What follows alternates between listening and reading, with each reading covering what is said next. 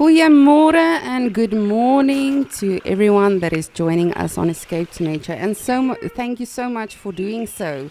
We are, of course, in the beautiful Okokoyo in Namibia, just checking out our beautiful general game and antelope that's coming down to the waterhole to start their day.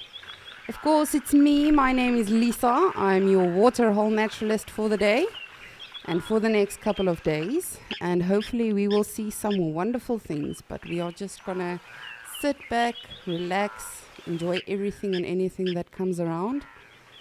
And yes, myself and Dee, our beautiful director, is hoping for some cats today, but you never know. We won't have a list or anything for Mother Nature. She can, of course, just spoil with anything and everything that she would like. But hopefully, secretly crossing my toes and my fingers, my hair is braided, so we are ready.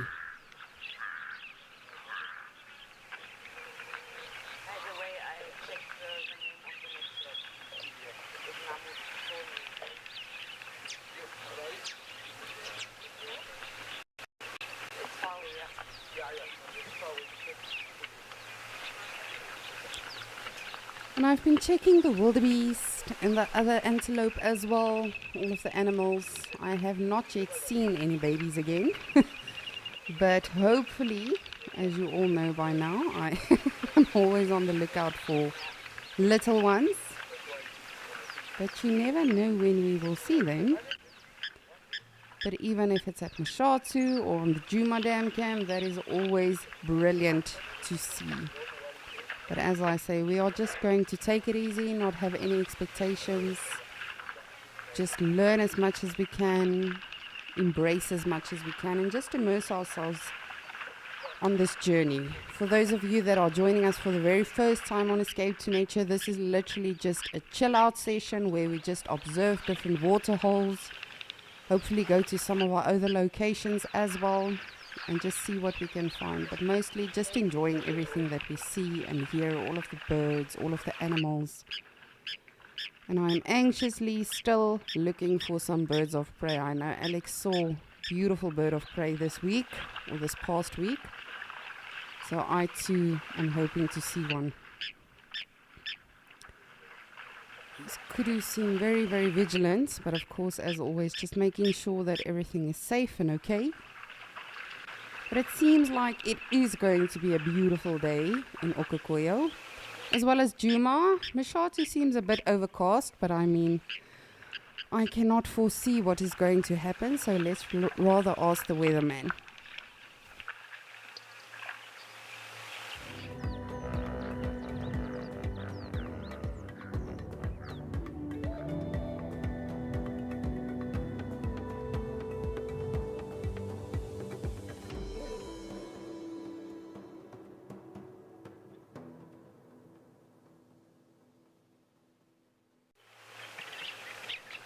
Well, it seems we will have some fairly nice weather in most of our locations, so hopefully it holds up. I know in the most of Gauteng, which is one of 9 provinces in South Africa, we had some brutal weather, really, really bad hail and rain and everything, and that was really across the whole province. But as I say, I'm always happy about sunshine. I do appreciate the rain, of course. It is very, very crucial and necessary for Mother Nature. But sunshine is always good. I don't know, it just puts me in a good mood. I don't know about all of you. You can let me know what weather you prefer and what you like to see. And of course, we are interactive, we are live, so we would love to hear from you. If you have any questions, comments, suggestions throughout, any of our journeys, whether it's Sunrise Safari, Escape to Nature, Penguin Beach, Sunset Safari, we always love hearing from you. So please do get in touch with us. As I say, literally anything. If you have a question, if you have a comment, suggestions, you are more than welcome to shoot those through to us.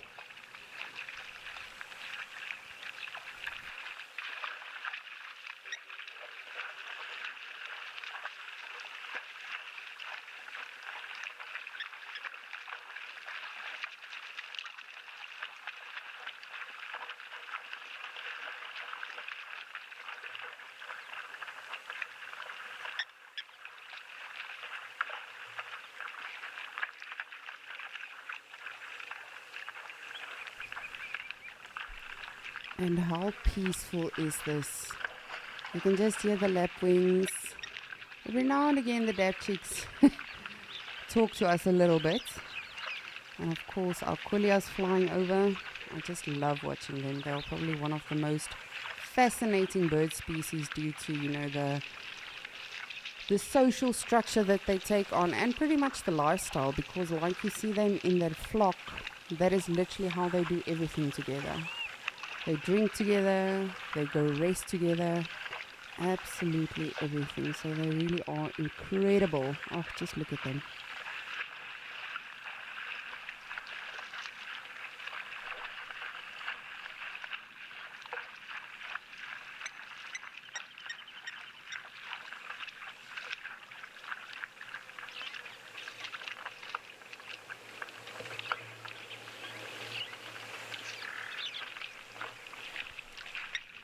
And I don't want to say this too loud, but I really do hope we get to see some rhinos today here in Ukukoyo. They are always a treat.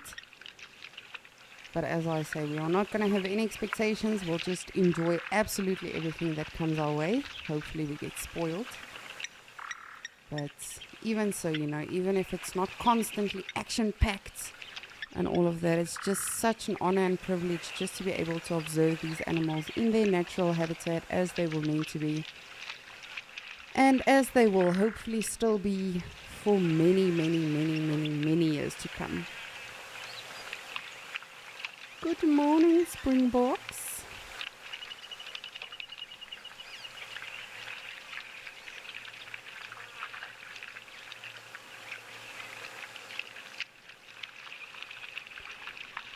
Terry, good morning, and thank you for your comment. You are saying you are so excited to be spending your day with Escape to Nature.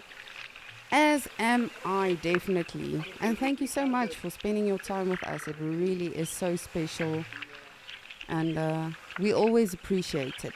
We don't say it enough, but we really do appreciate all of you. Without all of you, none of this would be possible. So we really appreciate our viewers, our audiences, our community. Know you are much appreciated and much loved. What is happening? Why are we running away? Let's just see.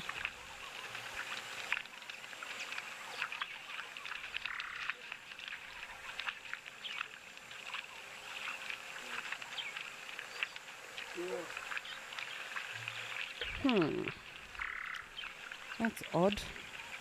Generally, when the animals take off like that, they tend to make space for the big animals like the elephants. But perhaps there was just one that got a fright, and then of course, when one reacts, all of them have to react, because you never know if it is really a reaction to a predator or anything potentially dangerous. So really, really important to always be vigilant. I think it's scary to know that you could become a Happy Meal at any given time.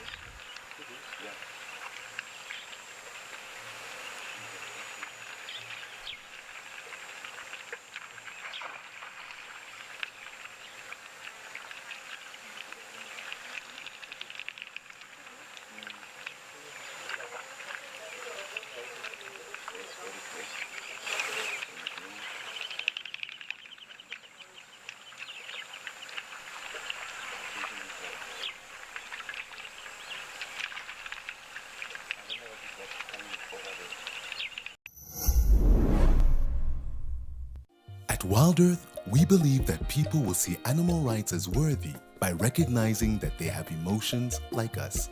In support of Animal Rights Day, we are hosting Quiz Mania. Teams will pit against each other in 2 days of interactive fun on The Sunset Show. How cool is this? To enter, form a team of 2 or more people, fill out the form on our website, and name your team. See you there.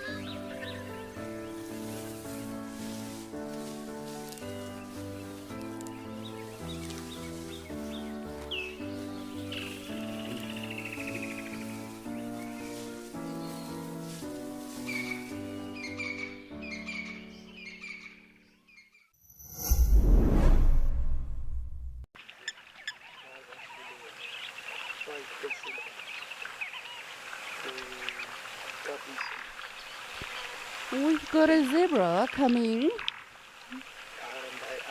Sadly without a foal, that's alright. We'll excuse you today. I think that has to be our entrance fees here at the Ukokoya Waterhole.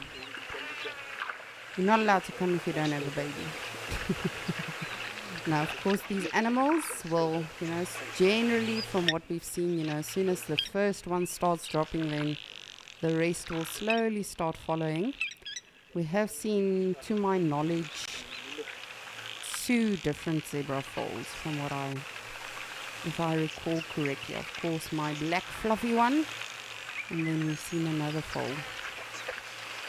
But generally, I'm surprised we haven't seen wildebeest babies. I have to be honest with you. We've actually seen an oryx baby already, which surprised me a little bit. But again, these animals don't have timestamps when this is the specific time that they're gonna have a baby. It really does happen naturally. And there are a lot of hypotheses around it. But generally people say that as soon as the one starts dropping, they'll all follow.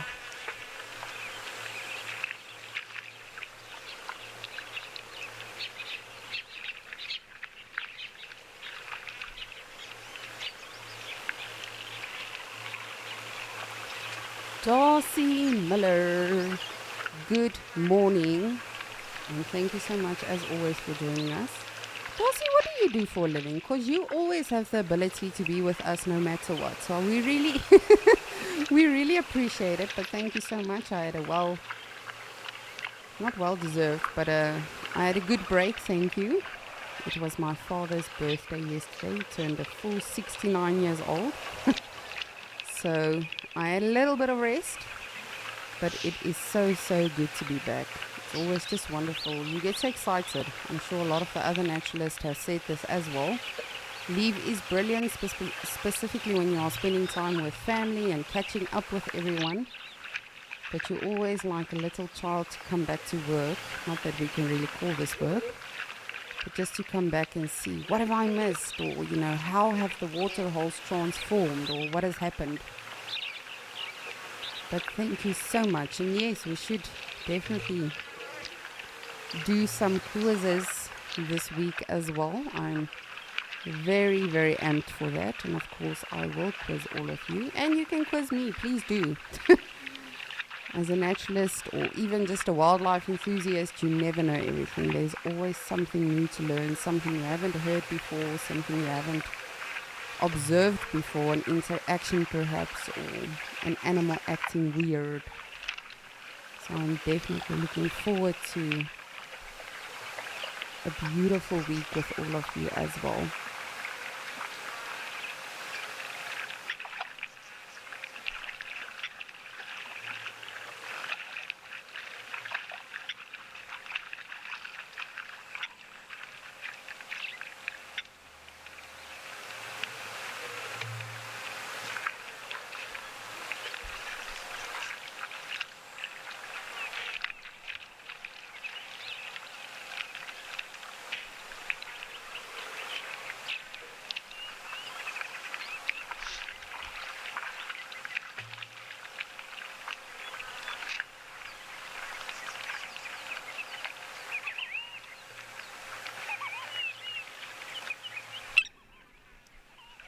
Well, as always, I will keep monitoring the beautiful Ukokoya waterhole. But I see we've got a beautiful bird at Mashatu, so let's head on over there.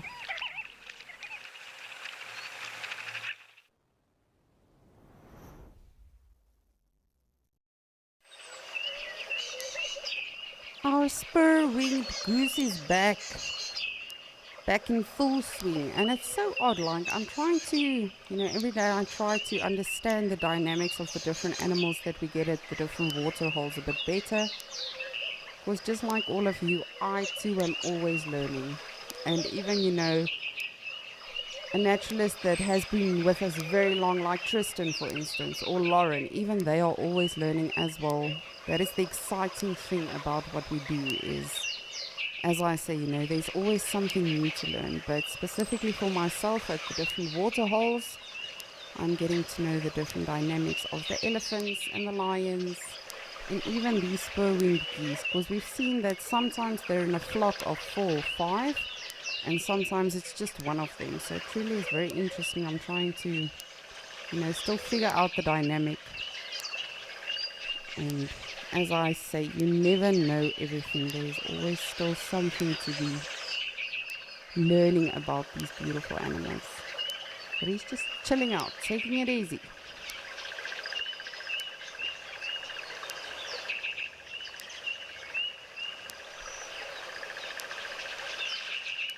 You can actually hear crested barbets in the background. That is a crested barbet. I will try to look for them, but they camouflage brilliantly. If you do not know what they look like, please do go research it. It is a stunning bird. And despite, just like a zebra, despite their very abstract markings and everything, you would think that you see them easily, but that is not at all the case. And we've got a dabchick and an Egyptian goose off to the right. Hopefully we'll see some heffalumpies here in Mashatu.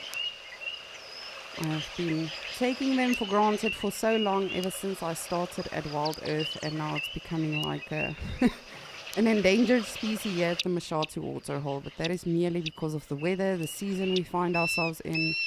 Of course, the animals have a lot of other water sources now throughout the whole reserve, or whichever location we find ourselves in, which is the brilliant thing, of course, about summertime. It's not always that great for us, but ultimately, it's not about us. It's all about the animals.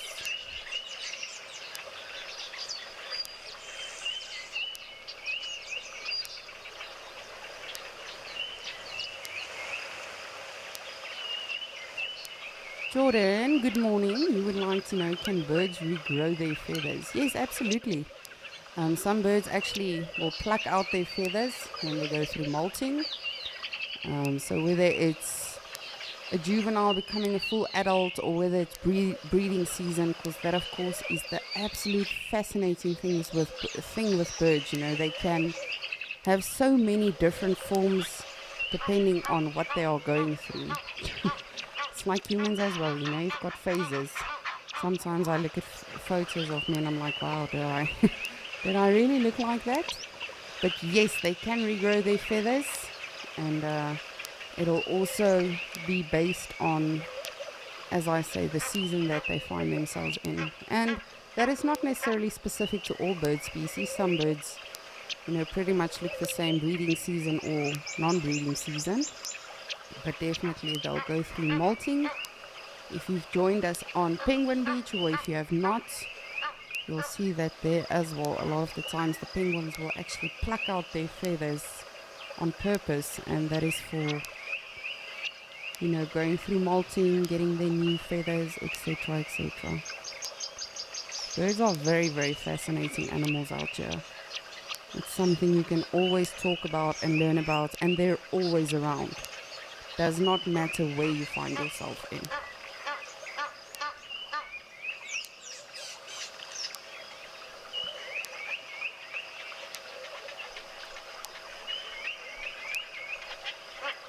So the spur-winged goose off to our left, of course, their name is derived from the fact that, when they fight with each other, their wings actually have spurs on them. And they can become quite vicious with those. So when they do the display, or they just sort of preen themselves, sometimes you can see those spurs and the damage that it can cause. And then, of course, the Egyptian geese, always around, always present, just like we see in Djuma often. And they've got those beautiful Egyptian eyes with the makeup all around. I really like them. They can be very annoying birds. Very, very territorial.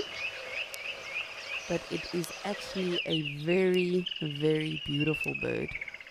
They've got stunning colors when it comes to their plumage, their feathers. Of course, not a great sound. They can become very, very noisy. But we love all the birds. It's not, apart from the Harida ibis. Not a fan, but I'm sure a lot of people do love them, and just like anything else out here, even a mosquito, they do serve a purpose. Just want to show you what it looks like today in Mashatu. It is rather overcast, so you never know. It might completely clear up, or it might stay like this, or we might actually expect some rains.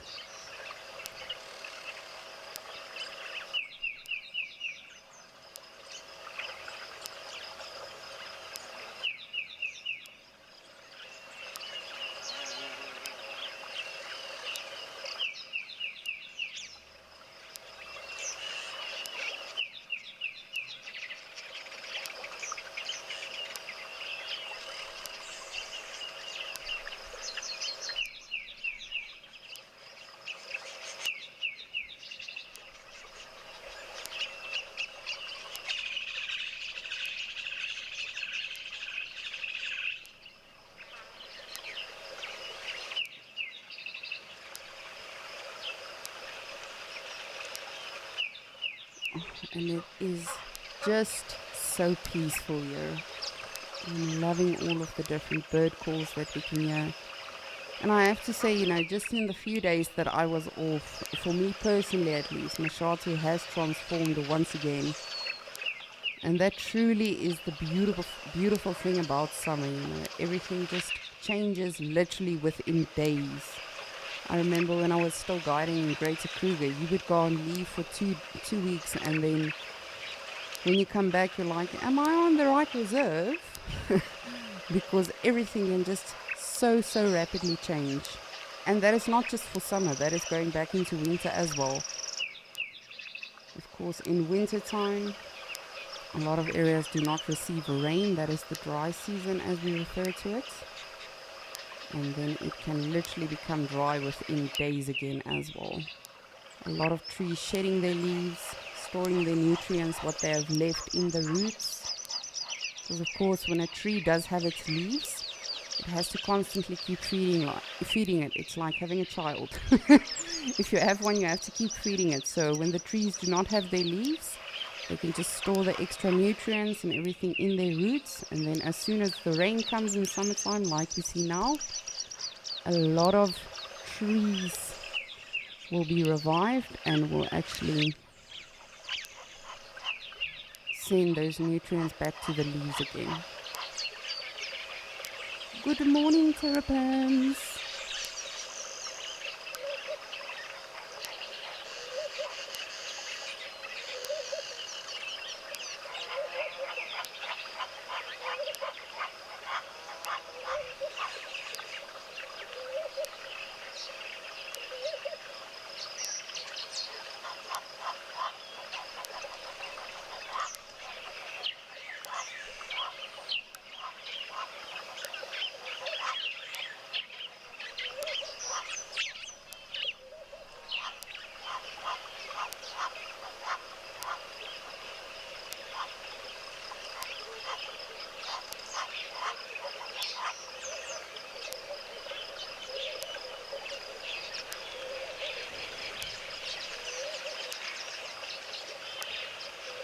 So I'm sure all of you are wondering what today's quiz will be about.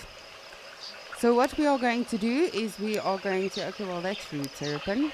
You can't just, you know, the Terrapin heard there's a quiz and he was like, no, I'm out. Luckily we've still got one hanging around. So today's quiz will not be too tricky, but I think we ought to sharpen up on our Latin or our scientific names when it comes to the animals.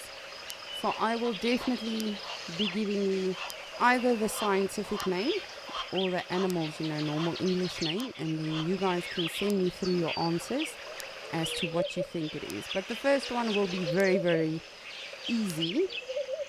What animal is a Panthera leo?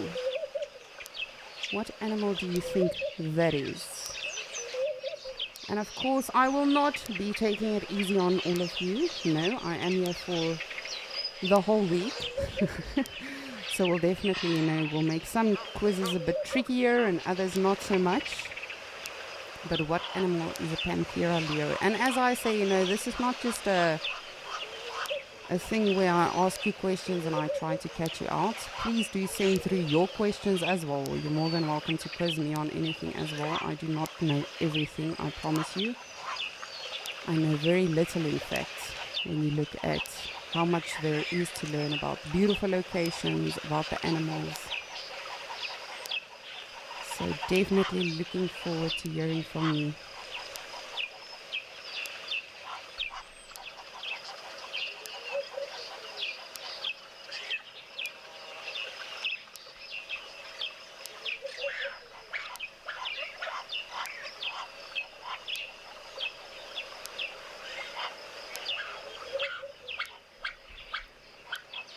Great stuff. Well, I will keep monitoring our beautiful water holes, and while I do so, I'm going to send you to the lovely Lauren, who's got something to show us.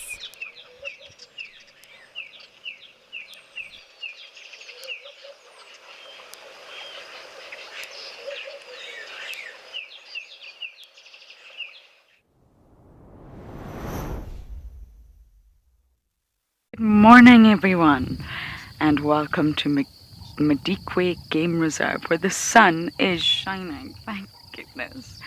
We had the most horrendous storm yesterday, nothing like I have ever seen, and we had actually arrived to the petrol station, which is called Petroport here, and luckily we managed to get into the mechanic's garage, keep the car protected, and keep ourselves protected.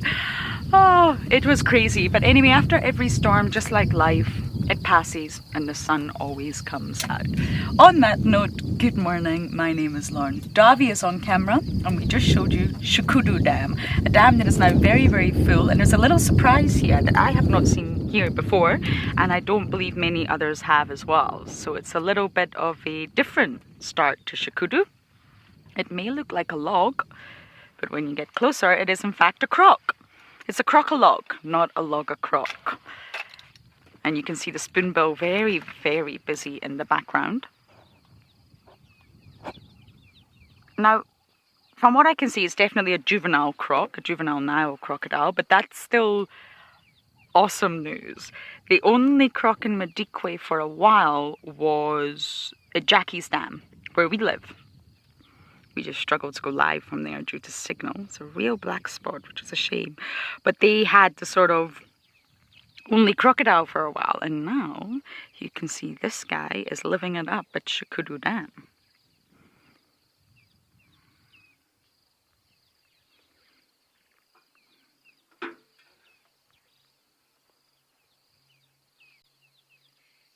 Can hear all the morning sounds. It's so nice. After yesterday and last night. But this crocodile is very obviously a juvenile. It's got a small head, small snout, small body. But with regards to that, Nile crocodiles, the hatchlings, are about 30 centimeters, which is about 12 inches, the size of a ruler, when they're born, when they hatch out of the egg. And they do grow about 30 centimeters, again, 12 inches per year. So therefore, in order to sort of gauge the age, well, that's a very brave spoonbill.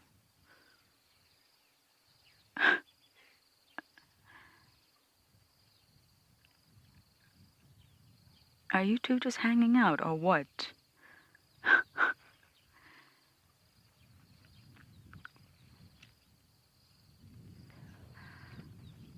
Oh, an egret to the mix. Everyone's very curious, I think, what this crocolog is.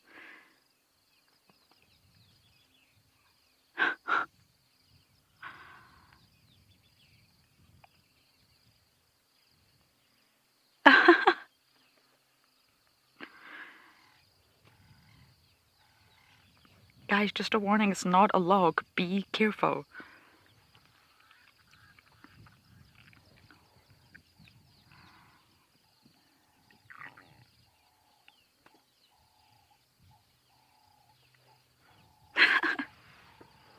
Let me just wrap up on what I was saying. Sorry about that, and then I will come to your question, Local. I'm on lock with one Masadi Tutla on the Adiput mine. It looks like the birthing process is going to start somewhere today.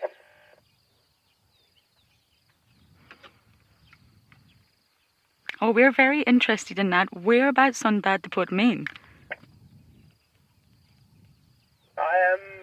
close to, I would say, more towards Kwakwapan Junction, but she is on the eastern side of the adequate mine. Copy. Thanks so much. Fascinating. Yes, so I was wrapping up then, Logan, I'll come to your question. So therefore, if you're looking at a 2-year-old crocodile, it would be 90 centimeters because it hatched at 30 and grows 30 each year. So that would be 90 in total. So therefore, a sort of 2 to 3 meter croc really is usually between 12 to 15 years old, and it will weigh in about 90 kg. So you can actually gauge the age of a croc, and this is a young one for sure. Not a hatchling, but it's a youngster. I believe the largest croc ever found in South Africa was about 5 to 6 meters and weighed about 1 ton, which is crazy. Logan, you're asking, does the skin change? And I'm not entirely sure what you mean. Are you referring to color or the skin in general? If you're referring to color, no, they're not color changers. They can look a little bit darker when there's no sunlight. And like yesterday, for example, there's no ambient light, there's no warmth. They will look darker. But in the sort of warmth, when they've been basking and the sunshine, solar powered, they can look a little bit lighter. But all in all, they don't change color. They're not like chameleons or anything like that. The skin won't change. The scales will get bigger as the animal gets bigger. But the skin won't change. I hope that answered your question, Logan.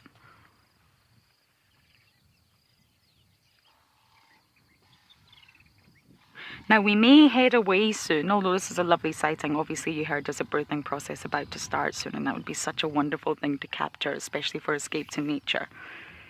So we'll give it a little bit longer here, but then we may move on. Nothing in Madikwe is close.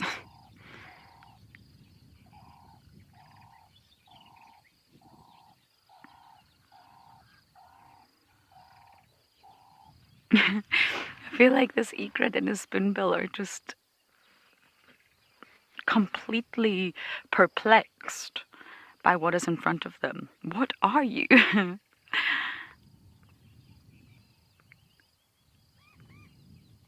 looks like a snake, doesn't it? You can actually see the sort of resemblance here between a crocodile and a snake.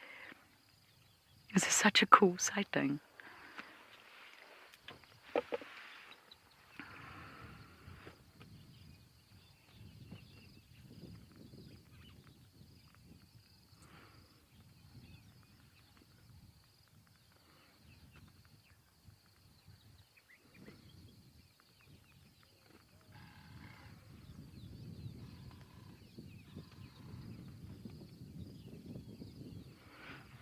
It's worth noticing the crocodile's not going to do anything here. This is not a hunt or a stalk or an ambush. This is just two very curious birds. As far as I know, you don't really see crocodiles at Chikuru Dam. So this is a bit of a surprise all round. A pleasant surprise. And I'm sure the birds are just thinking, what are you? I think that's a pied wagtail in the background as well, moving around, but it's tricky for me to see from here.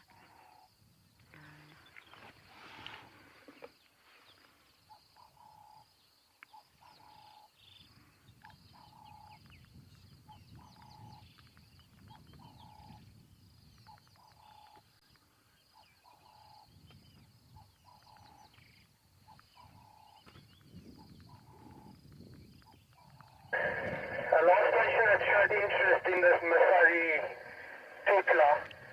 I'm leaving Open Lock eastern side Adequate Mine about 100 meters north of Dowell Drive.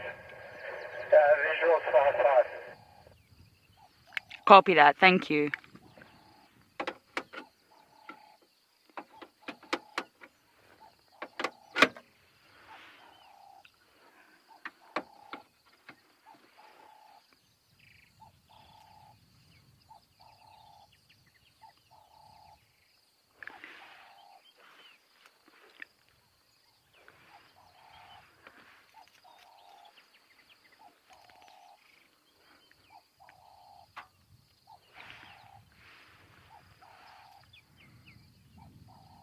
Okay, everyone, that is a tutla that looks like it's given birth. And that is a giraffe. So I would really like to try and capture it. The crocodile has opened its mouth, not in hope that the birds will fall in, most likely. He's just cooling a little bit. The sun will be getting hotter. It's a smaller animal, so it'll heat up more quickly. So let's move. Are you ready, Darby?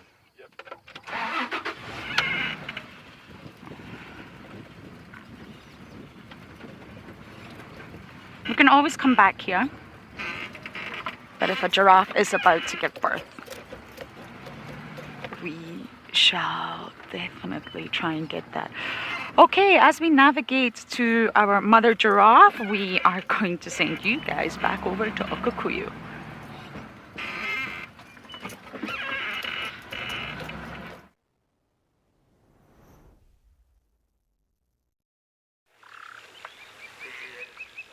Good morning, Lauren, and thank you so much. That is super exciting. Yes, please do make your way. Hopefully, you and Darby get to show us that. That will be absolutely brilliant. And speaking of giraffe, we too have some giraffes. Just drinking water, which of course is one of my favorite things to look at. Or just watch in nature. Very fascinating animals when it comes to that.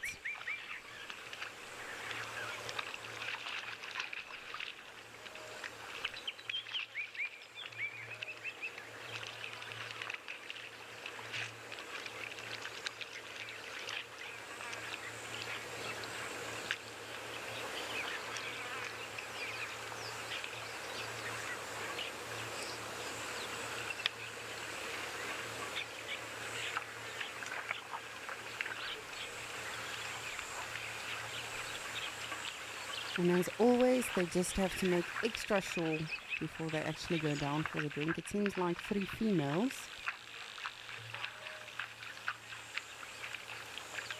Just drinking a little bit, checking the vicinity, drinking a little bit. They do in fact have a brilliant blood pressure system in their bodies. But they do every now and again also just have to come up for, you know, not get dizzy and then go back down, but definitely also just to make sure everything is safe. You can imagine going into that position, being such a large animal and an awkward animal, I would say, really does put them at risk. So always just ensuring everything is safe before they go down into that position again. But in general, giraffes are just absolutely spectacular animals. It's such a iconic African animal, or animal of Africa, whichever way. But this truly is like, I don't know, it seems like a portrait or something. Something you just want to take a photo of and put in your living room or something. They truly are majestic animals, specifically when they are running. I think that's one of my favorite things. It really does seem like they move in slow-mo when they are running away from anything.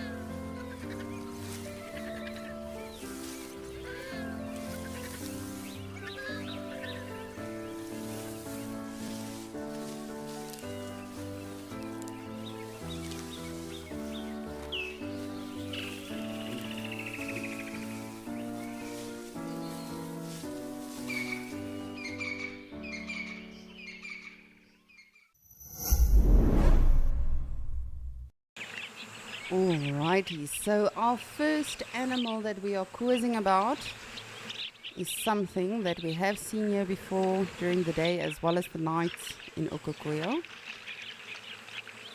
So the question was,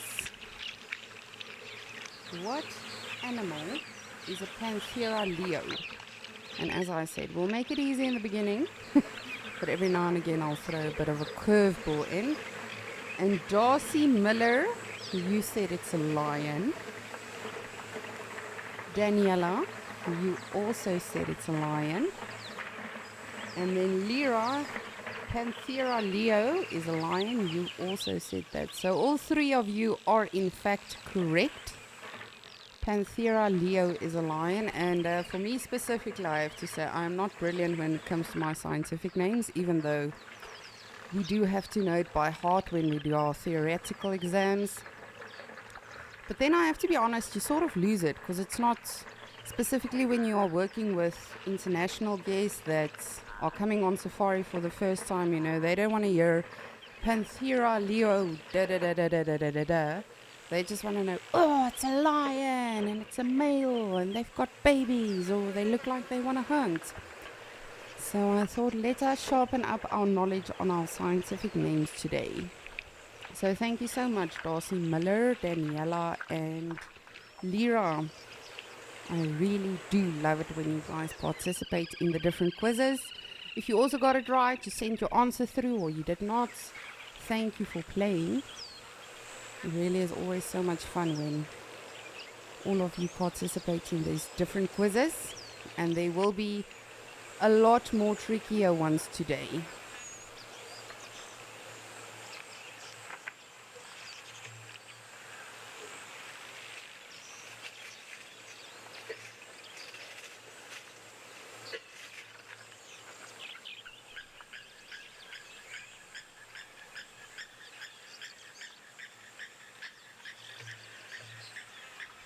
Now, I've got a little bit of a surprise for you, and I would love to show you before they disappear, because it does seem like they are heading into the bush. So let's head on over to Juma.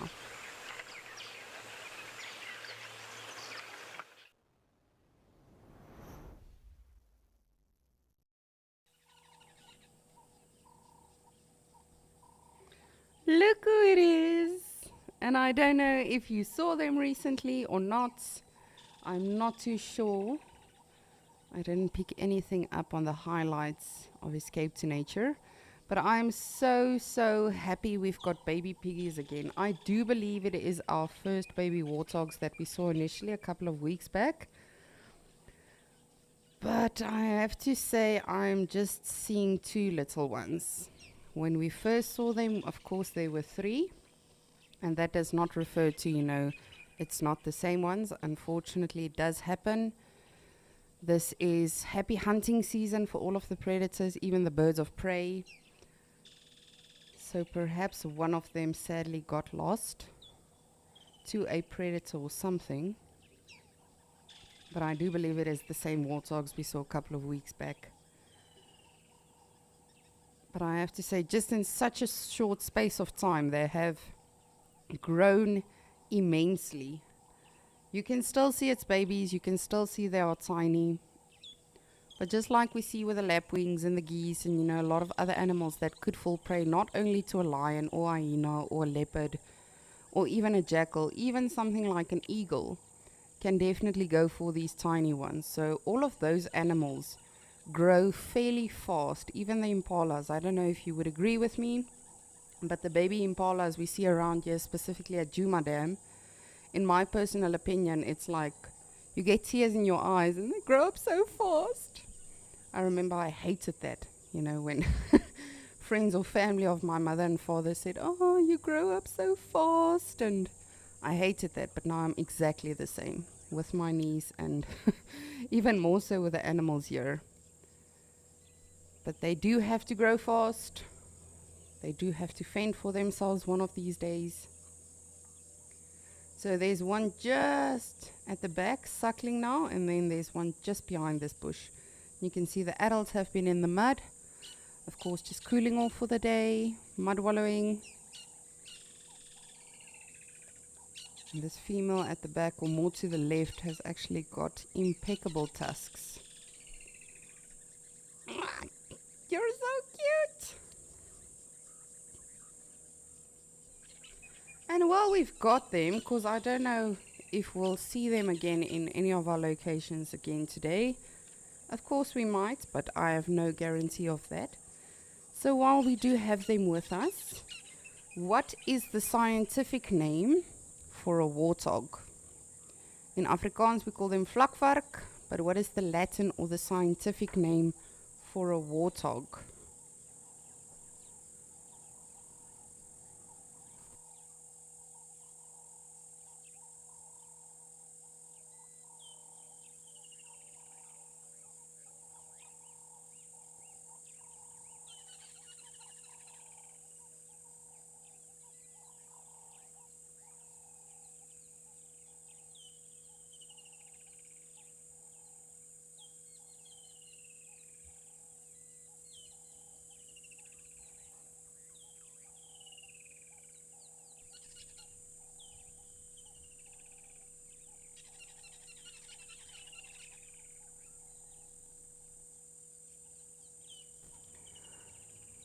Tina, good morning. You are saying you can't keep up with these tiny ones because they grow so fast, or they grow every week. And I really could not agree with you more. It's, as I say, they feel like your own children. They are just growing up too fast. And it's not just necessarily just the warthogs or just the animals here at Djuma. It's at all of our locations, I have to be honest. Even that black fluffy baby zebra of mine in Okukoyo, even that one has grown in just a mere 2 weeks.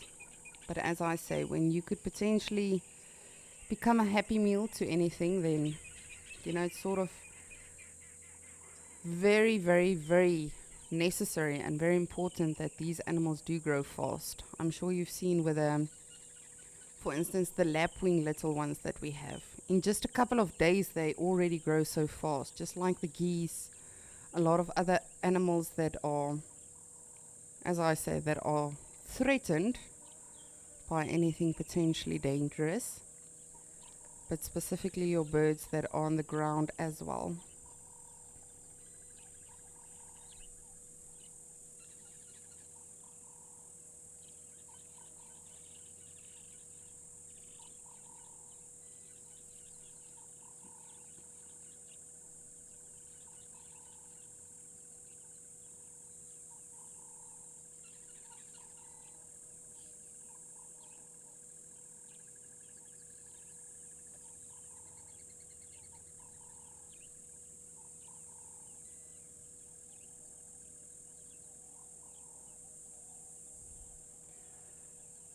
It's always just so special to see, how fast these animals learn to feed and just to do their own thing. Of course, we did see them suckling now, and they will still suckle for a couple of months. But then they will predominantly just start feeding on grass, roots, bulbs, because of course warthogs are vegetarians, even though there's been the odd case of them being found on a carcass feeding off of that. But their main diet consists of vegetation, which is why they in fact go onto their front legs and they sort of get as low as possible. And they've got incredibly strong skulls, so they use that as a shovel to just sort of, woo, who are you trying to intimidate, little one? You can see this one in front has got all its hair up on the neck and on the body, so that is called piloerection. And that is just to sort of make themselves look bigger. You'll see warthogs doing that, kurus, a lot of other animals as well. Now both of them do it.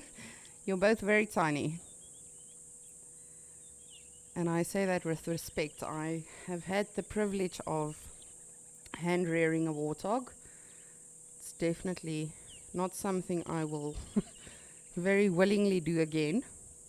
They are very, very feisty animals. As I was mentioning now about their skulls, being able to dig up their food and sort of use that as a shovel, they've got ridiculously strong skulls. And even these two tiny ones, you won't believe how strong their skulls are already.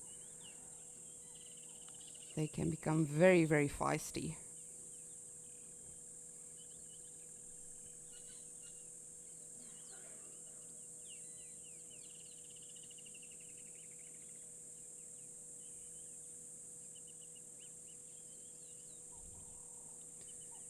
And again, just like anything else in nature, this is all about display of dominance, you know, establishing the dominance and the hierarchy and who's the more powerful one. Just like we see elephants doing at buffaloes, antelopes. Now they're just sort of sizing each other up. You have to be honest, that's not very intimidating. When two tiny pigs fight like that, it's it almost seems too cute to be real.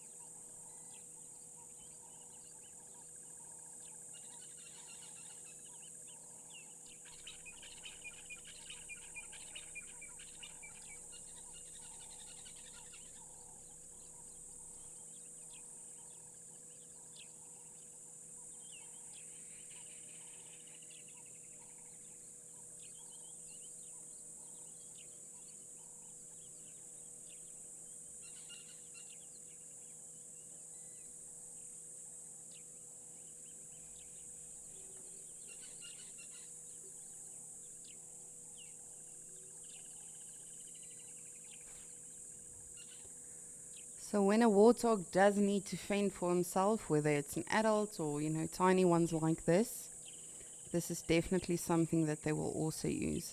I actually once had an impeccable sighting. So I was literally on the far southeastern corner of the reserve, and someone called in a leopard that's hunting a baby warthog. And that was literally in the northwestern corner of the reserve. As Lauren just mentioned, you know, sometimes on a reserve, everything is very, very far apart. And I asked my guest, shall we go try? And we did. And it ended up being one of my best sightings. Not because a baby warthog was being hunted, that was not at all the case. It was a young female leopard, and she literally was playing with a baby warthog. So this exact display that you see here, or this behavior, that is what was happening. You know, the warthog was sort of just headbutting the leopard as well, and she thought it's the greatest fun. She didn't hurt it or anything, and eventually the warthog just took off, the baby warthog. And I have to say that has got to be one of my best sightings and one of my most memorable moments in the bush. Because like you see them here, that's how feisty they are. Not just with each other, but with other animals as well when they need to be.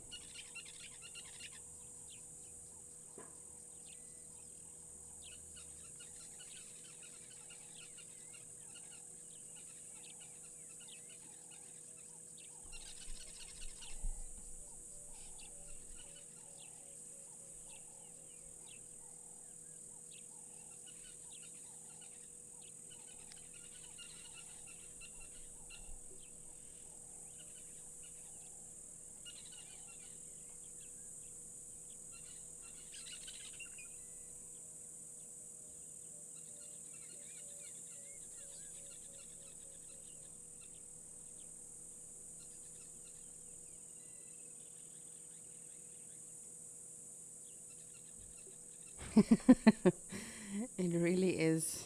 I don't think you can take that seriously. But as I say, not to be underestimated. Another brilliant sighting. Well, I was not in the sighting myself, but this same reserve that I saw this leopard and baby warthog playing on,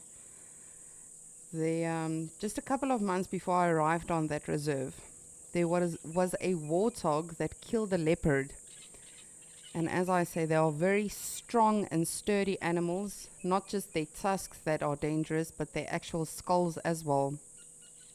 And this leopard tried hunting a warthog, and I think midway it realized, okay, this was a bad idea. But by that time, the two of them, the leopard and the warthog, had already beat each other up so much.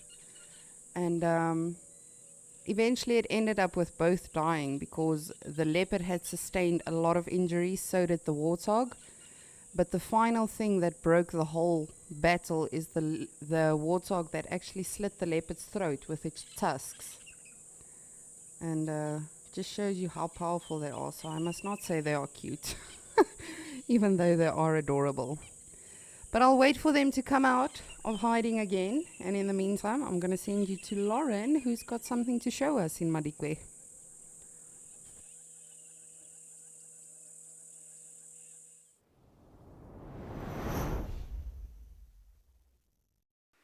This is probably the coolest thing that has ever happened to me. This dragonfly landed on Davi's shirt, which never happens, everyone. It never happens. And I've managed to sort of scoop it up ever so gently, and it's now resting on my hand.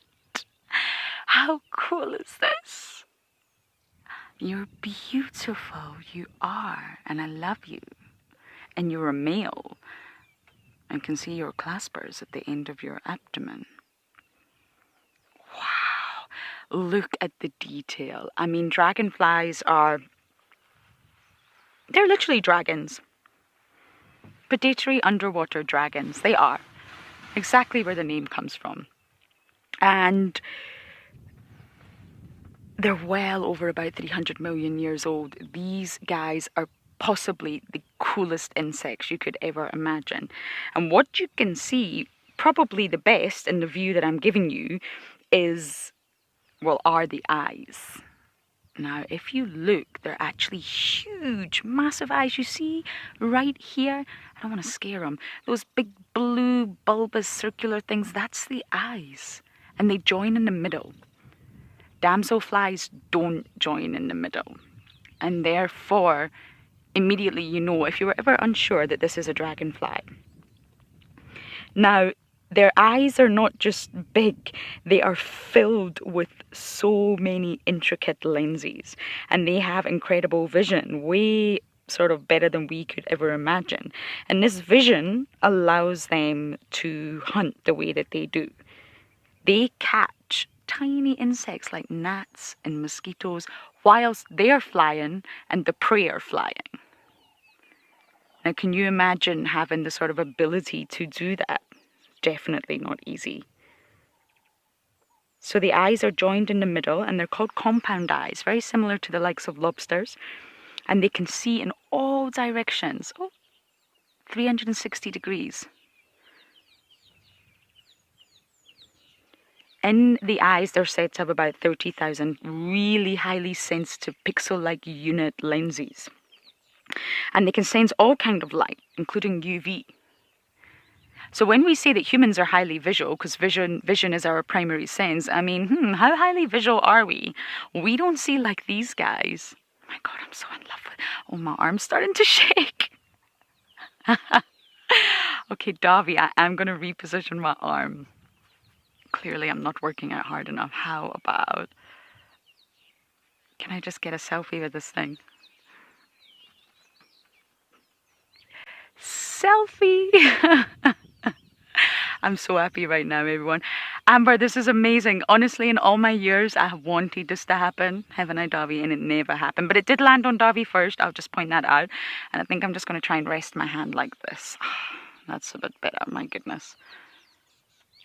And if you look at the body, you've got the head. The head is really obvious. In that middle section, can you see that it's divided into 3 sections? That's the thorax. That's sort of the main part of the body. And then if you look at the really long part, that's the abdomen. Now, when you look at the head and the abdomen, actually no legs are attached to it. The legs are all attached to the thorax. So that's the transport center. That's why all the legs look quite close together. And dragonflies are actually able to put all of the legs together like a little basket, like a shopping basket, and scoop their prey out of the air. It's amazing.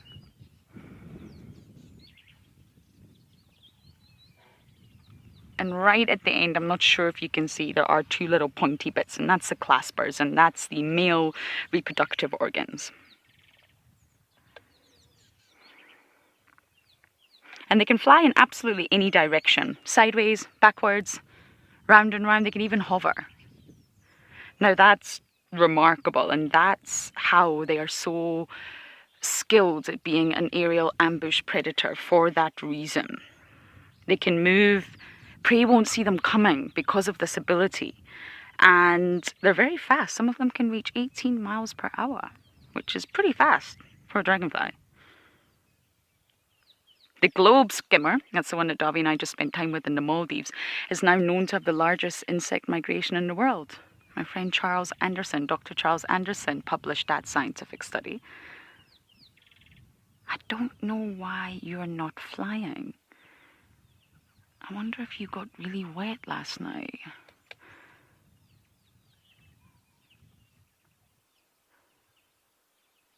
I'm really not sure. The wings are shaking. He's moving them. This is so cool.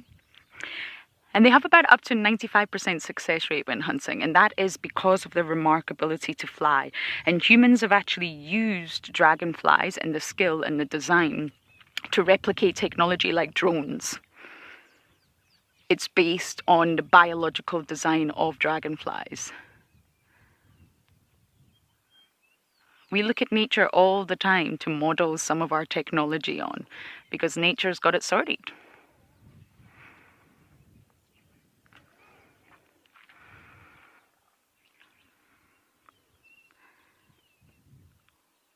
I wonder what you can see.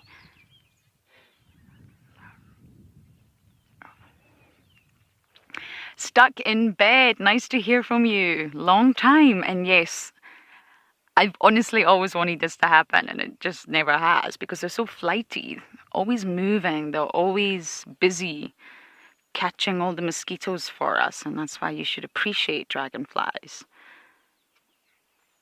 They're stunning when you look at the fine detail in them, the detail of the wings, each little scale on the wings, the eyes, 30,000 compound lenses. The legs, the fine hairs on the legs. Don't know why you're not moving, but I'm never going to be able to let you go, that's for sure.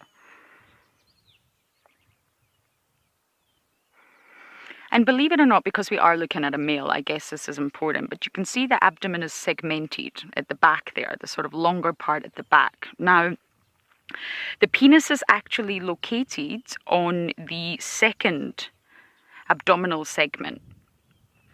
But the gonads, the important part as well, that produces sperm, are actually located on the very, very far away segment, the 9th segment of the abdomen.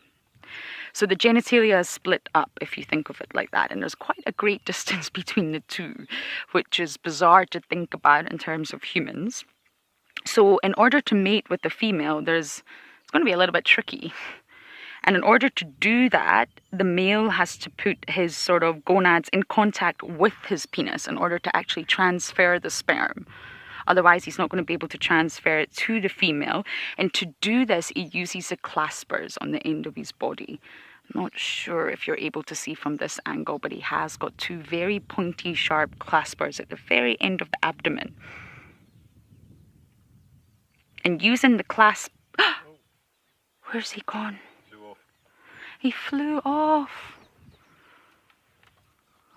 I'm sad. But that was wonderful. But using the claspers, he normally grabs the female's head, and it's not very pleasant to watch dragonflies mate. But he needs to hold her in place because he's got quite a complex biological process going on as well. Now, we are at the area where the giraffes are. There definitely is a pregnant female on the right there. She was looking really uncomfortable earlier. She crossed her back legs and she was sort of standing remarkably still. She's very pregnant. Out of view, right? Oh, she's out of view. Sorry, Davi. Did not realize that.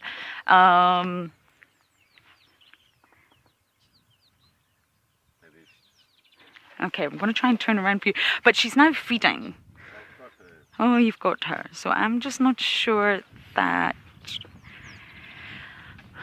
she is the right one, or... I mean, there are a lot of giraffes here. We tried to look at every single female. She definitely is pregnant though, and she was looking very uncomfortable when we first arrived, but now she doesn't look so uncomfortable.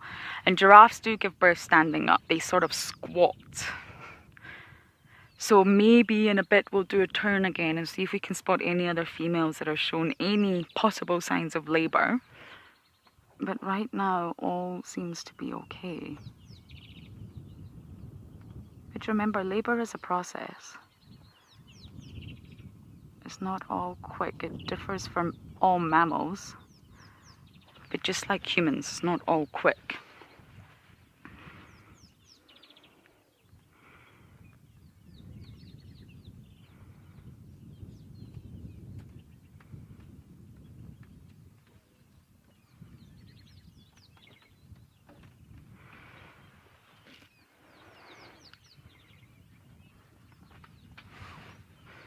Randy, I could never possibly answer that.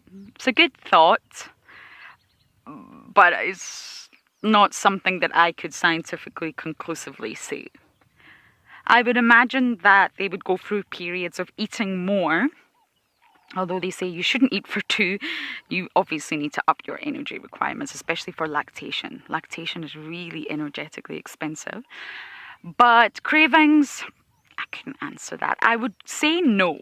And why I would say no is because craving is a very human term. Oh, I want some chocolate, or I'm craving a McDonald's right now, or I really want a pizza. And that's very junk food-esque human sort of way of thinking. Animals obviously don't behave like that in the wild. They just eat for their energy budget, for their nutritional requirements. They don't sort of go to the shop and buy junk food and chocolate and all of these things that humans do. So I would guess, make an educated guess of no, but I couldn't possibly answer that.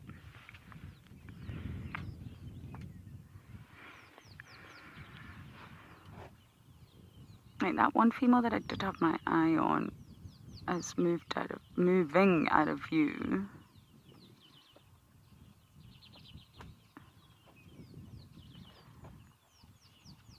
She definitely was standing uncomfortably, so maybe that's what the other guide saw when he reported it.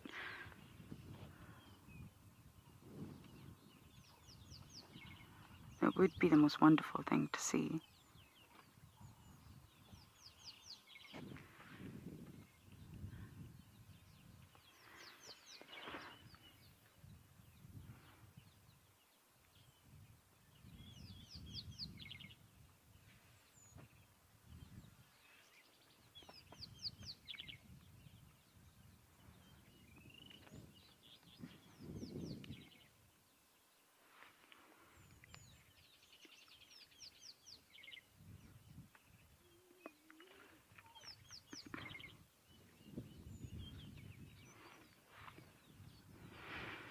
I think I'm going to turn the car around just so I can keep my eye on that one potential female.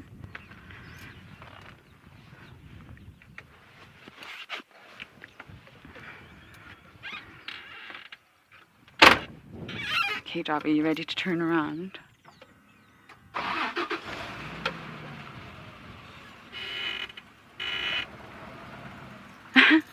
I love watching giraffes sit down. I don't know why. It doesn't really make much sense.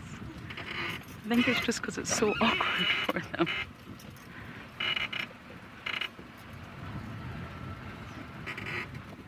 There are so many giraffes this way as well, but Davi and I did have a look, and she was the only one that looked...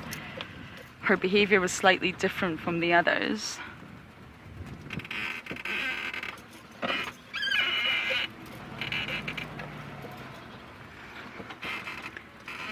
Davi, how will I position so we can get these ones?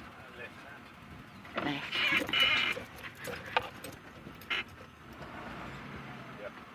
Okay.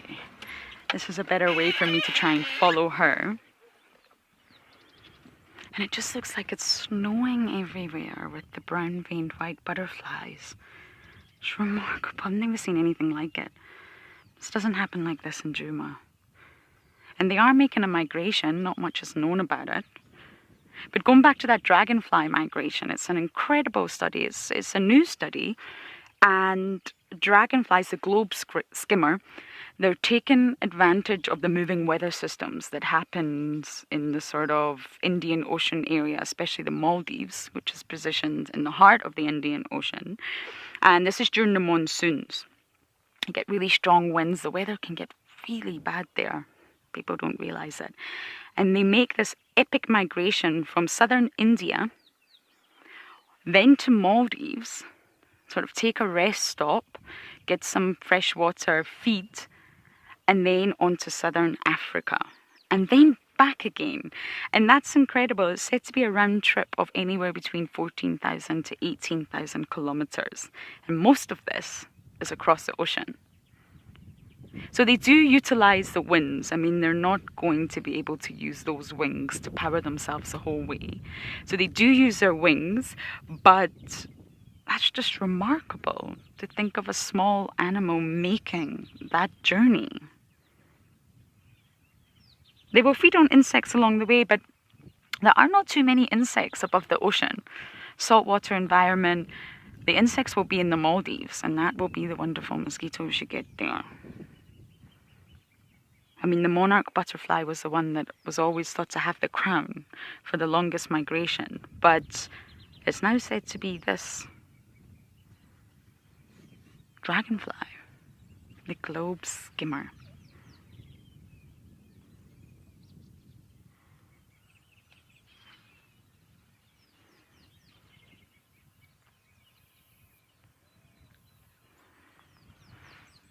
I didn't copy that question, I'm afraid, MC.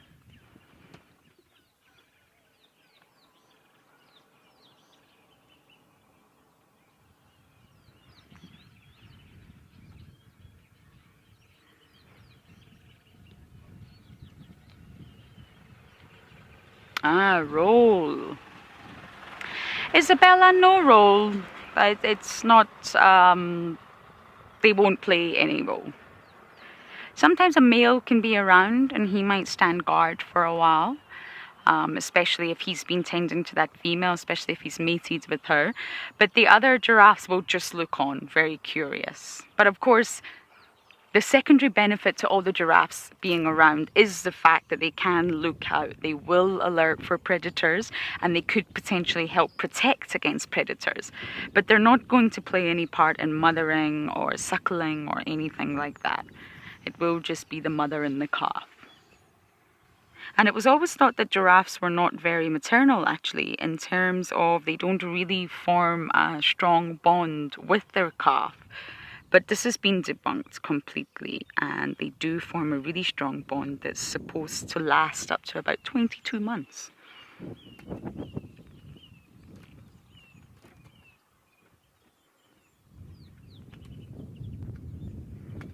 But it does help to have other giraffes around, absolutely. Little lighthouses looking out for potential predators.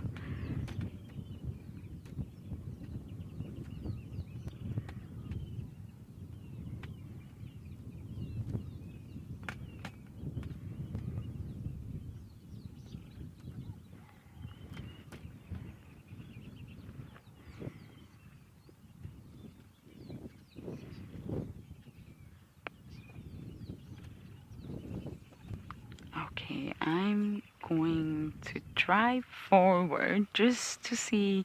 I'm going to check on each of the females, basically, see what we can find, and we're going to send you guys over to Lisa, who's now in Juma.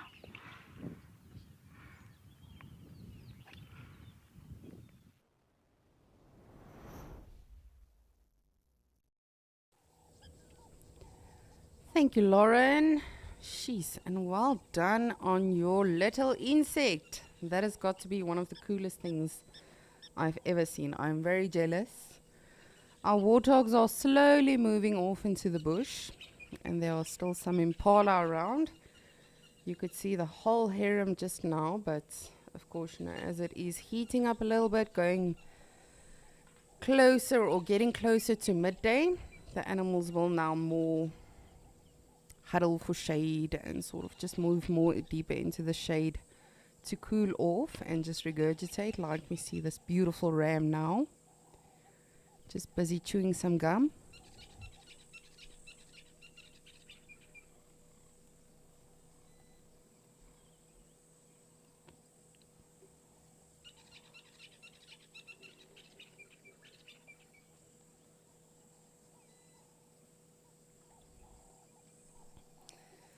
And I am still awaiting your answers on what the scientific name or the Latin name is for a warthog.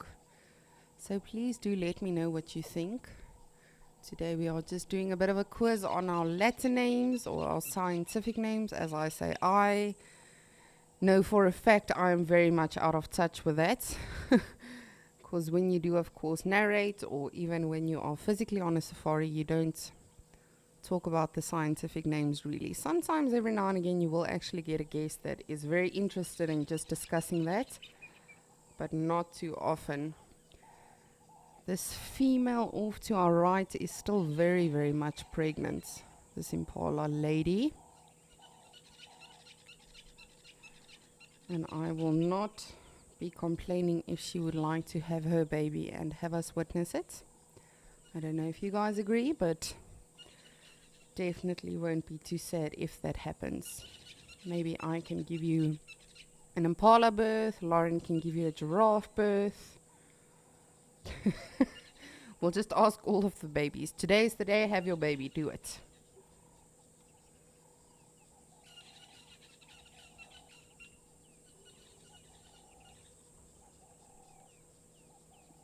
You can see she is still very, very, very round and very heavy, in fact.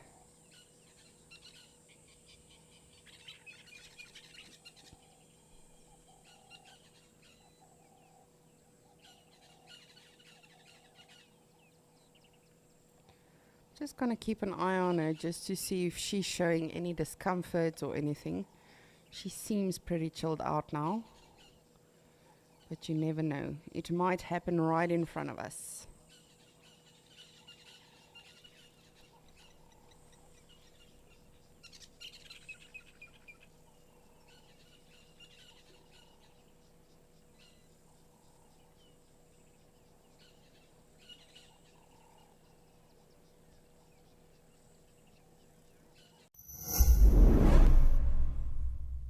Elephants are one of those few animals that you can watch all day without ever finding a moment where there's nothing that's interesting you about them. Register for free on our website or on our app and get stuck into all the excitement of live wildlife viewing. Ask our expert guides your questions, learn more, and enjoy this community of animal-loving people, all in real time. Wild Earth, connecting you naturally.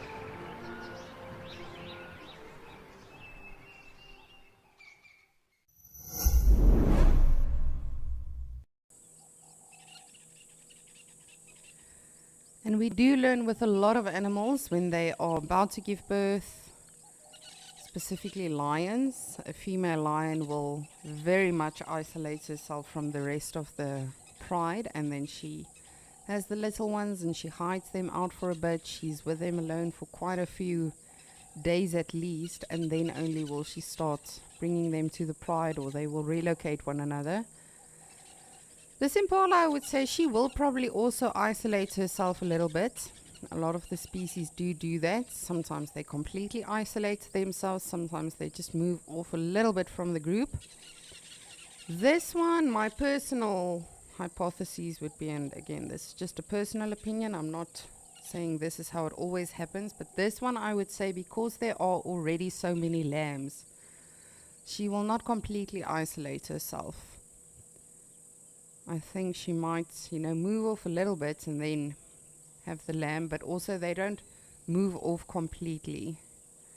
They are still generally within close proximity, or within the vicinity of the rest of the harem, just so they can relocate them again, because herself and that little one will be even more vulnerable.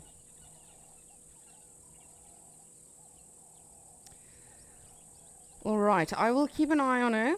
I will negotiate and ask her to have her baby, hopefully not behind the tree or in the bush. But I'm going to do that, and in the meantime I'm going to send you to Liam, who's in Kariga.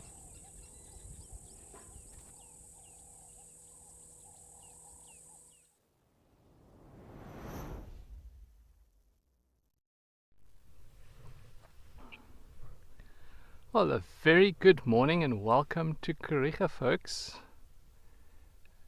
My name is Liam Charlton, and we're coming to you live from this lovely little mud wallow where two large grey things are having a lovely big wallow in the mud. Oh, isn't that just beautiful? It is a very warm day today here in Kariga. There's not a cloud in the sky. I suspect it would be going up into the upper 20s today. So a lot of animals have already started to take in that heat of the day and start finding a bit of shade or a bit of muddy wallow to relax in.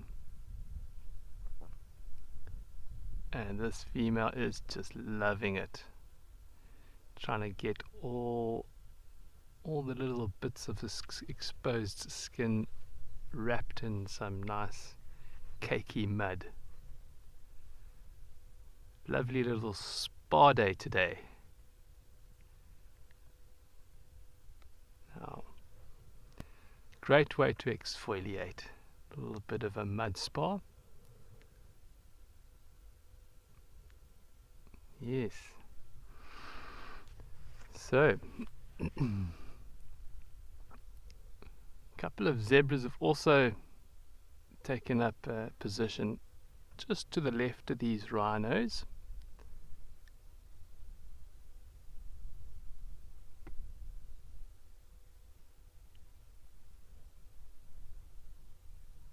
Yes, Ben, yes indeed. They are very, very relaxito. Of course, the heat of the day, as I mentioned, has set in. So many animals are going to take on a very relaxed mood. So, the heat, they're just trying to preserve their precious energy. And what a wonderful way to relax in, other than a lovely mud wallow. Get away from some of the pestering flies, maybe some of the biting insects that might bother you on a hot day. Of course, lots of insects do come out on a warm day. So, you'll see lots of flies about, and you'll see animals moving their ears, trying to swat the flies that are getting in there and getting in there into their orifices. So, whichever means to get away from the nuisance of insects. So I'm just going to pan here to the left. You'll see now another method to get away from the pesky insects that come out on a nice hot day.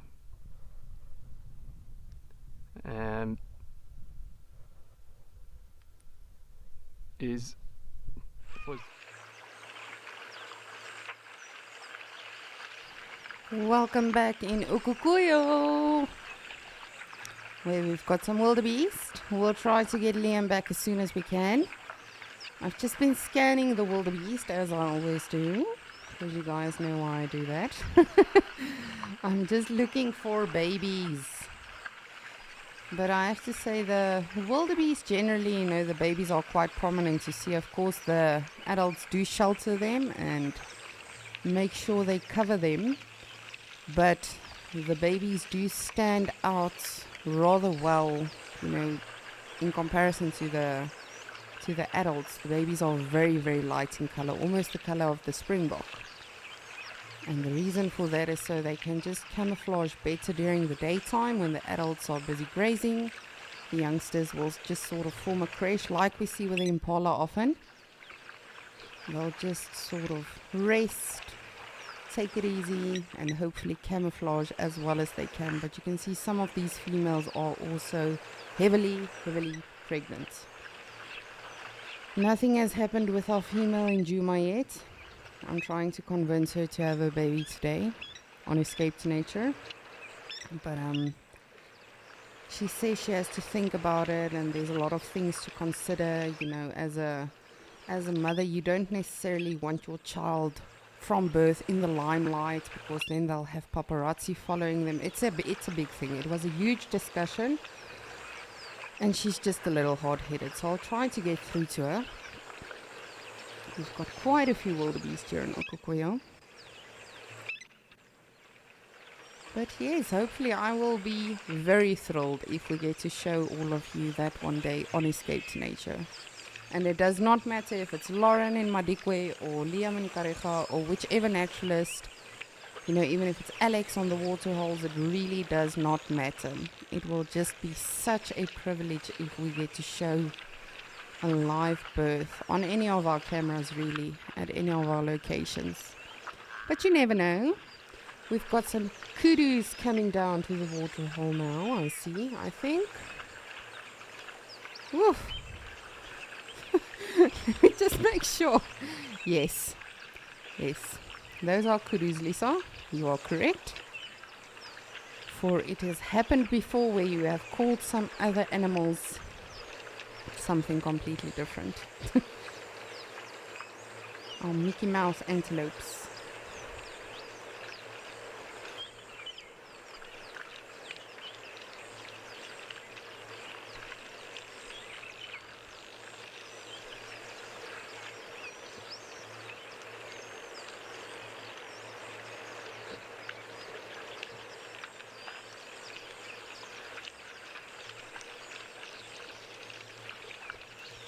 The scientific name for kudu is Tragelaphus. Goodness, I remember even in my exams, my mentor had such a laugh at me.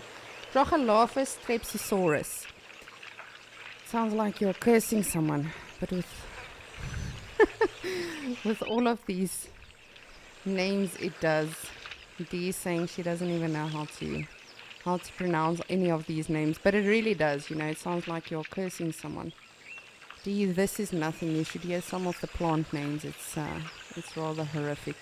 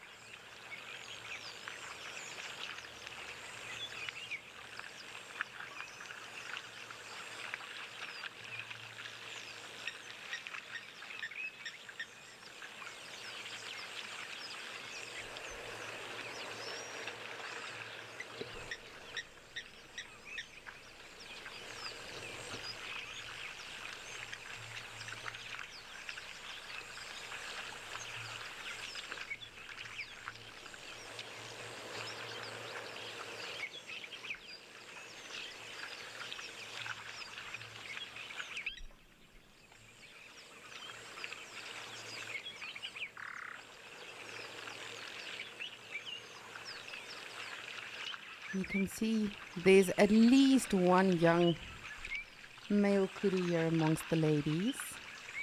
Of course, he would not be dominant yet, he wouldn't be in his prime yet, so he is not yet challenging anyone or trying to establish his own harem. He is still a mama's boy, as we would call it.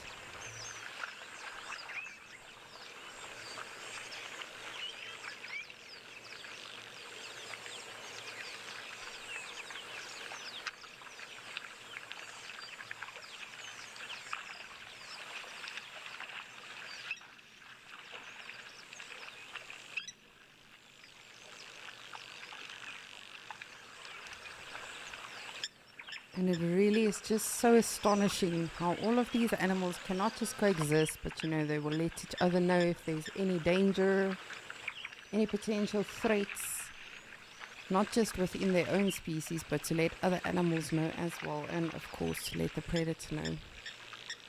But all of these animals coexisting, sharing the waterhole, sharing the vegetation, just beautiful.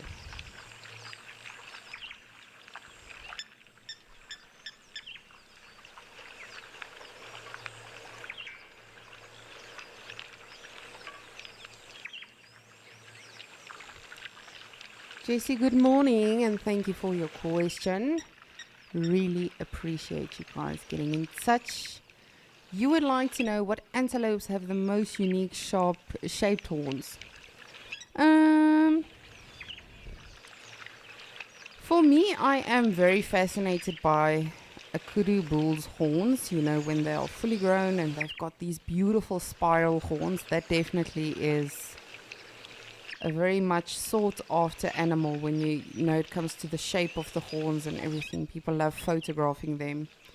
And of course that helps them camouflage brilliantly. So for me, definitely kudus. Eland also, if you do not know what an eland looks like or you haven't seen one, do go research them. It looks like a very plain horn, but it's also got spirals in it, but like a more straight line spiral within the horn itself. It doesn't have actual turns, like a kudu, for instance. And then, again, this is just personal opinion. I love the shape of the gemsbok as well, or the oryx as well, that we often see here in Ukukuyo. Let me actually see if I can see one. Let me just have a quick scan around. But of course, they've got those beautiful, long, straight horns.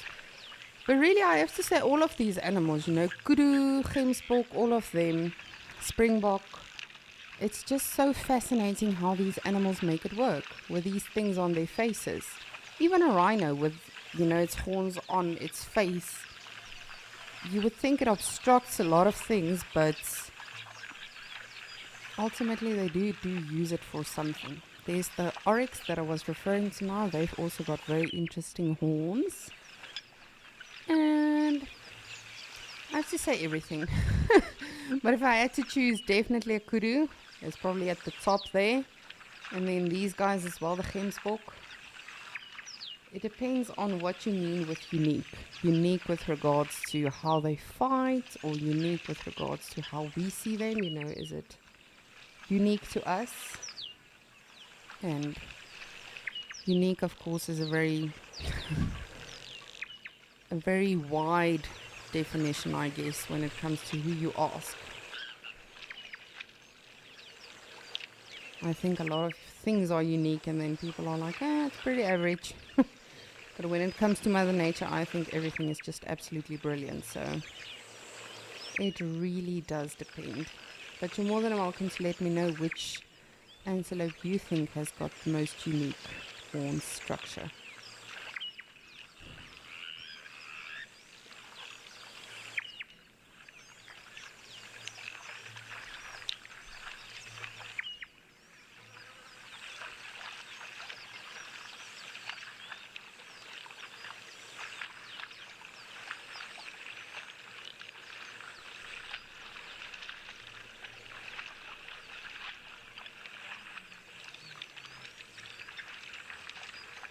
And there goes our kudus. But I see Some other animals in Juma are back at the water hole, so let's go over to Juma.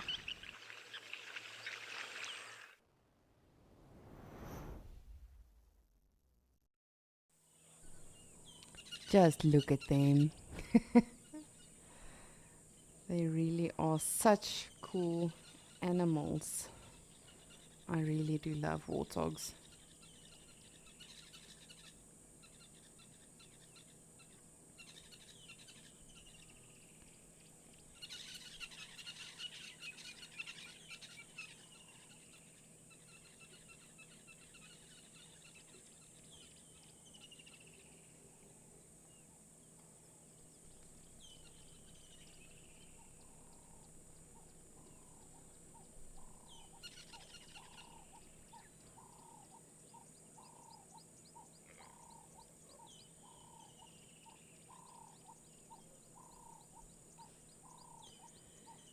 And this one constantly, has the hair up.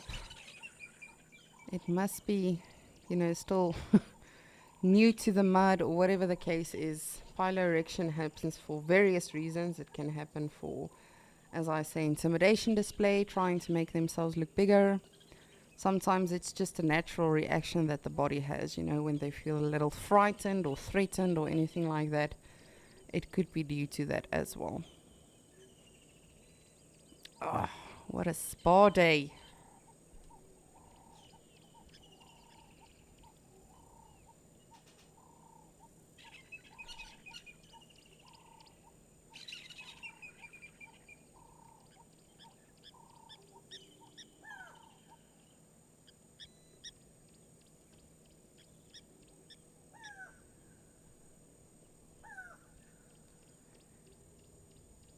And as always, after a good mud wallow, go to a rubbing post, just get that excess mud off, excess parasites.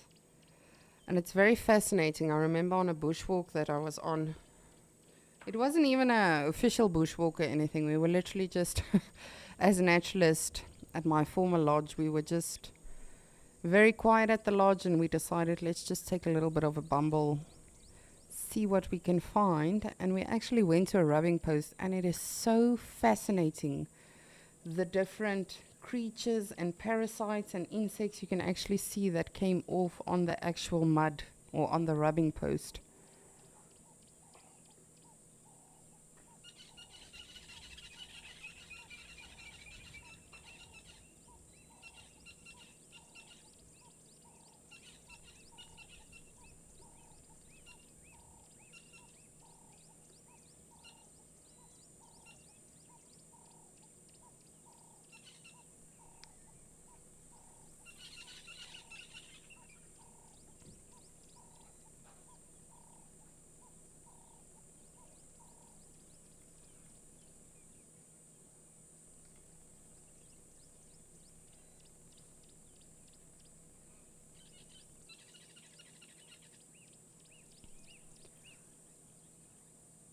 Ooh, you two are very feisty with one another. And I still do not know if they are siblings or if they are not siblings, because when I initially saw them a couple of weeks ago, there were 3 of them. And at one stage, all of them were suckling from the same female, and then one went over to another female, and 2 of them were still suckling on the other female. So, not too sure, if they are from the same mom, or if they are cousins, or what the dynamic with them is. Oh, there we go, warthog, that's good. Yes, lovely.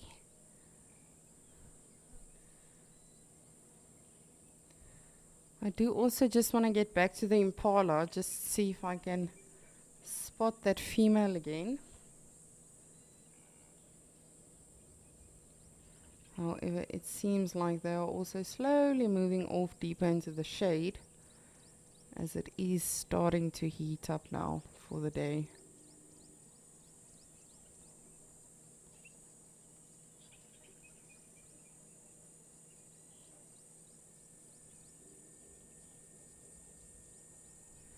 And we've got a Nyala with an identity crisis, deciding to be an impala for the day.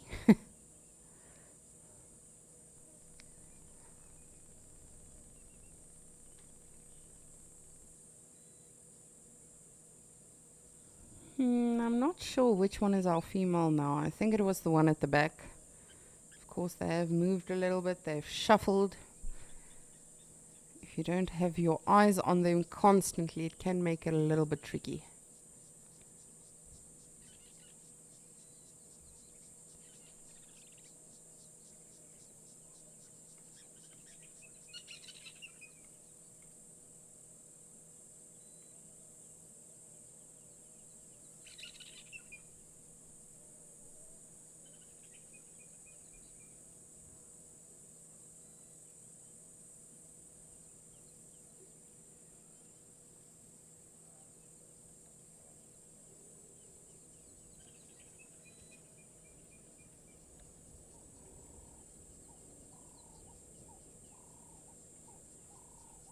Let me just keep an eye on them like that.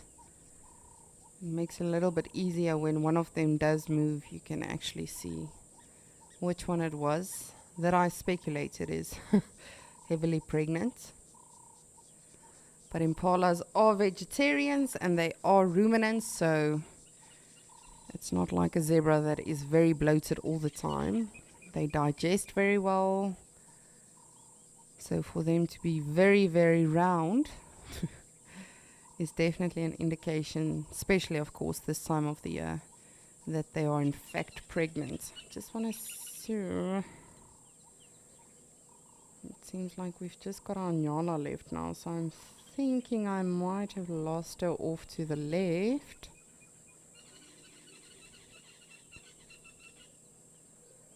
Let for me just have a look-see.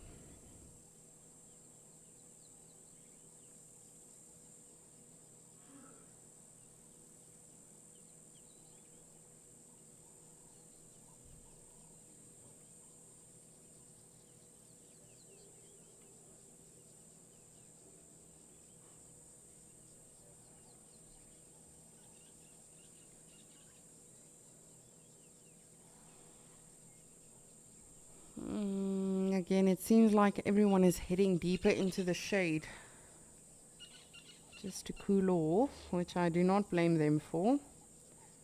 I used to work in this sort of region for 42 days on end straight, you know, and then you have 2 weeks off and then you work again for 6 weeks. And it really can get blistering hot in this part of Southern Africa.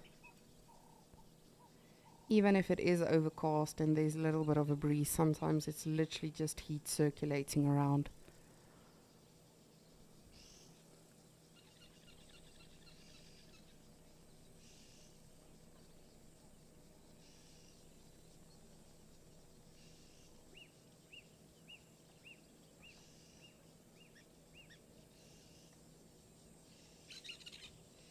Stuck in bed, you are saying, please, Mother Nature, let's see a baby miracle today. Definitely, I agree with you. I would be absolutely thrilled if we could see a live birth today. But I have to tell you, I'm very happy that we saw our baby warthogs. A little bit sad that, you know, there is -1. But as we know, that does happen in nature. Even if warthogs can have 6 little ones or piglets, at the end of the day, it is very, very tricky when it comes to predators, birds of prey. But how great would it be if we got to see an actual live birth today from the impalas?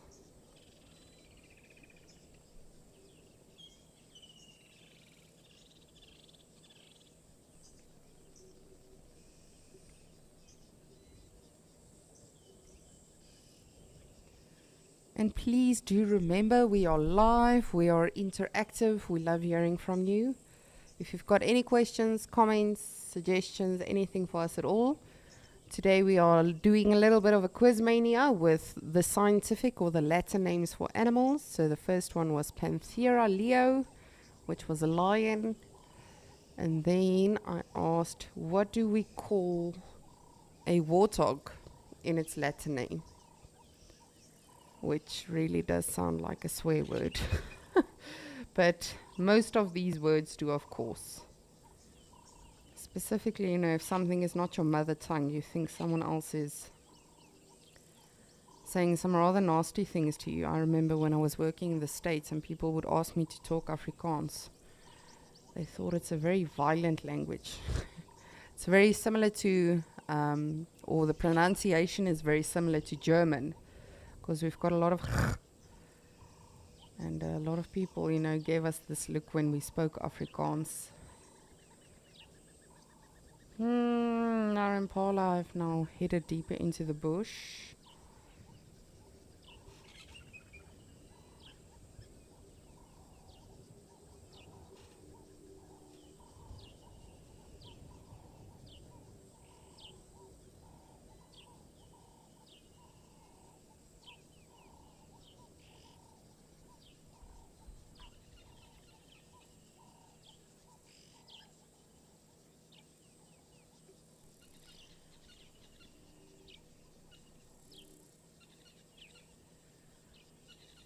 Alrighty, well, it seems like we have an answer for the warthog.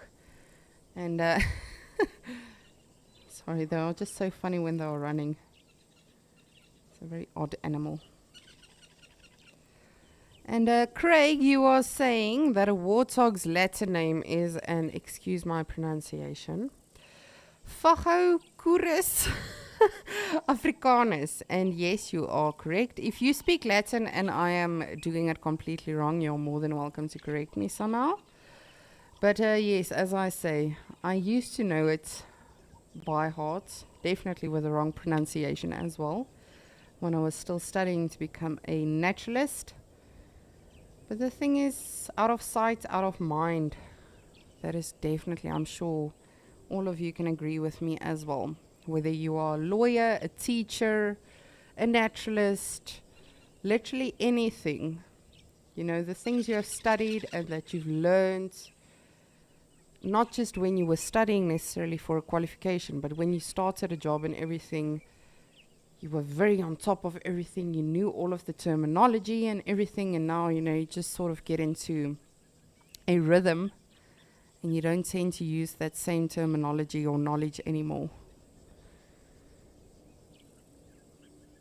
And it's the same for us as naturalists, specifically with the Latin names and the scientific names. Just want to see. The wind has definitely picked up now, so I think that might be making these animals a bit more vigilant now as well. Just going to make sure.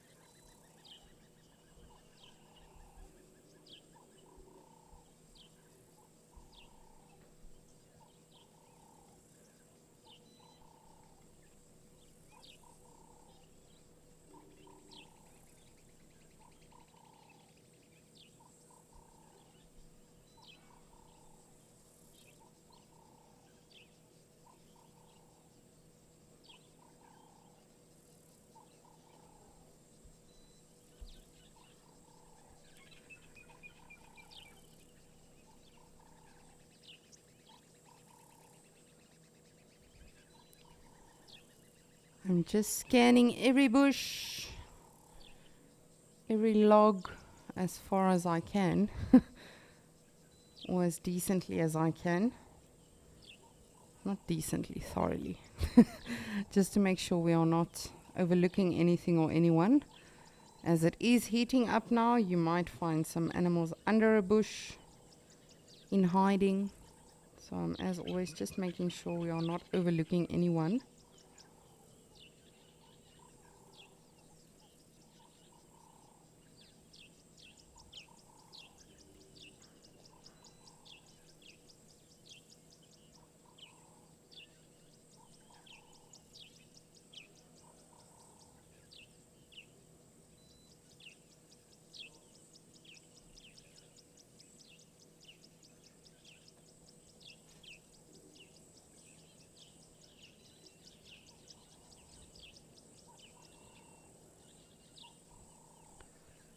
Just gonna take one last look around.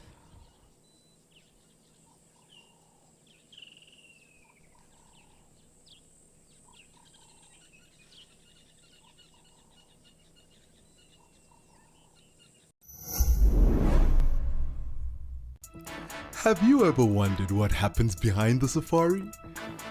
And jump! Living in the wild can affect you, It's the smell that... and things don't always go as planned. I'm gonna start coming down. Whoa! Download the Wild Earth app and join the crew behind the scenes. Wild Earth.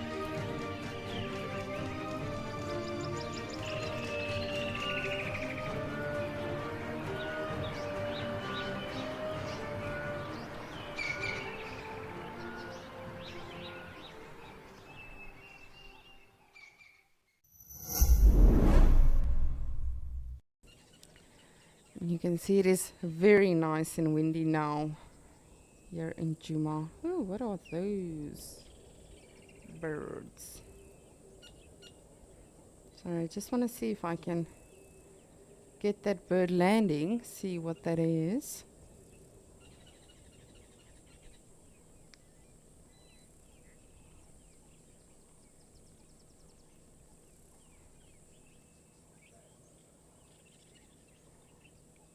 Sorry, I lost it. Sorry about that. Natalie, hi there. Thank you so much for joining us on Escape to Nature. You would like to know, are there any animals that suffer from heat stroke? Yes, definitely. Animals are mammals, and just like us, you know, if they don't stay hydrated, they can definitely suffer from heat stroke. Specifically, you know, if it is very hot and humid like it gets here in areas such as Djuma. It becomes very, very hot here, believe you me. For those of you that have not been, it is excruciatingly hot some days. And definitely, just like us, they can suffer from heat stroke. They can even die from cold. I remember one year when I actually initially just became a naturalist, I was working in the Waterbergs. And I think for 2 weeks straight, it rained. But it broke all of the heat and humidity and everything, but then eventually it became so cold due to the constant, you know, rain that continued, as I say, literally for 2 weeks straight. And we lost, I think, hundreds of antelopes that literally died from the cold. So just like us, they are mammals, they can feel the heat, they can feel the cold. So unfortunately, that is why animals do need water. And that is why we do not complain when it is in fact raining. But As I say, sometimes it can become a little bit much. I'm just going to take one last look around, see if our warthogs or impalas are still around. If not, we will head on over to one of our other locations.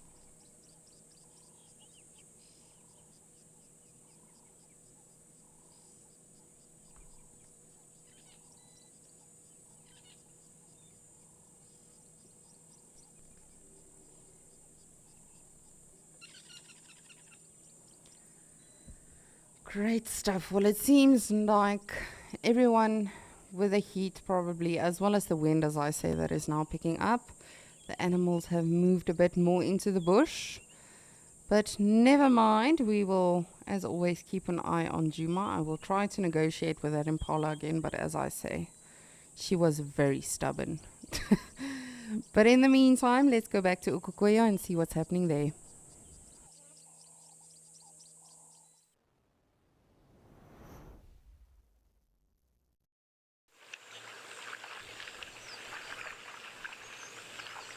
And as always, the animals are just gracing us with their presence.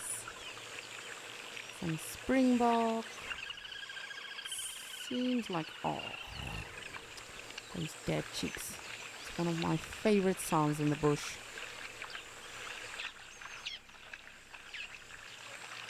Ooh, well, it sounds like Lauren has found her pregnant giraffe, so let's head on over to Madikwe.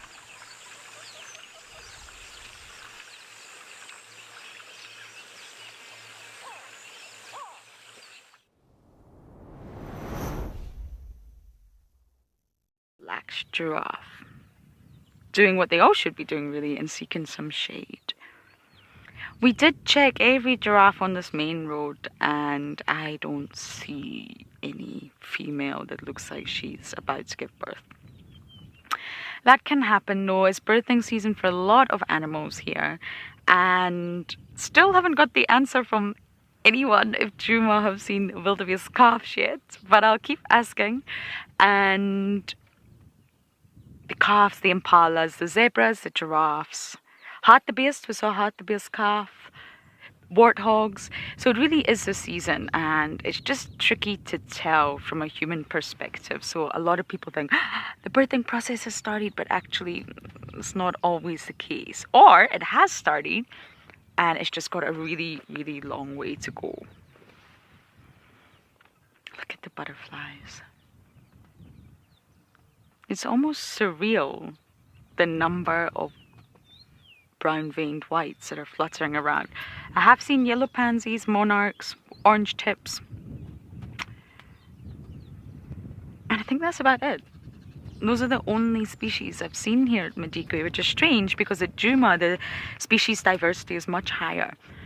I used to create a butterfly list of every single butterfly species that I saw, and it was much higher than what I'm seeing here.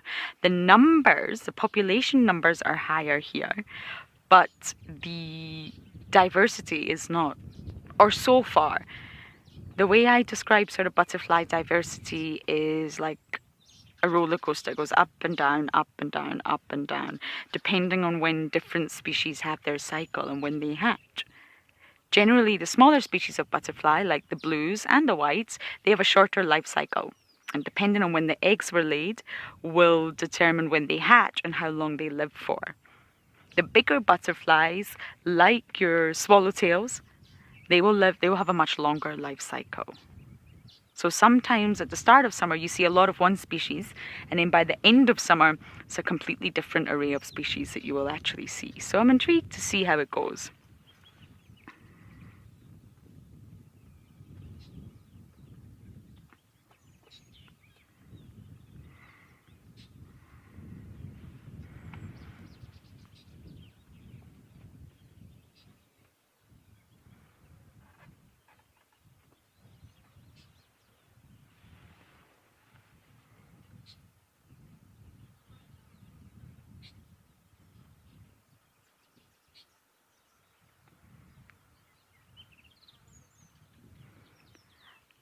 I think, Hannah, you're asking why do giraffes have spots like a cow spot? I'm going to wait till my director clarifies that. But Hannah, you are 10 years old, and it is great to know that you're watching and you're on board with us. A firm. I don't know. I don't entirely think it does look like a camel. It's just a giraffe's natural, a cow, sorry. It's just a giraffe's natural pattern. Every sort of species out here has unique colorations or patterns. If you think about zebras and tigers and leopards, giraffes. So I don't think giraffes really do look like cows, but their Latin name is giraffe camelopardalis. So they have sort of been said to look a bit like a camel in the way that they walk and a bit like a leopard. So camel-like leopard on very long legs and a very long neck, I guess, Hannah. But I don't personally think it's like a cow. It's just the patterns of the giraffe, and they all have different patterns. There are now 4 different species of giraffes confirmed: the southern, the Maasai, the reticulated, and the northern. And when you actually look at them, they all have different patterns, similar but different. And if you look closely, you should be able to tell what species you're actually looking at.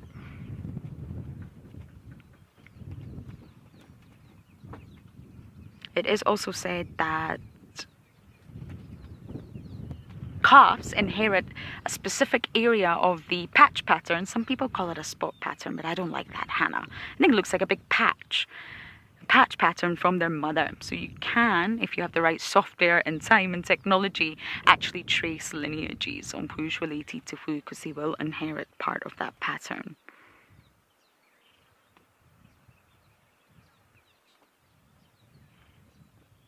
If you think across the animal kingdom, markings of any kind, like a cow patch or a giraffe patch, tiger stripes, zebra stripes, any pattern is quite complex. And it can help the animal do many, many different things, Hannah, like evade predators or possibly regulate their temperature, recognize family, recognize each other, signal reproductive readiness. There's lots of different reasons for patterns in the animal kingdom. And you may not believe this is fact of the day, but a giraffe's skin is actually really dark grey. If you were to take a razor and shave the giraffe, which none of us are going to do, but if you were, you would see that their skin is actually uniformly dark grey. It's the hair that gives them the colour and the beautiful patch pattern, and it's highly variable.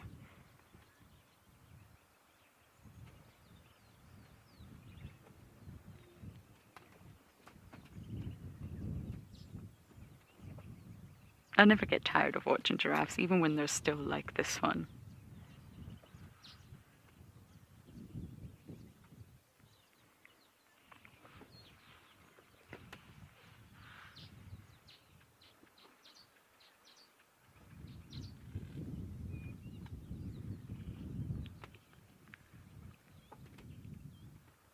Latoya, good question. And I don't think so. But again, you will always find sort of those animals that break the norm, if you like. However, when you sort of ask these questions, you've got to look at the species themselves and the way they live, what senses they use in the sensory world that they live in. What is their Umwelt? And their primary senses, if they were to lose that, oh, there's a zebra, or if they were to sort of damage that sense, then yes, that would inevitably affect them. So humans can survive without various different senses, but we do need a lot of assistance. And out here in the wild, that assistance is not available. So giraffes are visual. They have great hearing, great sense of smell, but they are very visual animals. They do have really keen eyesight. They can see for miles, and they do primarily use their eyesight. And therefore, I think if a giraffe was totally blind in the wild, it would have a difficult time surviving, because you wouldn't really be able to navigate the landscape so well. But in saying that, giraffes are not silent. A lot of people think they are, but they're absolutely not. They're very vocal, especially at nighttime. So if that individual was really able to keep up with the herd and keep right next to the other giraffes, who will lead the way in terms of water and food, then possibly it could survive. But if it was to trip, giraffes can really struggle to get back up again. If it was to trip, land on its face, then predators would ultimately seize that opportunity. And there's a very, very high number of lions on this property, a lot of lions. So potentially could survive if it was able to keep up with the herd using other senses, hearing and smell, chemical. But if not, I think it would struggle. I really do. But good question.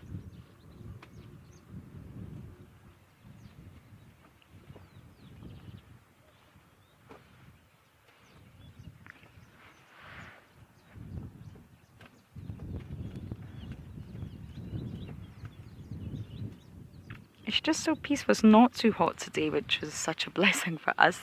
But it is nice to be a little bit warm, especially after yesterday. Everything's fluttering and buzzing and chirping, drying off, enjoying the sunshine. Everyone is enjoying the sunshine. So I think just for the next minute or so, let's us sit and enjoy it too.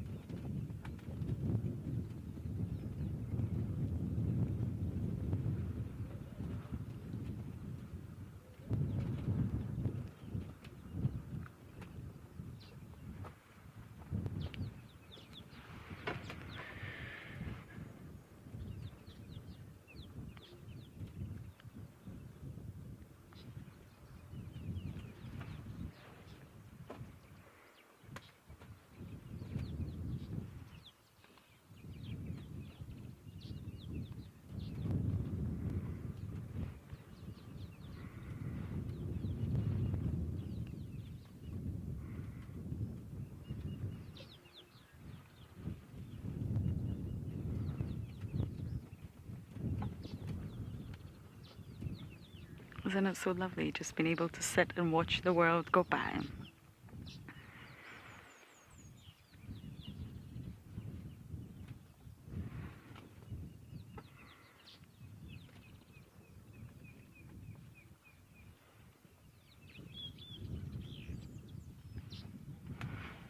We may possibly bumble on shortly to see if any elephants arrive at that big dam we were at earlier. Really like to spend some time with elephants.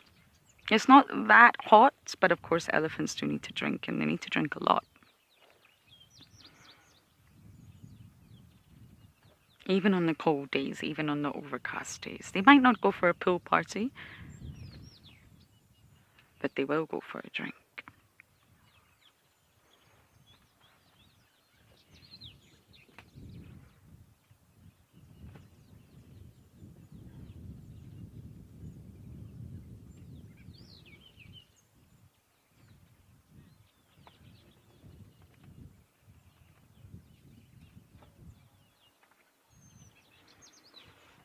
Okay, we're going to head back to the original waterhole that we were at, and we're going to send you guys over to Lisa and Okokoyo.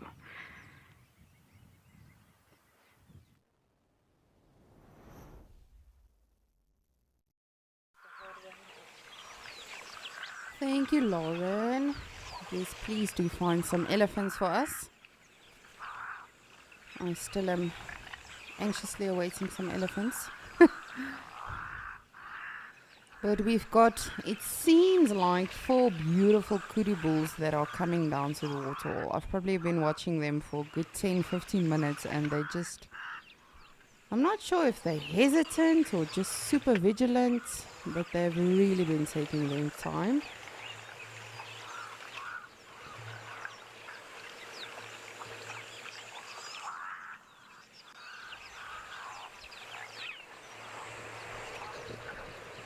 So the ones in front with the beautiful long horns, those are the oryxes, and then the kudus are the 4 ones at the, well, in a sort of a line. And then we've also got some impalas coming down. But this is definitely what I was referring to when we were chatting about, you know, the unique horn structures that you find in animals. I think for me personally, the kudu is definitely something so spectacular when it comes to the actual horn structures and just how they go about with all of that. Because you can imagine that must be pretty heavy. Very, very heavy, and yet they make it work. The older they become, the bigger it becomes, just like an elephant. Of course, elephants don't have horns, they have tusks, which is a modified tooth basically. But horns is literally the same like your fingernails. It is compacted hairs, or which we refer to as keratin. And unfortunately, you know, a lot of people do kill these animals either for their horns or for their tusks. And it really is for, no offense, but offense to those that do it, if you are in fact listening. It's for the silliest reasons, honestly. A lot of people do it just for, you know, a lot of medicinal beliefs behind it, for the cure of cancer, etc., etc., etc. There's been numerous studies done on all of this, and none of it has been proven correct. So a lot of these animals are just being taken out, their horns or their tusks or whatever it is being sold on the black markets. And for what? I've always said, and I will always continue to say, if you want to take that animal's horns or tusks or whatever, by all means, I will hand you a machete to do it, but please do it without having to shoot that animal.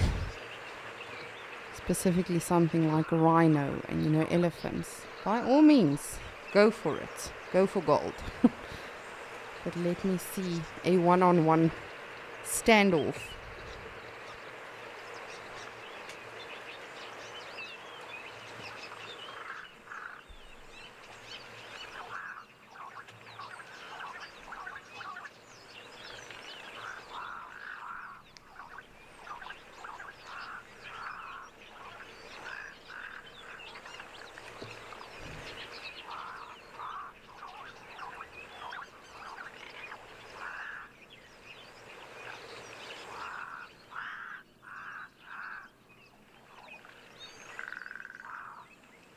Yolanda, thank you so much for getting in touch with us and jumping on board and asking your questions. You would like to know, why do animals drink so close to the edge? There's a lot of reasons for it, but predominantly something like water bucks. From what we've seen, you know, a lot of the times at Djuma, for instance, water bucks will actually run into the water when they feel threatened or something like that. These animals can swim if they have to, but they would rather, there is a calm down, everybody relax. No, there's definitely, I think animals feel that, remember when you go into the water, even though you are more buoyant, you become heavier. Specifically something like a springbok or something like that. They don't have long legs, so they really have to sort of use a lot of body muscle and energy when they are in fact in water, and then have to try and evade something. So I think the main reason for that is just getting water, and then should something come past, they can, you know, sort of escape whichever way they need to, whether it be to the left side, to the back of the water hole, whichever side. And again, that's just my personal opinion, you know, when I think about it from that sort of perspective. They could have their own reasons, but geez, that is what I would say is probably the most logic thing for me to say that is why they do it. But they always have to be very careful, very vigilant. But should they need to, they can definitely swim. However, I think they would want to avoid it as far as they can. Not that a lion or anything would really go after them.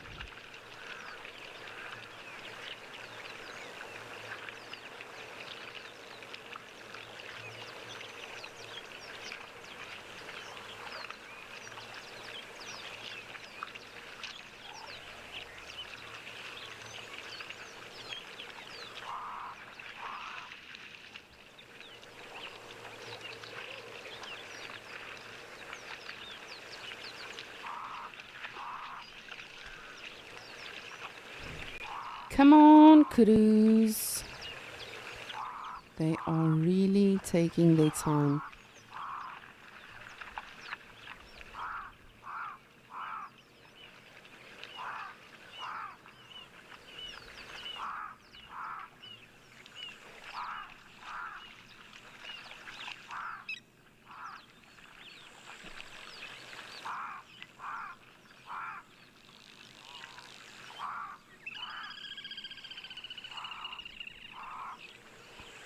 Hello, little dead chickies.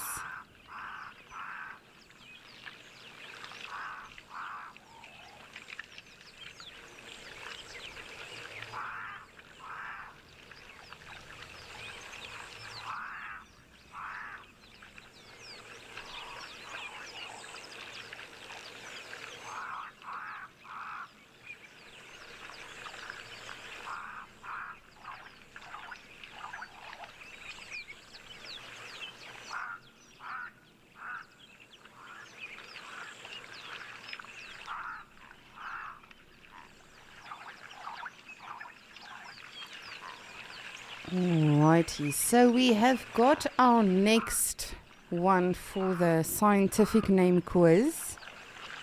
They are in frame right now. You know what, let me make it a little bit difficult. I don't want to make it too easy on all of you. But these animals are currently in frame. And their scientific name, again, I apologize if I mispronounce it. I am not an expert when it comes to the Latin or the scientific names for animals. But it is Apiceros melampus. What animal is that? We will put it up for you in just a bit. There we are. What animal am I referring to? This is the scientific name. And it is an animal that is in fact now in frame with us here at Okokoyo. Could be a big animal, could be a small animal.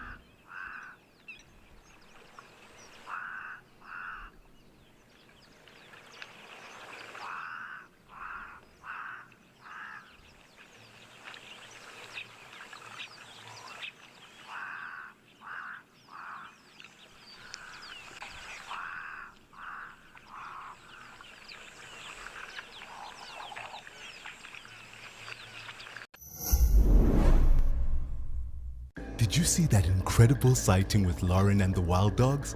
Oh, and on the sunset show yesterday, Tessa saw ribs. Are you someone who only has time for the best bits? Well, we have some great news for you. It's absolutely amazing. Download the Wild Earth app today and you can watch the best highlights from each safari show. Look at this. Every single day. Look at how fascinating this is. Wild Earth. It's a nature.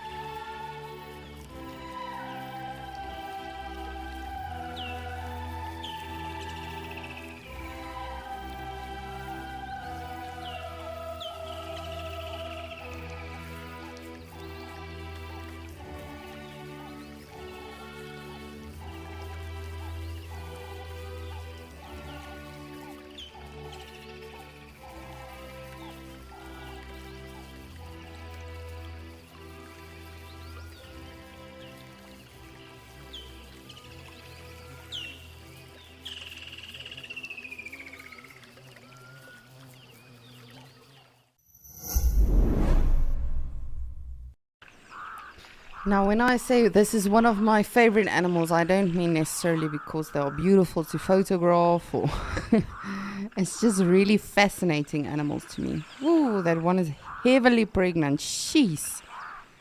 The one that just got out of the water. You can literally see how uncomfortable she is. Oh, goodness. Milady. You can have your baby. No, I really do enjoy watching wildebeest.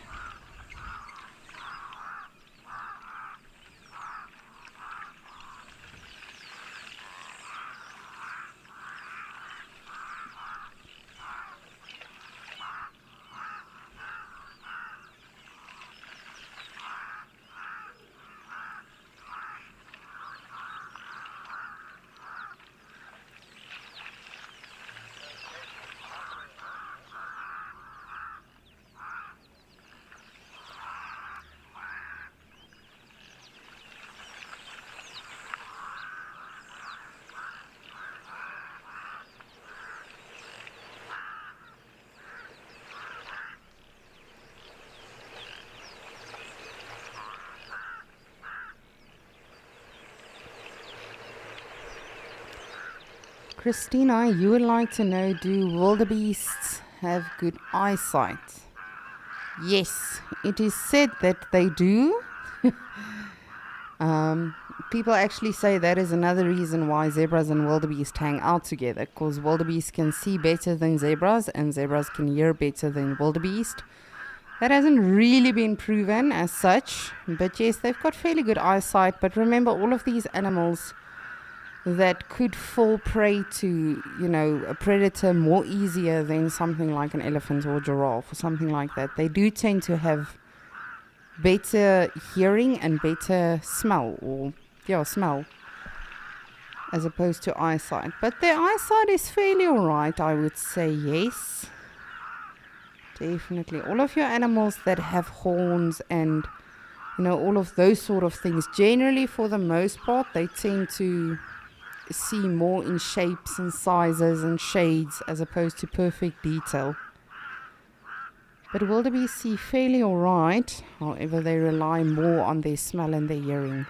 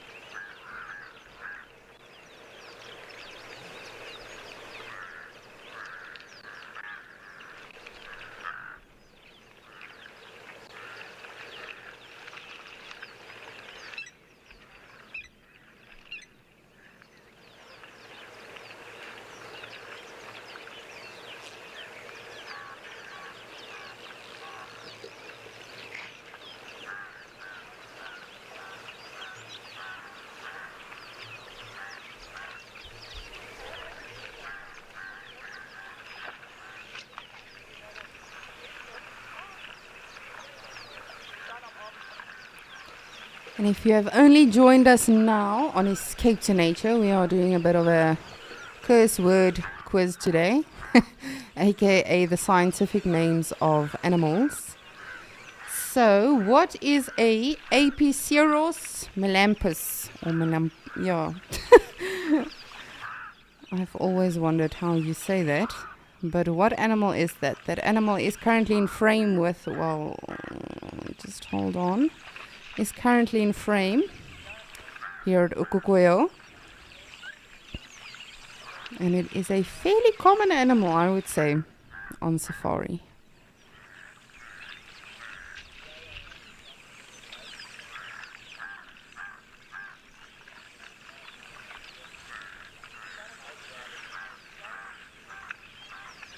If it helps, here at Ukukoyo, from my experience at least, we tend to see them more in bachelor herds as opposed to the big groups that you can see of them as well.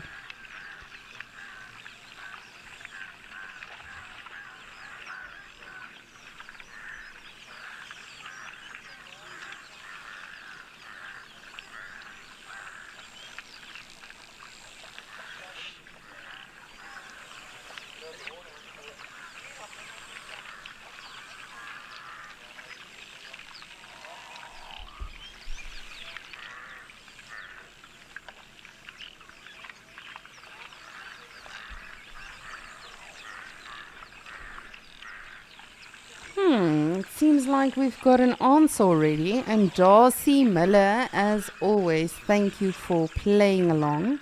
It's always great to hear from you. Thank you so much. You are saying an Apiciorus melampus is a springbok. It is not. It is still in frame here at Okokoyo. It is an antelope, of course. Here at Okokoyo, generally we see them more in bachelor herds. Again, just from my experience though, from what I've seen at least. We tend to see them more in bachelor herds as opposed to, the bigger groups or the other social structure they find themselves in. And if it helps... No, let me wait with it. My next clue was completely going to give it away, so I'll just wait a little bit. Give you another minute or two to guess.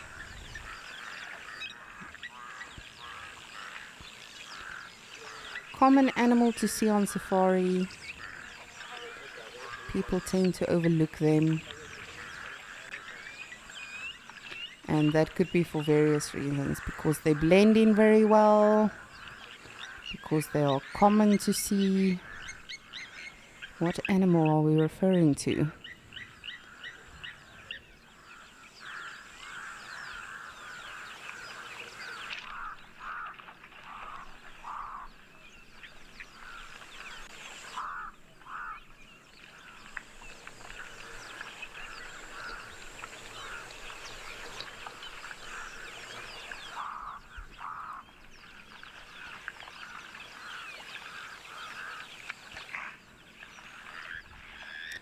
We've got a heron, black-headed heron, just here on a rock in the water.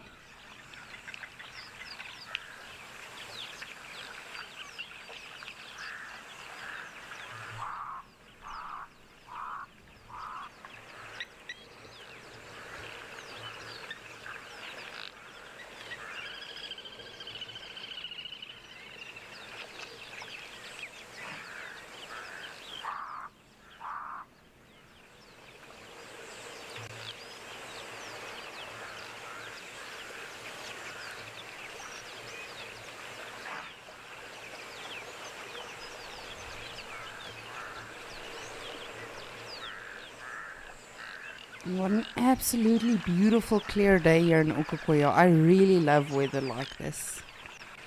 Not a lot of people are not fond of it, specifically when you go on safari. You tend to think, no, we're not going to see a lot of animals or activity.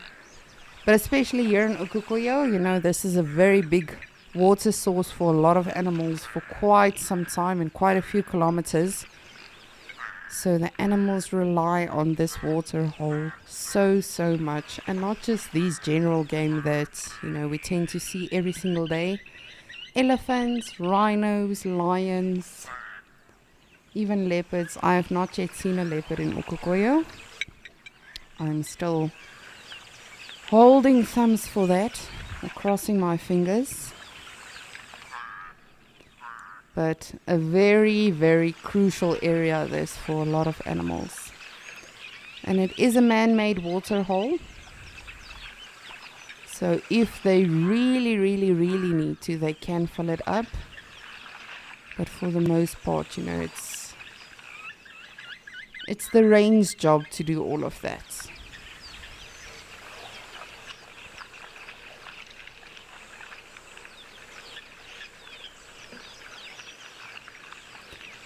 Walter, good morning and thank you for your question. You would like to know what antelopes have the best senses.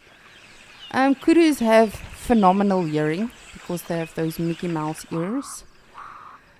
And I would say all animals have very, very good smell. Over the years, they've just really learned how to just rely predominantly on their smell. So definitely all of the antelopes and animals for that sake have very, very good smell, I would say. But in terms of the best senses, yes, kurus have brilliant hearing. I'm trying to think now. Because a lot of these animals, they do tend to see in shapes, shades, sizes, as opposed to seeing perfect color and detail like a bird, for instance, or like a vervet monkey or something like that. But for the most part, all of them have brilliant smell, and then I would also say hearing, very good hearing. With regards to the antelope as such, they don't all necessarily have very good eyesight, not like the giraffes, for instance. So it really does depend. And it really is so incredible how Mother Nature has just absolutely worked everything out. And then with regards to our next quiz that we are currently discussing, if you're struggling a little bit with the scientific name, the next clue for it is just the males have horns.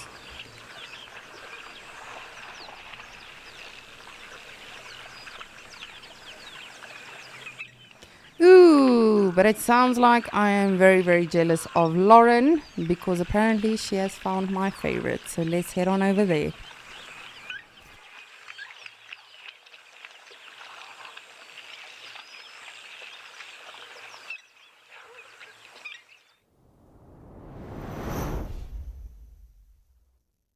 We finally found some elephants.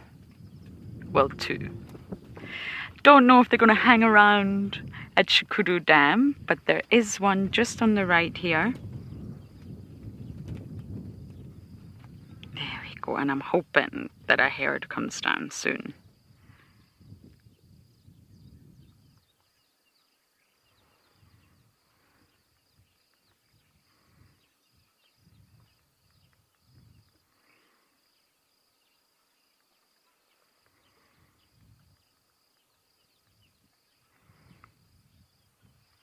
Isn't this quite a spectacular scene?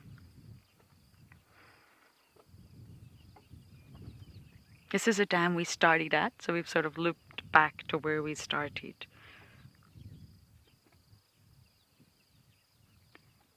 And I find it interesting, what I've observed a lot lately is when any of the feeds anywhere, Pridelands, Djuma, Madikwe, Amakhala, get a wonderful animal sighting, we tend to mention intelligence, whether that is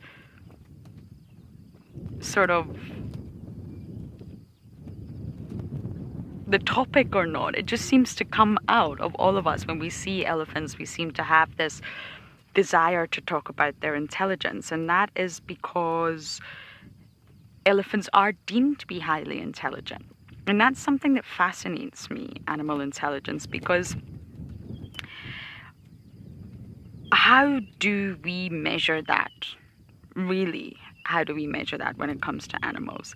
There are different markers and there are different ways to talk about intelligence, but what is correct?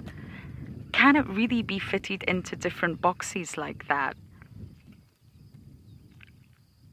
I'll come back to that in just a moment.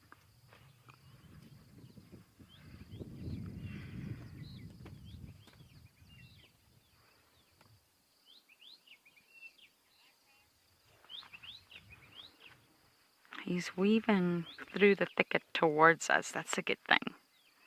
Oh, I see another elephant, Davi, over in the distance. So I'm wondering, there is either a herd there moving towards the water, or it's just bachelors, sort of just males on their own. I'm hoping it's the first one. But the bird calls around this water body are really quite something. So let's just sit for a moment and appreciate this.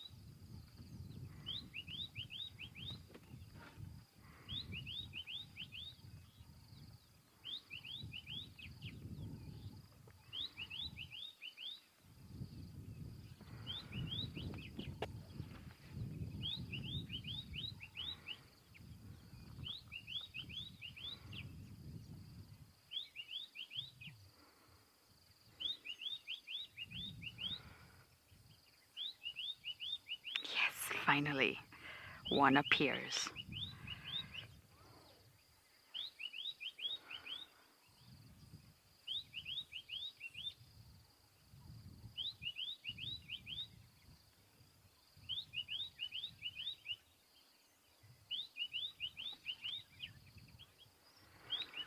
Here we go. This is what I was hoping for. Now, just touching back on intelligence, there was a psychologist called Skinner, and he was largely responsible back in the day for educating the masses that animals were really just stimulus response machines. All animals. And you can teach them anything. So you know, humans say, animal do sort of thing. And it was widely thought that that was the case for a very, very long time. And he really thought everything was conditioned, even human intelligence actually, but that's another topic. Of course, we now know that is not the case. Animals can't be just wiped across the board like this in terms of intelligence. But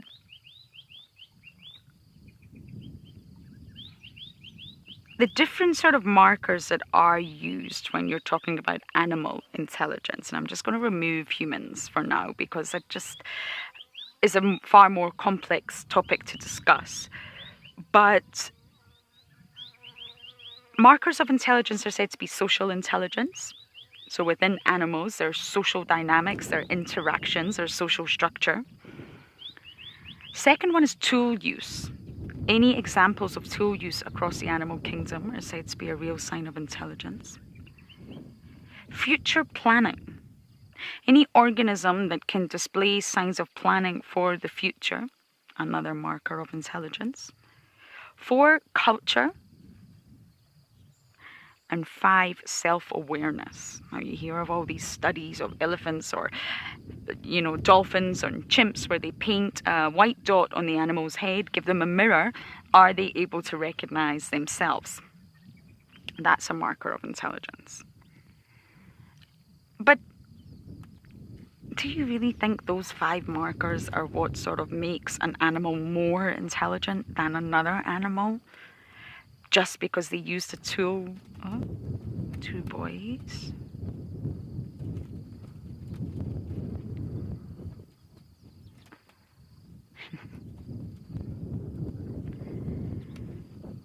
Are lions more intelligent than leopards because they live in a pride?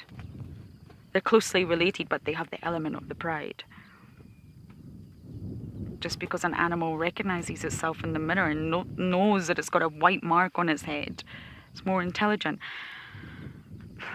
I'm just not so sure about that. I understand why they're markers of intelligence, and you can sort of say, okay, that's showing a certain level of cognitive ability, but I don't think that those markers means that you can say that specific organism is far more intelligent than another. One theory about the human brain, for example, is that it is so exceptional because it has so many neurons. Great. So humans are said to have 100 billion neurons, there and thereabouts. Chimps are said to have 30 billion neurons. Okay, so humans definitely have more. A mouse, 0.07 billion. Elephants, what we are looking at right now, have 260 billion neurons. It's almost 3 times humans. Does that mean they're more intelligent? Possibly. Possibly not.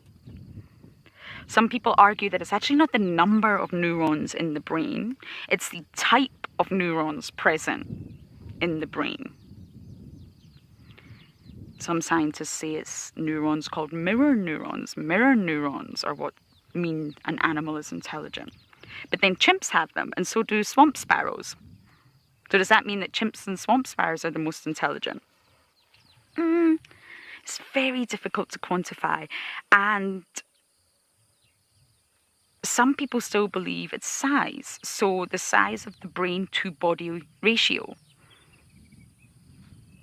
Manta rays have the biggest brain to body ratio of all fish. Elephants are actually very similar to humans. Yes, in terms of the overall size, elephant brain is much bigger because look at the size of the animal. But in terms of the animal to body size ratio, it's very similar to humans. So in essence, what I'm trying to say is that it's very difficult to pinpoint intelligence and actually to say this animal is intelligent, but this animal is not. And although we're sort of evolving much further than we ever have with intelligence, I think we also have to be careful how we talk about it. I firmly believe that every animal is intelligent as it needs to be. Because we are not in their ownville, and we will really struggle to ever know what it's like to be an elephant because we're not an elephant. We will only know what it's like to be an elephant from a human perspective. We don't have that chemical ability that many organisms have. We don't have the hearing range that many organisms have. We've never tried to live out in the wild. Okay, some people do these like exploration, live out in the wild, but we're not really surviving. We're still probably eating tins of tuna and rusks and heating coffee up on the stove. We will never know what it's like to see dichromatic or tetrachromatic. So therefore, intelligence is just really difficult to mark. I absolutely think elephants are intelligent. Yes, I do. But I also find it funny that that's what we talk about. That's what we relate to when we see elephants. Do we really think that other animals are stupid or not as intelligent? Do we give credit to insects for being intelligent? Insects do incredible things. Look at what I was telling you about the dragonfly earlier. That's remarkable. But it's tiny and it's probably got a very small brain, so does that mean that it's not intelligent? The more you look into the animal kingdom, the more you find. I mean, Jane Goodall was the one that actually discovered tool use in chimps. That's where it came from. Using tools to assist in your survival. Elephants have been shown to use tools. These examples are based in captivity, though, that must be noted. Station, we're done with our walk. And tool use has also been shown in birds. Crows are great at it, but also fish. When you study fish, they're also known to use tools, especially to crack open shells of oysters and mussels and things like that. Not many people think, though, that fish are intelligent. I've never heard anyone say, oh, fish are so intelligent. But they're showing one of the main intelligence markers, right, by using tools. And there are so many different examples that it just blows my mind. There's one crow that actually is said to hide up to about 30,000 seeds in autumn, or the fall, as American people call it, in 6,000 different locations. 6,000 different locations to bury your seeds, and then in spring, find them all. What? That's crazy. I can't even remember what I did yesterday. Davy can never find his coffee cup. But how does that crow do that? That's showing high level of cognitive ability and future planning for spring, and also extreme memory skills. It just is unbelievable. And then it comes to culture. So in West Africa, I think it is, 3 separate but genetically related groups of chimps actually use 3 different types of tools with completely different methods to open the African walnuts. But they're the same species and they're genetically related. So that is shown you right there in this culture. It's something that's taught. So these 3 different groups live in 3 different areas, and although they're related, they've learned from different sort of role models. You better use this type of stone to crack open the walnut. The other ones maybe use a branch. There you go, that's culture. That's intelligence. That's passing down to your young in order for your young to survive. And then you've got the example of whales. We've all heard whale song, whether it's on YouTube or documentary or lucky enough underwater. Whales all have different songs. To us, it just sounds like, but that's their song. And they all have different songs. Then when you break it down, they all have different dialects, just like humans. You can never say that someone has an English accent from England. No, because all across England, from north to south, east to west, the variety in accents is unbelievable. Accents and dialect. Whales also have that. And it's also been proven that they can learn a tune from one another. They can learn another's whale song. That's like cultural revolution. That is mind-blowing. So there's lots of different examples of culture, tool use, future planning, self-awareness, and plenty examples of social organisms, especially elephants. We're looking at a social being, even the males. So how do you differentiate? How do you compare? Humans love to compare. But maybe in the animal kingdom, you just can't compare. Every animal is as intelligent as it needs to be, in its own realm, in its own umwelt, and it just can't be compared to another.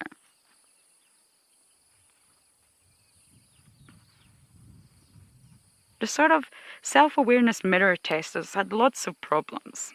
Why? What is wrong with the mirror test when you put an animal in front of the mirror with a big white dot of paint on its head? It's visual, right? It's all about vision. So only those animals that can really see and tune into the visual capacity are going to be able to pass that test. How can you put an animal under a test when you're not giving them a fair chance? Because maybe a really visual animal would pass the test, but one that's more chemical would not. So again, it's not really a fair test. And that test, if you think about it, was structured and designed by who? Yes, man. And what are we? Yep, you got it. We're very visual. We are testing animals based on our sensory worlds. And that is not fair.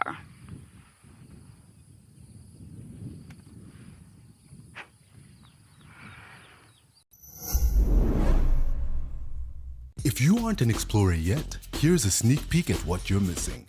The amazing weekly newsletter. We handpick the best animal moments of the week, our most interesting question that we received, hilarious unseen behind-the-scenes content, and exclusive previews of upcoming Wild Earth ventures. This is all packaged and personally delivered to your inbox with love from Wild Earth. Sign up and let us spoil you every week.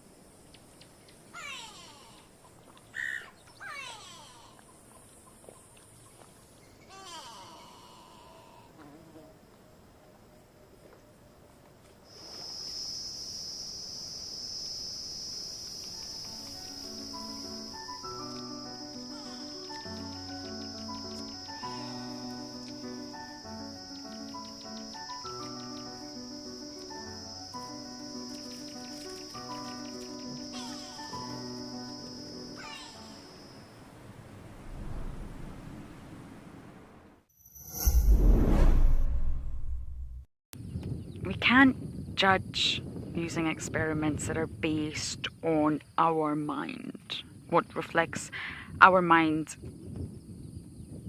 our perceptions, our way of thinking, really. It just doesn't equate. It's just not equal. And dogs are a perfect example. So I'm sure most of you have dogs at home, or some of you, or you know dogs, and they're highly intelligent beings, my goodness. But their vision is not good. Dogs are not visual beings. And their vision is said to be, depending on the species, anywhere between 4 to 8 times less accurate than humans. So they rely on scent. They don't need to have perfect eyes. That would just be a terrible waste of energy. And therefore, dogs are self-aware, very self-aware, but not through a mirror. It's funny when you put dogs in front of a mirror, if anyone's got a mirror at home, the reactions are well documented on that wonderful internet. But they're not recognizing themselves because they're not visual. Doesn't mean they're stupid. They would absolutely, without a doubt, recognize themselves through scent. They would recognize relatives through scent. They would recognize friends and foes through scent, but not through mirror. Even when I used to arrive home, my mum would always bring my dog Poppy to the airport to see me. She only knew it was me when I started calling her name, Poppy, Poppy. She knows my voice. Then when I got closer, she knows my scent. Then she would react. She didn't react when she saw me. I was just another blurry mess of all these humans walking out of the airport. She needed to smell me. Then she knows exactly who I am. Think about bats. They use echolocation. It must take huge amounts of cognitive ability to do that. We just can't fathom it. We don't understand it at all. Even salmon, back to fish. They use the Earth's magnetic fields to find their spawning sites. What? Humans can't do that. So salmons must show some level of cognitive ability there. And you know what I was really fascinated by? I think it was in 2008. Spanish Parliament actually approved human rights for apes. They're recognizing it is apes, but they recognize that they are intelligent, sentient beings. And they've actually got human rights. Apes rights. Even elephants got rights in the USA in 2018. It's amazing. The world is waking up, but still a lot of experiments are just not quite applicable for animals.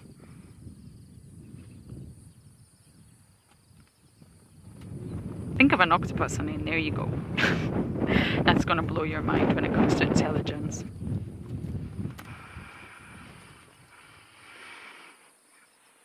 Roger, again, that's another question.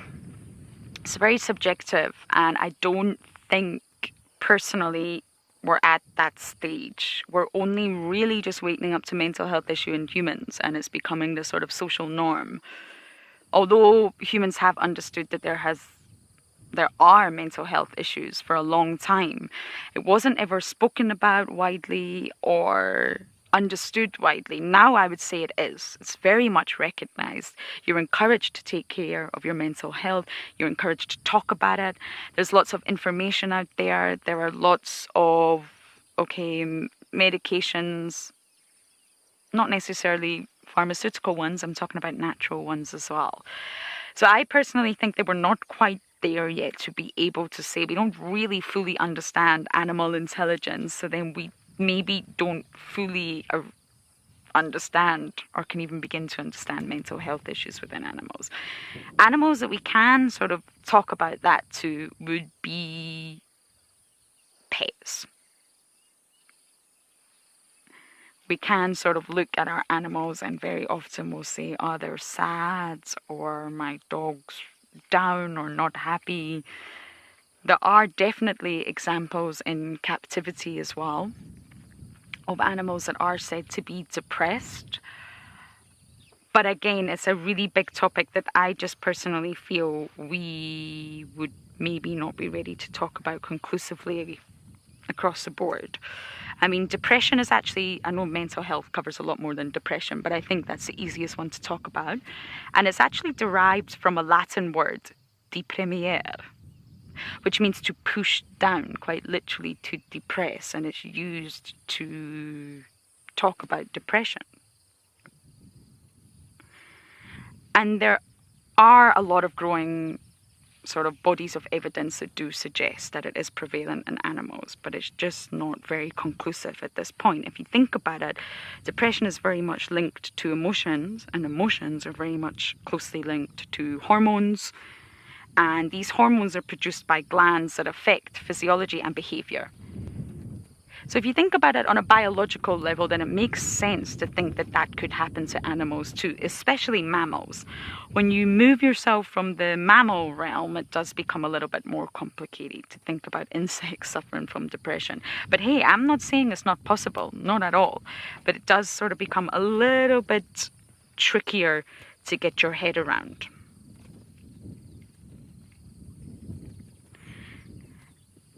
They have used examples, I was reading about this quite recently, where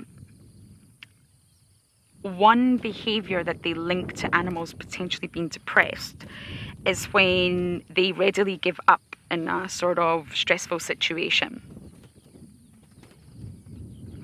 So rodents, again in captivity, ones that were exposed to a stressful situation completely lost their taste for sugar. Something that would normally give them pleasure. Something that they normally love, and they just readily gave it up.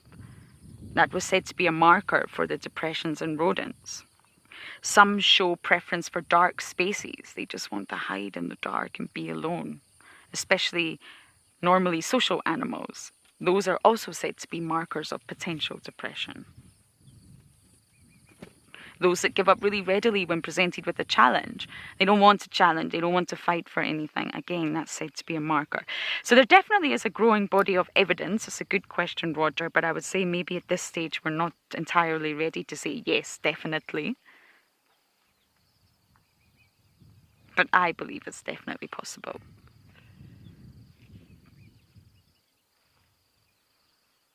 I don't think we can ever say an animal looks depressed, though. I don't think that's correct. They look depressed. No, that's again a very visual cue that we are looking for because we are visual, but I don't think that's how you can possibly say if an animal is experiencing mental health issues.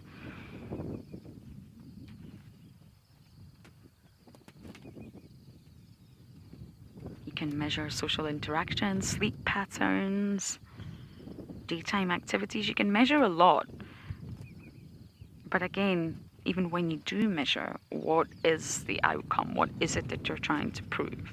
There will always be fluctuations, I think, in any living being, where hormones go up and down, stress chemicals go up and down. Things are constantly changing physiologically.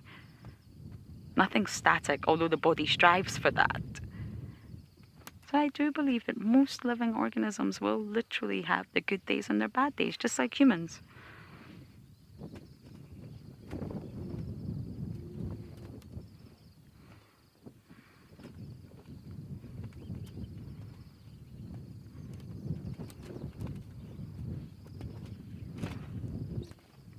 And that's why there's lots of articles right now that I have been enjoying reading about what humans are seeing. And it's, positive vibes.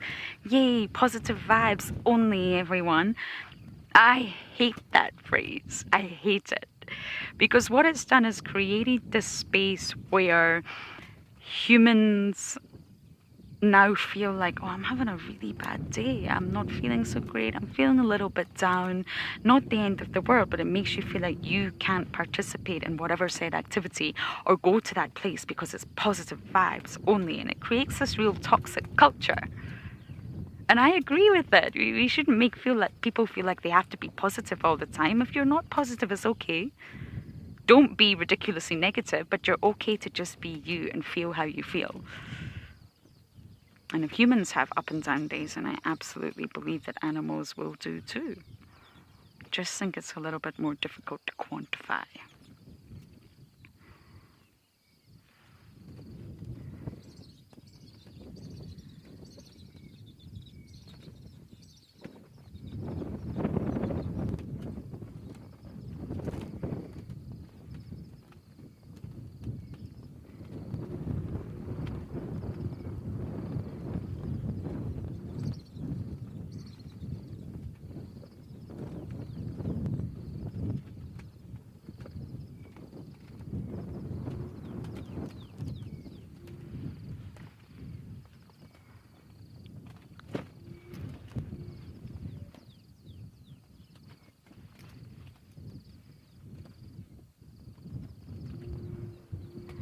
Do you know what I'm just thinking? We could get a really lovely view of this if we actually move around slightly. We were hoping the elephants would come here, of course. But I wasn't thinking like an elephant, was I? I was thinking like a human, and I got that one wrong.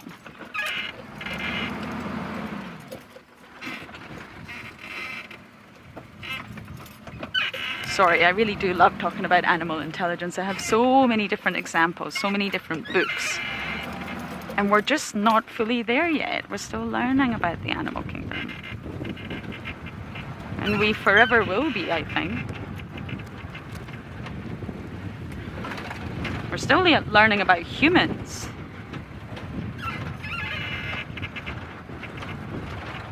Oh, this is so lovely. Davy, will you let me know when the best position approaches?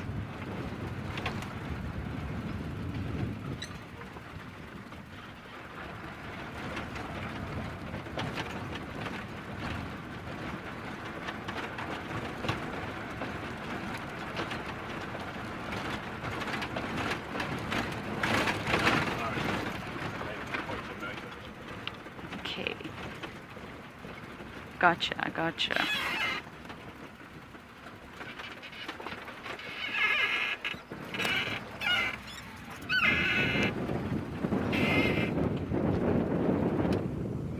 We made it.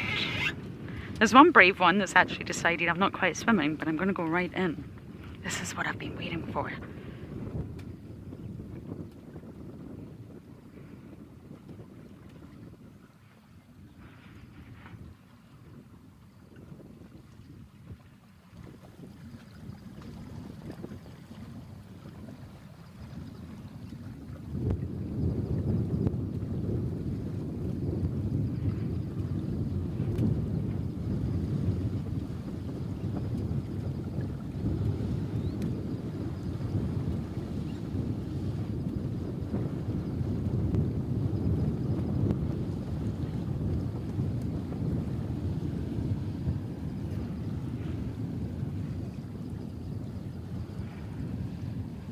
Megan, you're so welcome. You are so welcome. My friend bought me a book.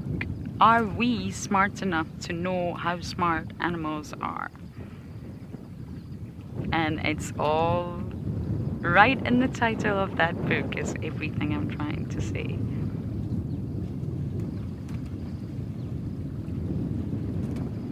Wow, the wind is picking up a tenfold here. And I said this quote the other day, but it really is one of my favorite quotes. And it's what we observe is not nature in itself, but nature exposed to our method of questioning. We are not really seeing nature. We're seeing nature how we see nature, if that makes sense. Look at that little one. You made it.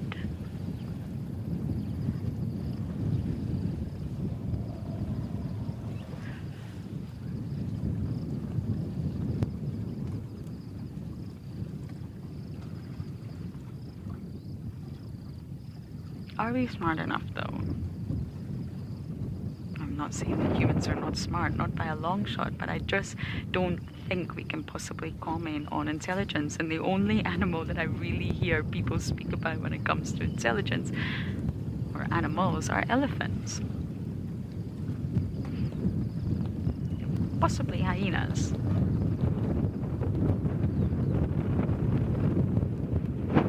Wow, where is this wind coming from?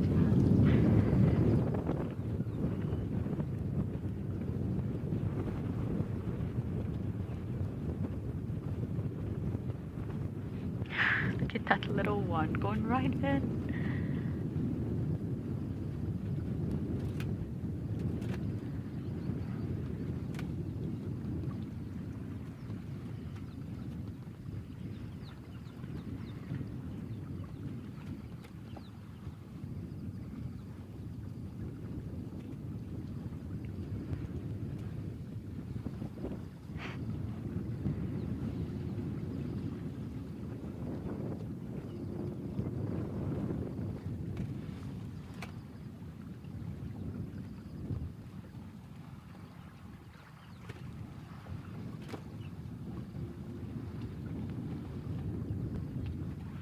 And you know, I always say, if you do have a dog or a cat or whatever animal you have, a bearded dragon, stimulate their senses.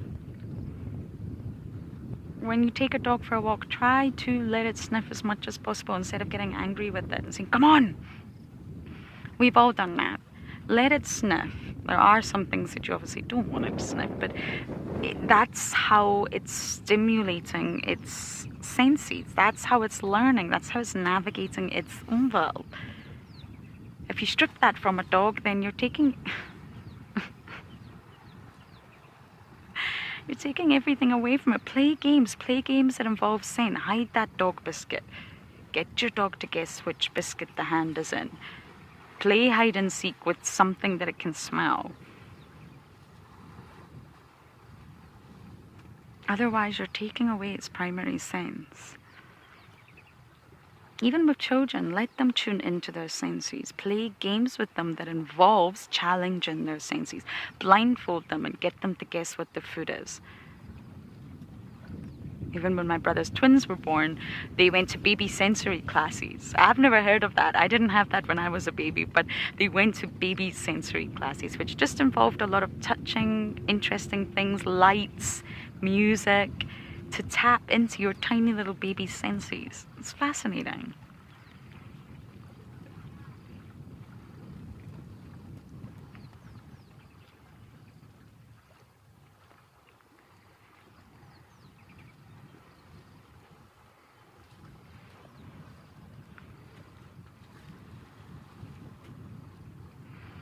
Kelly, it's wonderful.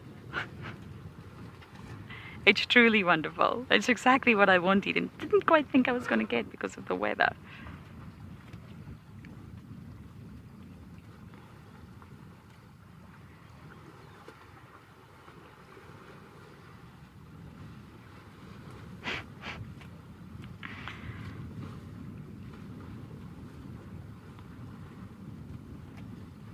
Look at that one standing on the other one.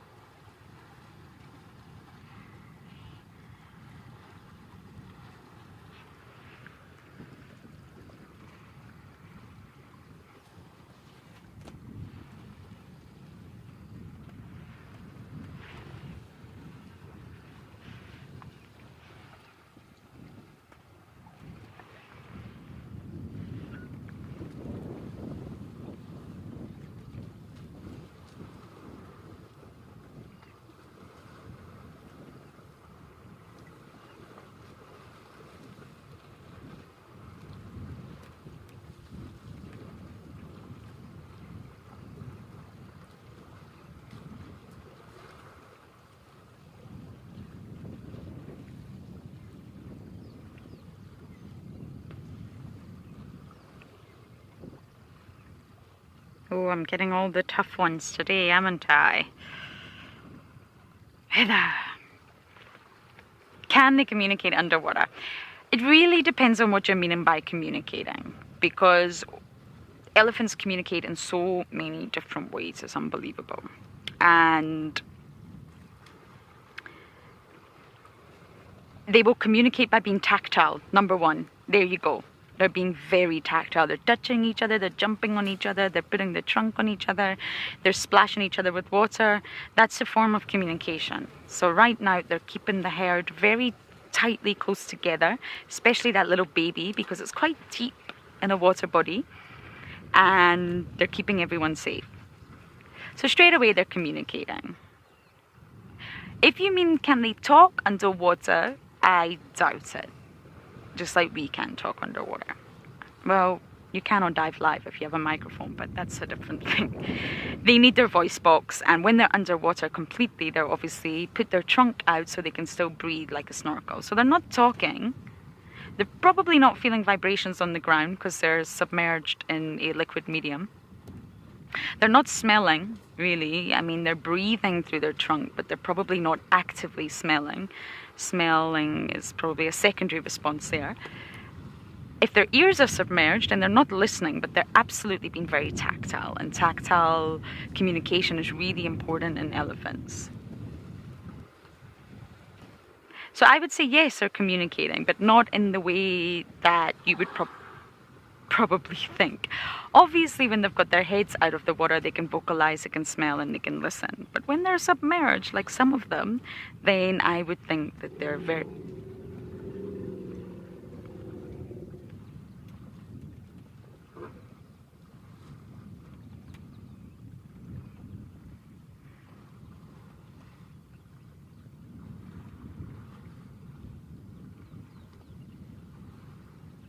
So yes, in answer to your question, Heather, they absolutely are communicating.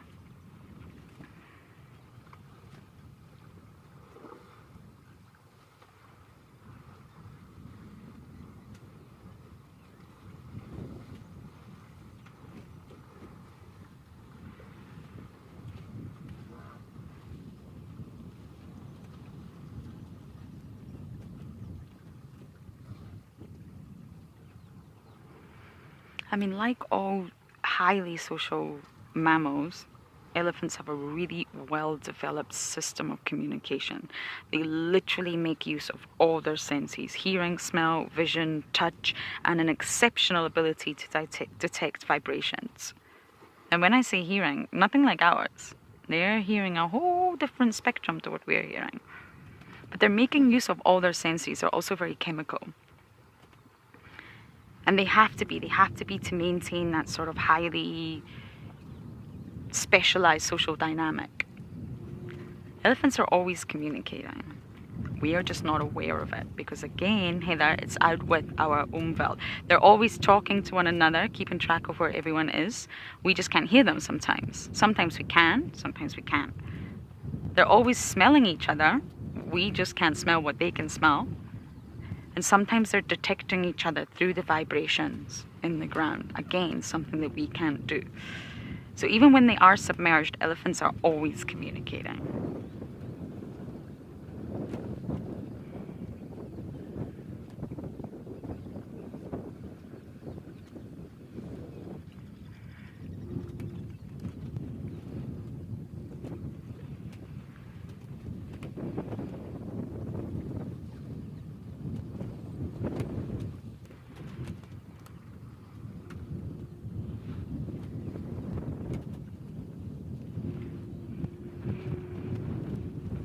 This is such a lovely sighting.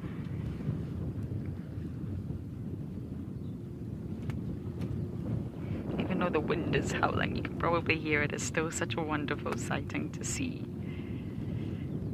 The sun has disappeared too. Come back. But let's just sit for a moment or two and enjoy this sighting.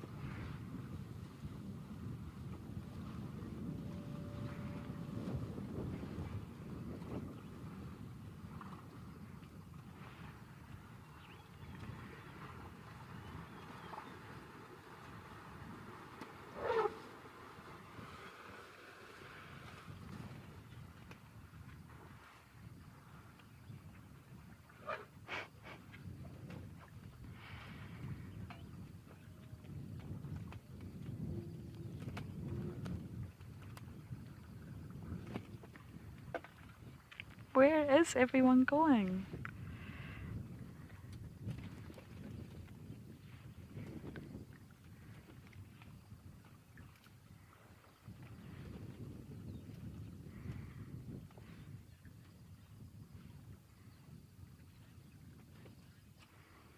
And just like that, it's all over.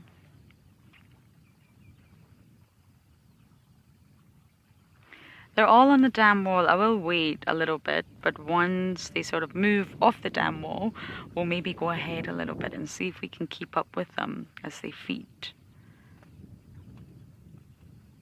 Obviously, if they go too far into the thicket, we won't be able to.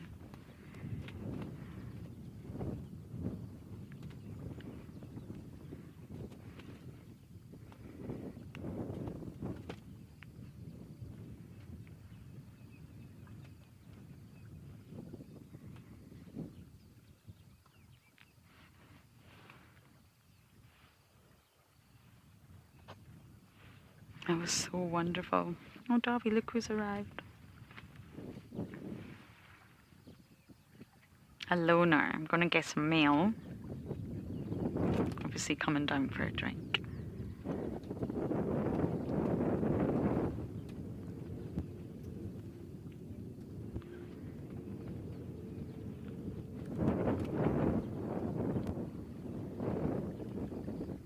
Not hanging around for long, I see. Quick drink stop and that's it over.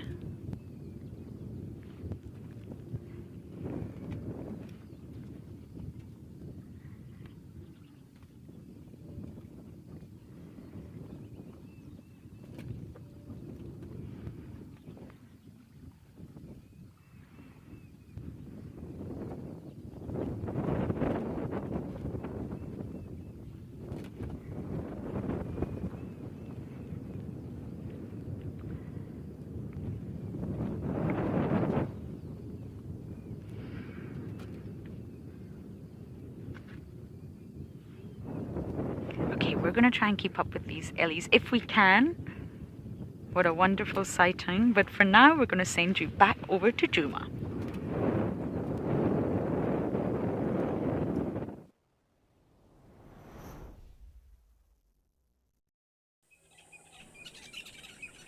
Thank you, Lauren, and what a brilliant sighting. Oh, I'm so jealous of you, honestly. Just elephants are my favorite, but specifically when they are swimming, but just in general, really. Anything they are doing, you know, it's just super fascinating.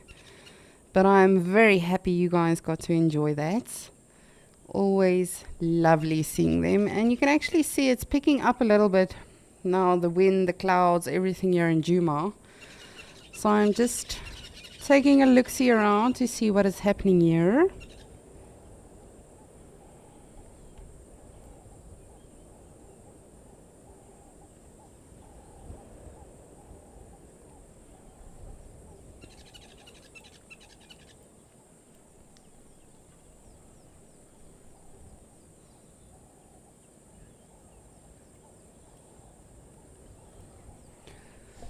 I know one of our zoomies had a beautiful harem of impala that actually came from the opposite side, the open area.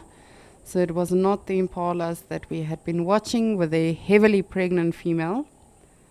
I just want to see if anyone else are still around. We shall have a look-see. Our zoomie is saying that they are apparently still around. So we'll just scan it out and about. But yes, you can see the wind has definitely picked up now, which obviously means the animals head deeper into the bush. Make sure they get away, get some shelter, and of course, you know, sort of not just for protection, but also for, you know, just sort of blocking the wind. I'm sure you've seen on a very windy day where there's a lot of buildings or a lot of trees or shelter, it's not as bad as it would be in an open area. So same concept goes for the animals. They just make sure they stay safe and sort of do their thing where they can't really be seen, but also, as I said earlier, they are mammals, so ultimately they do need to stay warm or cool, whatever the conditions, of course, around them is. Just want to have a look-see, see what else is around.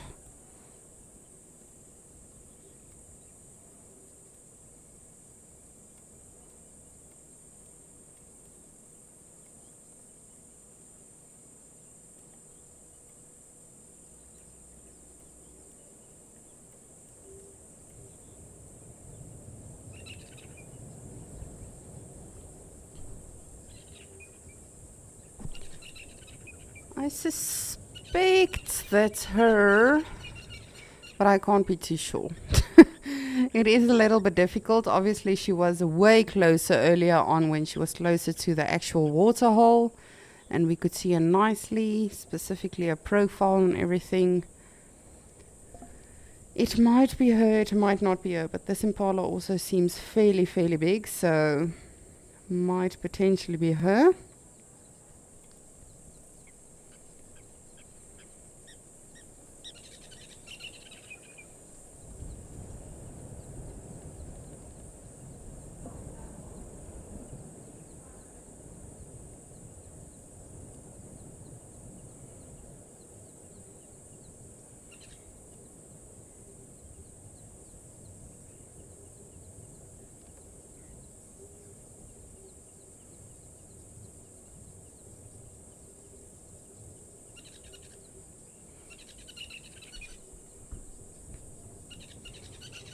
Impalas, and of course they've got the oxpeckers all over and around them, as always. I don't know. I think it's a very fine line between getting harassed by a bird or getting harassed by parasites. You see, like that's personal space, bird. Personal space.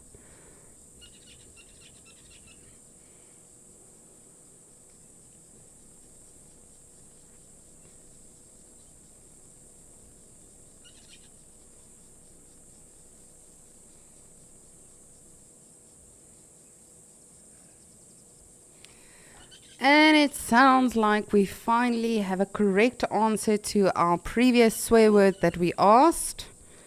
Apiceros melampus. Michelle, thank you so much for participating. You are saying it is an impala. Yes, you've got it correct. That was a bit of a tricky one. A very tricky one. And as I said, because we're at them at Okokoyo, generally at Okokoyo we tend to see more the rams as opposed to, actual harems that we see of them. Of course, here at Djuma, we tend to see more harems than we do actual bachelor groups. But yes, you are correct. And if you are just joining us on Escape to Nature and you are thinking, oh my goodness, what is Lisa up to today? As always, we are doing a little bit of a quiz mania. So today we are doing the scientific names for animals. So we've done some easier ones, a bit of a trickier one here and there. We haven't done loads yet. But the next one is going to be a little bit difficult. And I want to make it a little bit difficult because, as you guys know, I like to throw a curveball every now and again.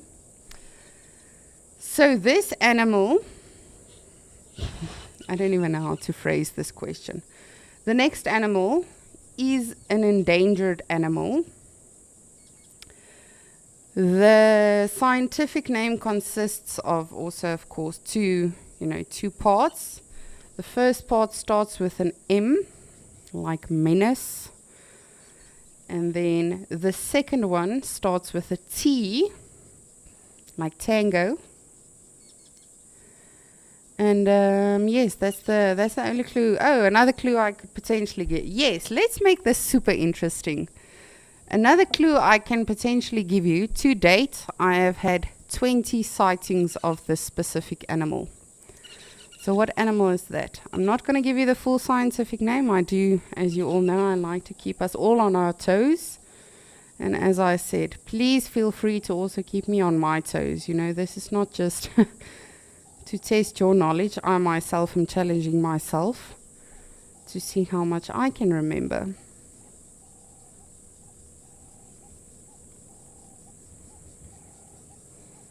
Oh no, sorry Morgan, 20 sightings in my whole life, not on the show. In my whole entire life.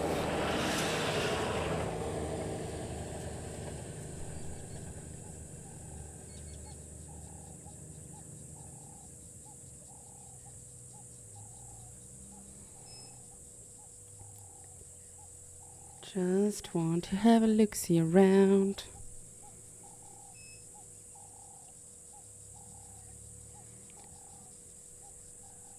And again, I'm not pausing, you know, just out of mere whatever.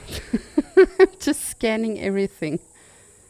Because I've learned specifically with the leopards here in Djuma, even though it's not, you know, an endangered species to see, or, you know, a very, very rare sighting, animals like the leopards and the lions and all of those animals can camouflage brilliantly, like they do any place else as well. Madikwe, all of our other locations as well, and pretty much anywhere you go in Africa, you can drive right past the leopard. Other times they will be right in the road. It really does depend. So I always just like to make extra sure what we might potentially be overlooking.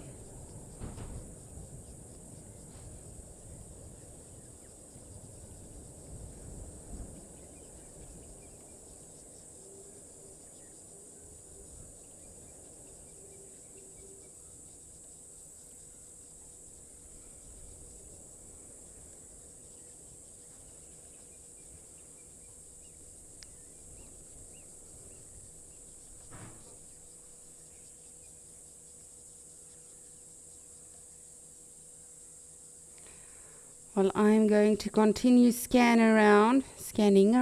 Goodness, Lisa, grammar. Let's talk English. And of course, I'll keep an eye on Djuma as well as Ukukweyo and Mashatu. And while I do so, I'm going to send you to Liam, who is in Kariga.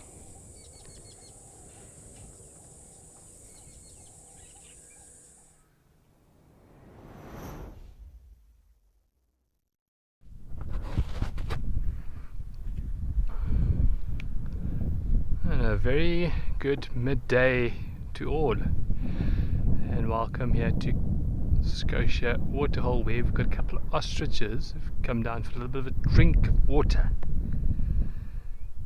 Nice bit of time of day for a little bit of a refreshing, thirst quenching drink of water. Now, you'll hear there's a couple of impalas just on the left hand side. Have just come over the ridge. A little bit alarmed by me talking now to you, but I'm sure they'll settle. It's of course caught everyone else's attention and everyone's frozen.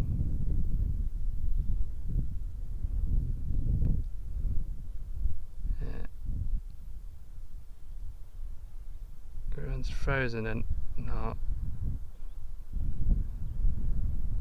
just paying attention to those impalas. It's always interesting to see how the different animals, different creatures in the bush, they understand each other's language when they speak certain phrases and certain bits that they understand. It's basically this common language out here that, you know, animals understand. It's always intriguing.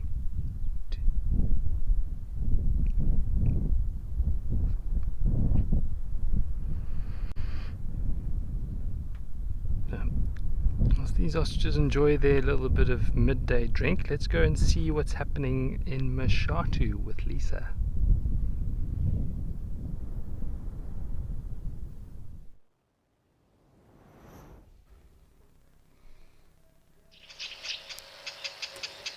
Thank you, Liam. Always cool to see the ostriches. Nothing specifically happening here in Mashatu. I just wanted to have a look-see around and show you how dramatically the weather has changed, I think, in a mere 2 hours. You can see it's definitely opened up a little bit. Still a lot of cumulus clouds around, which might mean rain. However, we shall see. Mashatu is always the unpredictable one from what I've seen personally.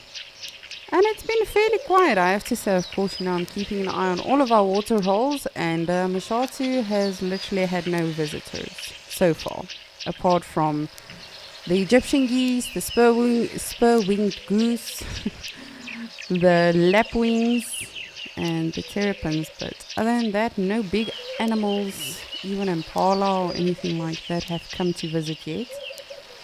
So I just wanted to bring us here and have all of you scan around with me. It's always better when you do have more eyes. I always say to my guests when I take them on safari, if you see something, stop me. Even if it turns out to be 50 rocks, that is perfectly fine. But if you think you see something, please do stop me. It's always good to just have more eyes wherever you are, whether it's Mashatu, Okokoyo, Djuma.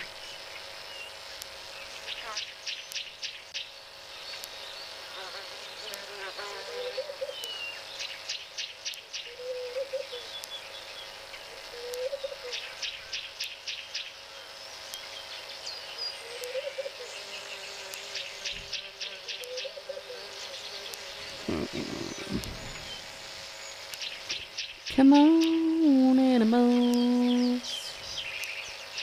Come on out. Da-da-da. It really is. And I know I say this probably every week, but it really is so astonishing when you look at it. When I first started here as one of the naturalists for the water holes, Mashatu was like our main feed, because this is where it was hip and happening and all of the animals came here. And I'm not just saying elephants. Of course, Botswana in itself is a big area for elephants, but specifically this water hole. And elephants, we've had hyenas here, impalas, zebras, wildebeest, general game on the daily, giraffes. But I would say we at least had a good 3 sightings a day, at least, here at Mashatu of elephants. And now, I don't know. I feel it's my fault, because I've taken them for granted, and it's just been... No, I'm not really crying. Everyone calm down. But yes, I do miss our elephants here in Mashatu.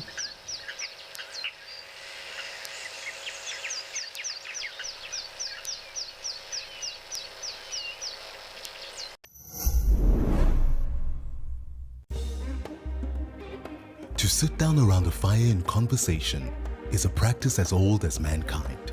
There is an ancient sense of magic about sharing and learning as embers twirl into the night sky. Here at Wild Earth, we see the value of this practice and want to retain it in an age where so much divides us. If you sign up to be an explorer, you can join in this gathering and return to the ritual of connection with Wild Earth.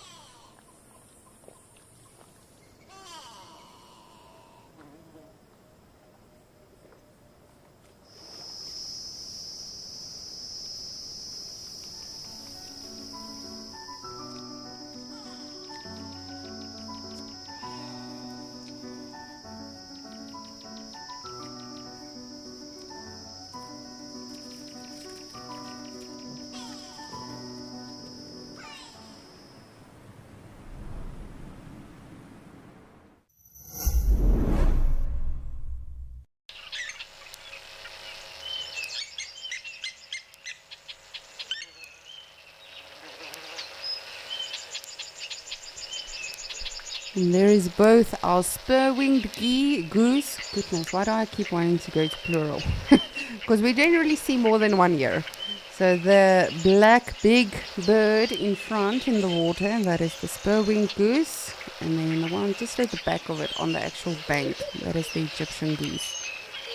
But I'm really interested to know, I really wish, like Lauren said, we just had, even if it was just a slight bit of, an understanding as to what animals are thinking, how intelligent they are, why they actually do what they do.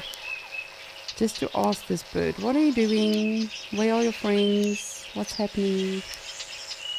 There's another Egyptian goose, the big rock off to our left. You can just see the head sort of peering out.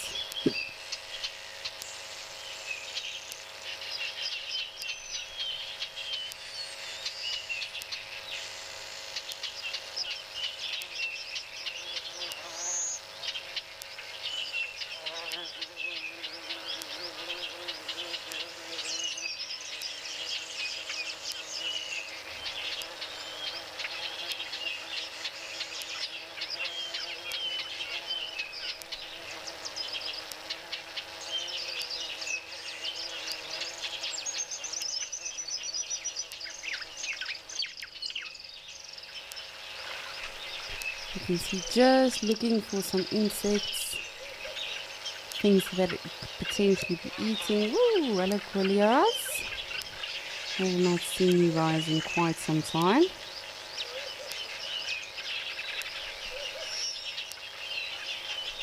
So just sort of moving around, seeing what it can get from the water. And again, all animals just absolutely love summertime. It brings forth, for the animals that eat insects, like a lot of the bird species, etc. It brings forth so many insects from out of the ground up to the water, etc. A lot of fruits, flowers, everything that's around, not just necessarily for birds. Woo! Did you guys see that? Or did I imagine that? I think I saw an impala that was bolting around. Might have just been mine. You can see this goose is also definitely very defensive. Did I imagine that? Did anyone see that? It was an impala. It literally came from the open clearing in the back and just bolted into the bush to this side. So hopefully he becomes exhausted or thirsty or something, and he will show everyone that I'm not just imagining things. Maybe I am, who knows. On Escape to Nature, you never know. Almost like a mirage.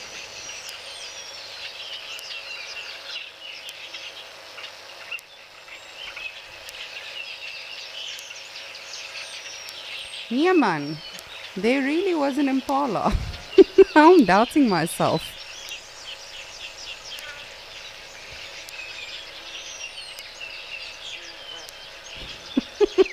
Morgan, I'm telling you there was an impala.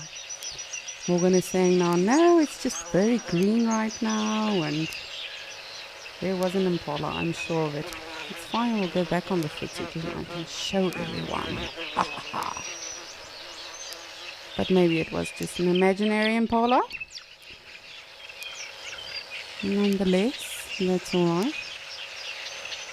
Anyway, if you are just joining us on Escape to Nature, please do remember we are live. This is interactive, and you are always not just welcome but encouraged to send your questions, comments, suggestions, anything you might have for us, even if it's not just for me, if it's for one of our other cool naturalists. You're more than welcome to send those through, because at the end of the day, this is your safari. We are just lucky to be joining you. And speaking of which, today we are doing a little bit of a quiz mania with regards to animals and their scientific names. And the next question that I had for all of you, this is going to be the curveball of today. So if we have this one done, you don't have to stress about any more really difficult ones. So I hope you are listening. So, which animal am I referring to if the first part of the scientific name starts with an M, like for mammal, and the second part with a T? It is an endangered species, and in my life to date I've had 20 sightings of these incredible animals. What animal is that? If it's a little bit too tricky, let me know and I can think of another clue. But just try guessing first. That's always fun when we rack our brains and sort of just think, what might it be that this crazy person is talking of? I want to know where this impala is. I know I did not imagine it.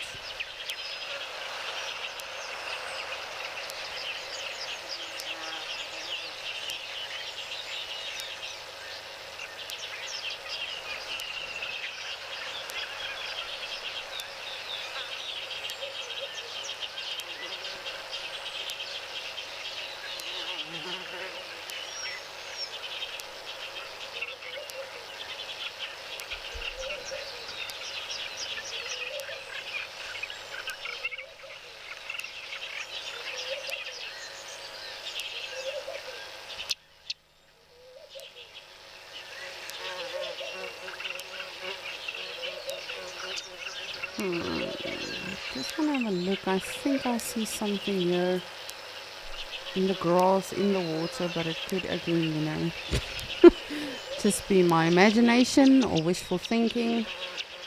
I've sworn I saw a lizard. Nope. Or maybe it was, and it just went under the grass. That happens. That is definitely possible.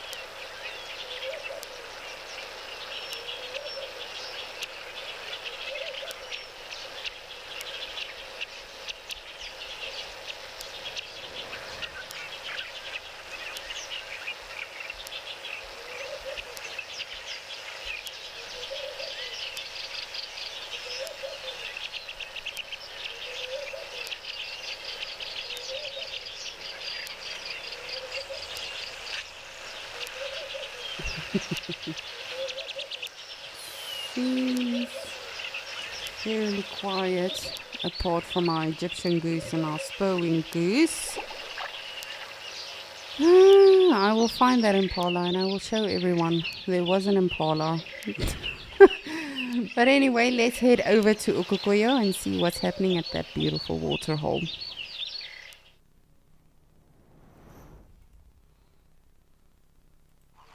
usual suspects.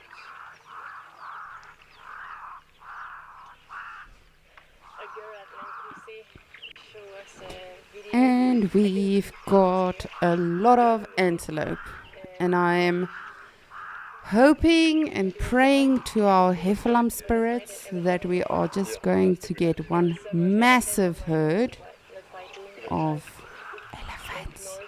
I don't want to say, if you say it too loud, then Mother Nature is listening. Then she's like, no, you guys are becoming spoiled now.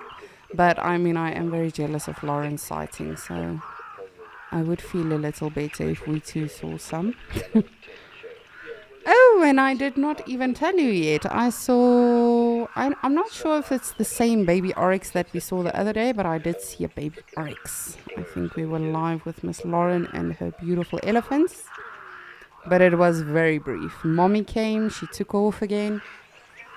And yes. Oh no, come on guys. Goodness. Still a bit too early to fight.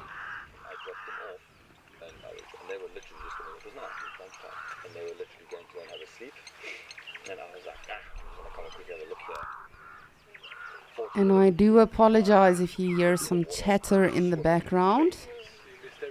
Okokoyo is a campsite as well. So there might be people that are actually observing these animals for themselves in real life, who I'm very jealous of, but not to worry. I will be doing this sometime this year as well. I'm still planning my trip. But yes, if you do potentially hear some lesser spotted Homo sapiens, that is what it is. It's not some person that got loose and is just walking around in the wild waiting for a lion to get to them. They are in fact at the campsite. And we've seen some zebras today, but not many, I have to be honest with you. Not loads of dazzles. What I normally do is if I've got guests, so what I do is I say to people, they want Etosha and they want to stay in Etosha. So then I say to them, okay, we'll stay in Etosha, but I'm going to book you guys one of these on the front, yeah, and I'm going to book a self-catering apartment also with the back, the fry area in the kitchen. And then I say to them, while we're there, Come on. And I'm also scanning the and I click on an open fire, and I do that because I refuse to eat the food here. sorry, I'm also scanning the Springbok, just making sure there's not a baby amongst them yet. And some vegetables that is put out of a bag, you know, and what they charge you per person for a meal, bro, I can make you like a 3-course, like haute couture, like game fillet, like everything, you know, and it's cool because then I get to, you know, we go, so where we stopped at the bakery, that big spa there, has got a very, very good, well-stocked spa. And then also with the guests, I can say, like, what do you guys eat? Oh, we eat this, this, and this. Cool. And, yeah, and then I'll just cook everything on an open fire. So That oryx is not sure what it wants to do. just come down and sit. I sat the one night here with guests. And we were there in the corner. We had dinner and all that. And then we were like, okay, come, we're going to come down and have a drink and just watch what goes by. And man, we must have sat here until like 2 in the morning. Just talking and drinking. And like, everything is and actually I'm like, so you're getting up morning game guys. They were like, way too late. We're going like it's 3 a.m. and they were having like, yeah, she was like really like, she was like stumbling off to a bed. No, it was cool. It was good fun, eh?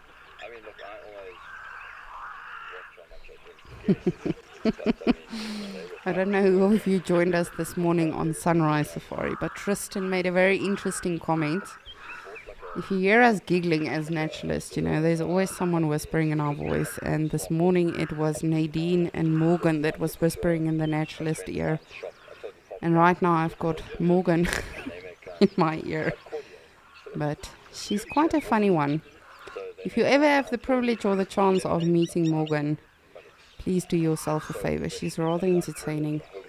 If you thought I'm entertaining, I think that's definitely what we must do, Tristan. I know this morning you went for.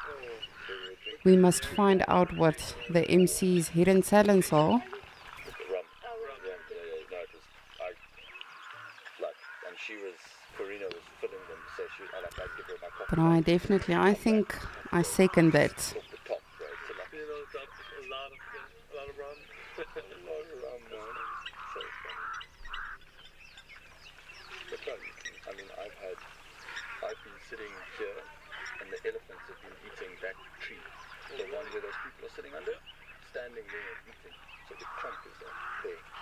Unbelievable, man. Insane. There's a big matriarch, a big female that brings her herd in here, and they really no bother.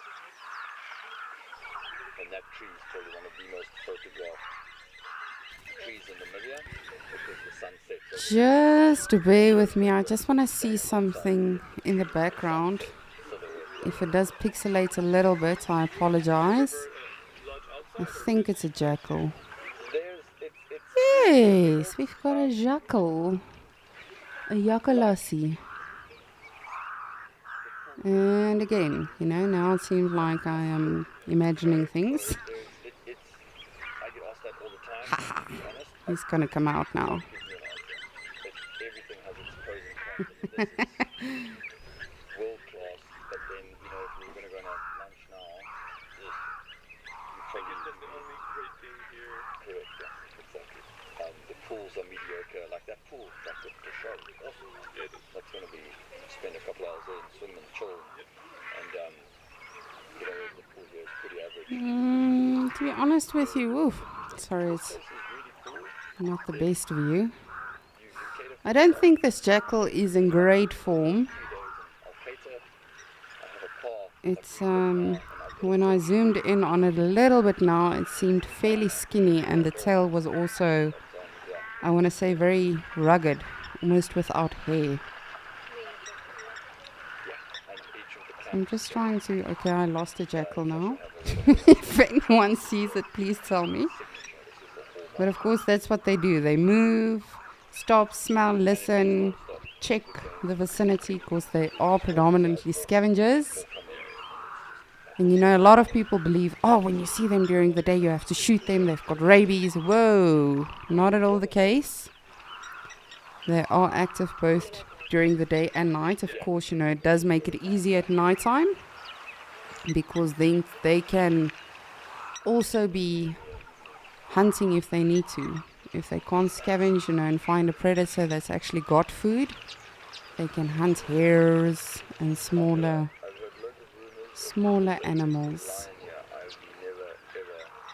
But of course, it would be more of an advantage to them during like the nighttime or early morning, because that is for the most part when we see predators hunting. That's when they've got the biggest advantage. So being scavengers, they just follow them around. But as I say, they can make their own kills, and they're also omnivores. They do eat fruits and berries. The jackalberry tree is actually derived from the fact that the jackals love those berries. I'm just trying to, sorry, I completely lost the jackal now.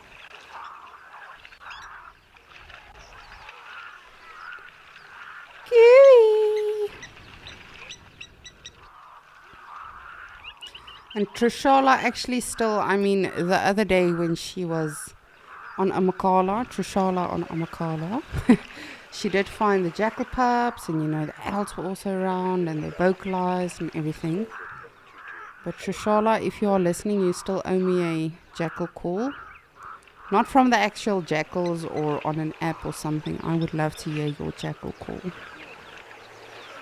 It's got to be one of the best calls out in the bush.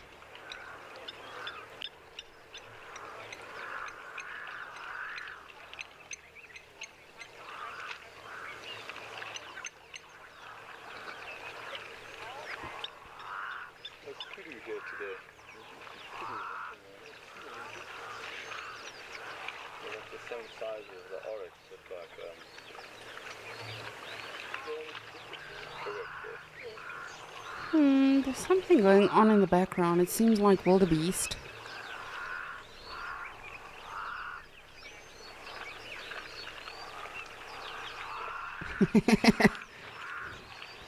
Morgan wants them to have a massive stampede like they do in The Lion King and just start running. It would be pretty cool though. Oh, sorry about that.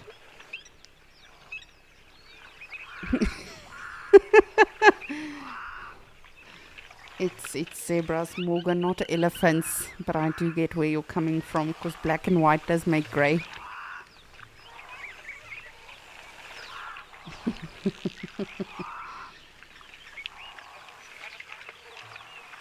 No, I completely understand that.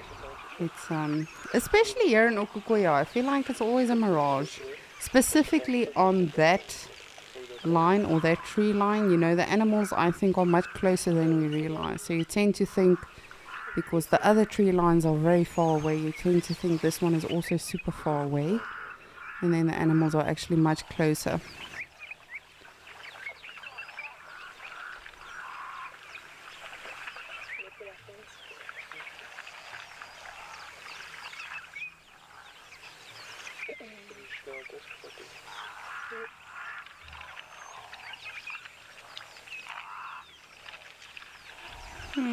it is a dove. Trying to find some extraordinary birds. I've been having a look around here in Okokoyo. Of course, we saw our beautiful heron earlier on, our black-headed heron. Just want to see maybe a kori bustard or perhaps a secretary bird. That would be absolutely brilliant.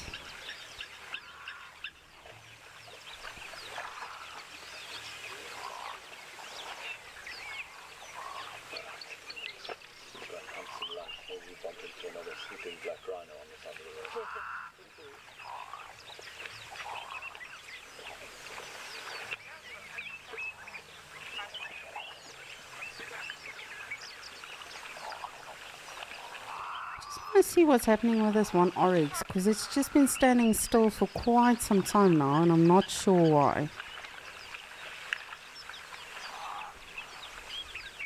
But it seems like it's a male.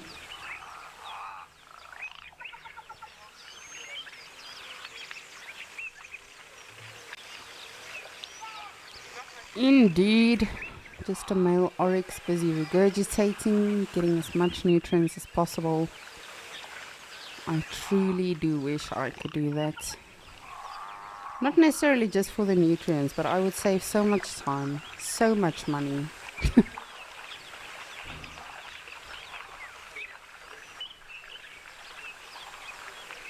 Thinking of the season coming up as well, Christmas and Thanksgiving and everything is just, so much food and dishes and money and just everything. And ultimately you have to feed everyone, so there's not really another way around it. But just imagine if you could regurgitate. You would just... If you could regurgitate, what meal would you love regurgitating? I know for a fact I would love regurgitating my father's prawns and my mother's secret chicken, her cooked chicken. But if you have a favorite meal, sorry, I know we're getting off topic a bit now, but I'm just wondering, especially during this season, you know, it could be a pudding or dessert or something that you specifically have for Christmas or the holiday season. If you could regurgitate, and not necessarily for the nutritional value of it, you know, being able to get as much nutrients as possible from it, but just to taste it over and over again, what meal would you love to regurgitate?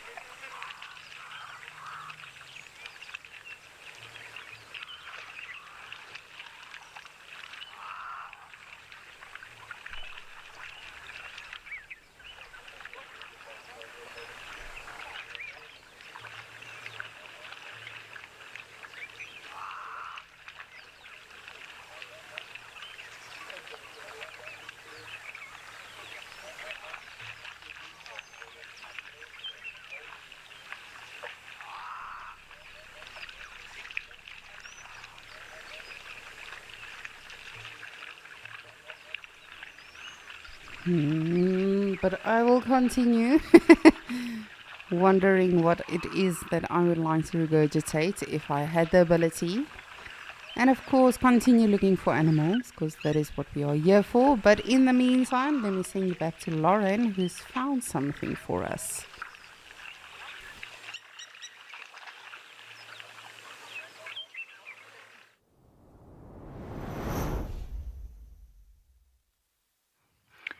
Zebras, the stripy ones. Those that are everywhere in Madikwe. To the point where you actually can't avoid them. But you wouldn't want to, they're so fantastic. And just to wrap up what we're saying about intelligence and senses, because they're completely interlinked.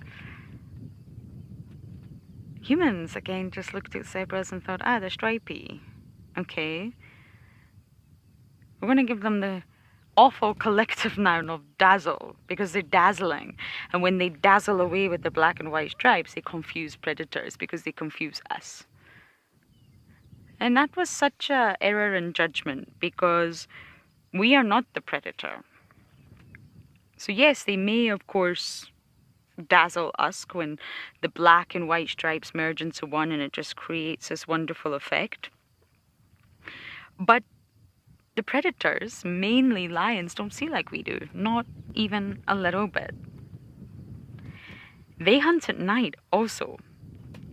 So there's no way that they are going to be looking at zebra and feel like they're dazzling and be confused through their black and white stripes. I can see a car absolutely bombing along the road, Duffy, so I think we're just gonna maybe... there's a bit of a ditch there. I was thinking about crossing to the other side, but there's actually a ditch. So just because we are dazzled doesn't mean the predators will be. They are not going to be confused by colors that they can't really see, especially at nighttime. And when they're not looking at color at nighttime, they're not even using their vision. They are in fact using scent and hearing. That's how they're hunting. We just assumed, the black and white stripes will dazzle. That's not the case at all. Duffy, there's a gorgeous juvenile goshawk there. I'm just trying to think. Just at 10 o'clock. I'm wondering if you need to move a bit more right. Why can I see him and you can't? Let me go back, so he's absolutely stunning. I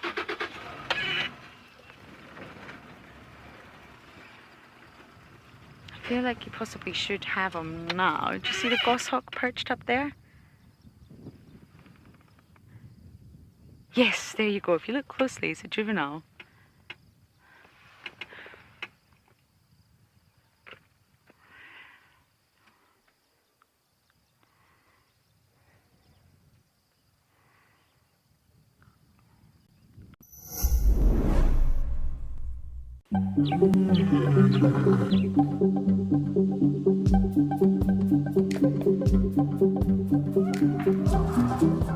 What is your role at Eco Trading? Tell us more. I'm very excited to actually be talking on a more personal level. 2, 1, live. Some early information before it kind of hits the wire. General banter, just connecting.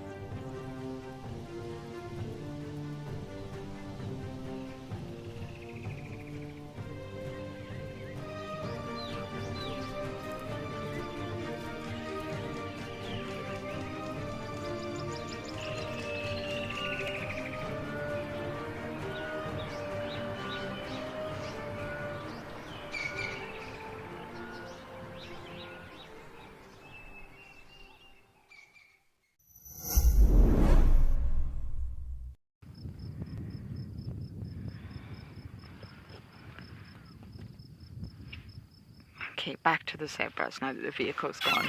I'll just move a little bit for you, Darby. Are you good? Okay, we're gonna move. I think we can go a little bit closer as well. The zebras here are remarkably relaxed. But yeah, just finishing that point, that's not why the stripes are there, and it was just assumed for so long, and it even gave rise to the collective name, and effectively it's just wrong. Okay, the dazzle's lovely, yes, it's lovely, but they're not camouflage to predators. The dazzling effect does not confuse predators. It is just quite simply not the case. If you are wondering why, it is completely to do with the insects landing on their skin. It's to ward off those blood-sucking flies. Horse flies, tsetse flies. Not only are they nasty, you should ask Davy about them. They also carry a large number of diseases that are actually fatal to zebras and horses. They're also particularly vulnerable because their coats are very short. The hair on the coat is really short. So therefore, the black and white stripes confuse the pests, the biting pests. And I believe they did this by actually filming zebras, but then also filming horses that were dressed in zebra coats. Which is ridiculous, but anyway, that's how they did it. And it showed that the flies would approach the animals because they're drawn to the animals through their scent, but they struggle to land. They struggle to land on the black and white stripes. It's not entirely proven why this happens, but that's the reason, especially out here in this kind of environment. It's definitely not for the predators. And I have said this before, but there was an experiment that on a bright day, on a really sunny day, people can actually distinguish the black and white bands of a zebra from about 200 yards away. I'm talking about the individual bands, not just a blurry figure in the distance. Lions can only do this at 90 yards away, less than half of us. Hyenas, whose vision, even worse, can only do this at 50 yards. And of course, that's on a bright day. Those distances half at dusk and dawn. Point proven. The lions are not using their eyes at night time to find the zebra, that's for sure. Even during the daytime, they're not. And at most distances, to be fair, the black and white would probably even blur into just a big grey. And I read a funny quote once that to a hunting lion, a zebra would probably look like a donkey. Because they know it's hunting a zebra. And again, it just goes based on our bias of judgment. We assumed, because vision is a sense that we rely on.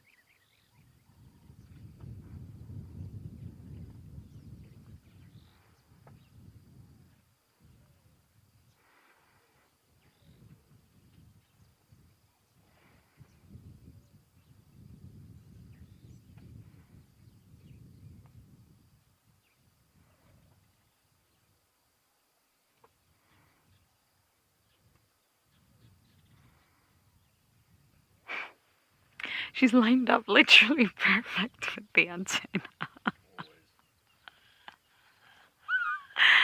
Oh, you should see Davy's face. Honestly, the stuff that happens out here in the bush, you just couldn't write it. You could not write this stuff. She aligned herself up sorry, my bad.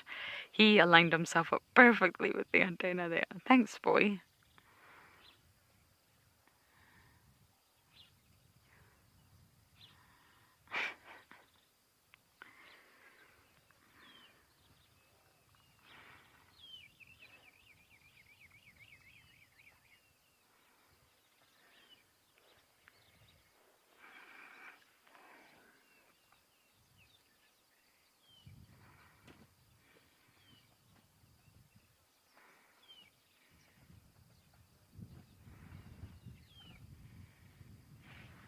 reality, a lot of the animals are in much better condition these days, and the impalas that I have seen are looking fantastic.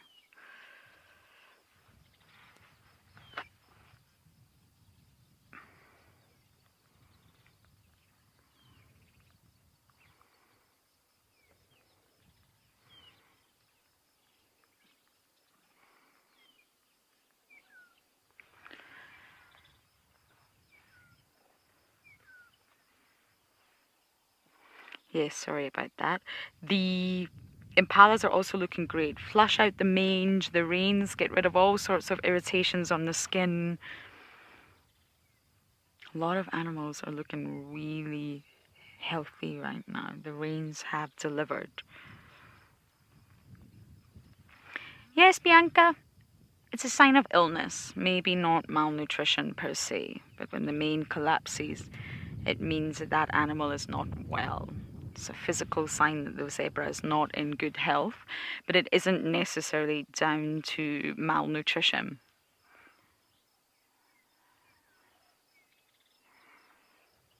It's the one way to tell if a zebra is not well. It could be a disease, injury, bacterial infection, not necessarily malnutrition.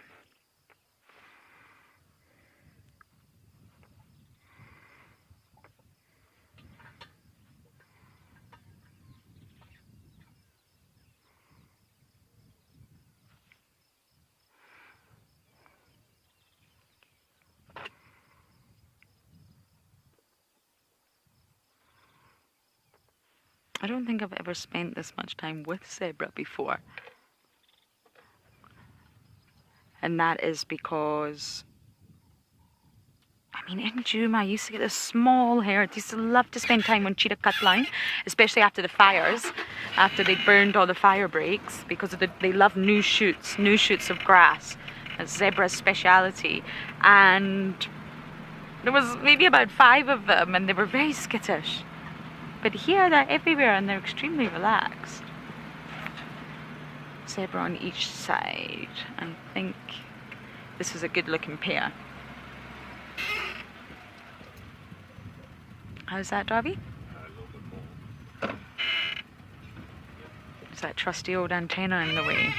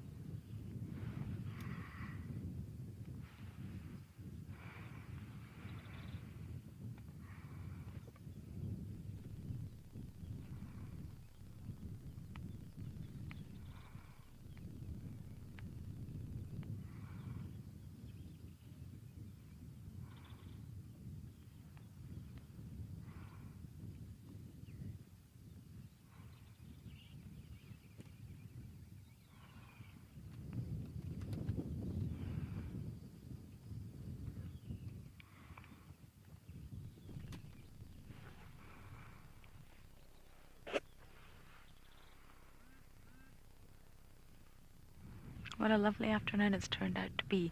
There are dark grey clouds everywhere, but nothing like yesterday, so hopefully we're in the clear for this afternoon. But as we sit here with our zebras, we're going to send you guys over to Lisa, who's now in Mashatu.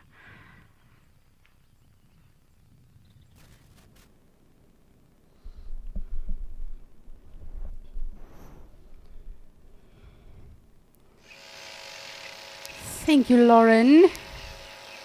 I always enjoy spending some time with zebras. They are just beautiful animals. I love photographing them. One of my favorite by far. I'm just spending some time with a spur-winged goose who is now taking a little bit of a dip. Not too active though, nothing excessive. But just enjoying the water a little bit. It is becoming a bit overcast again here in Mashatu, so who knows what that means. With the weather we see often, in all of our locations. Djuma, Madikwe, Ukukoyo, Mashatu, Amakala, Kariga, literally everywhere. You can expect one thing and then it just completely changes. Completely.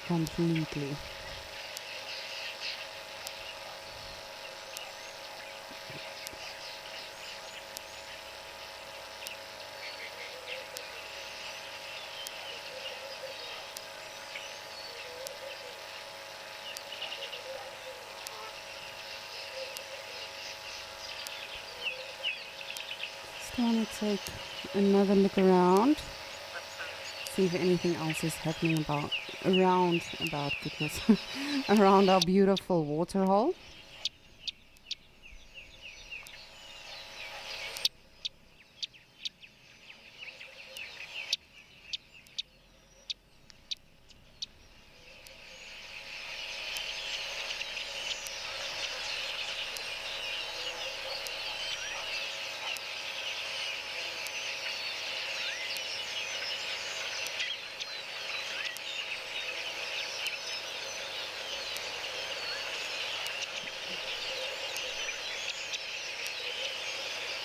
And you can hear the cluster of birds that is vocalizing right now. Those are the quillias. I'm just trying to see where they are. They are most probably behind us, just out of reach. But let me quickly have a look-see, because it is brilliant to have them back. We've had quite a few spectacular sightings of them over the past few months here in Mashatu.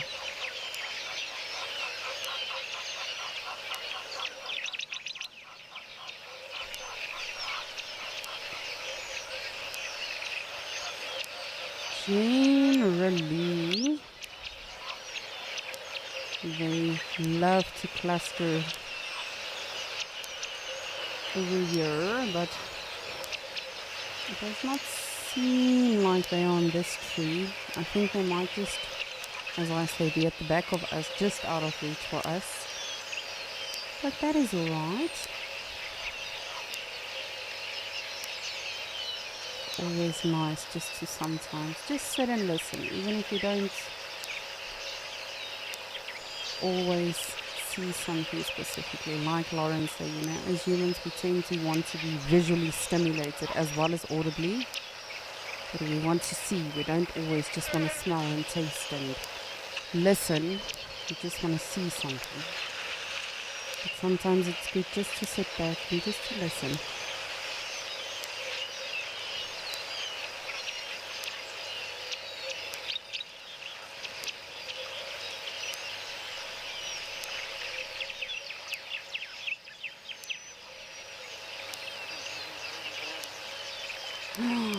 Did you guys see that? There's something at the back there.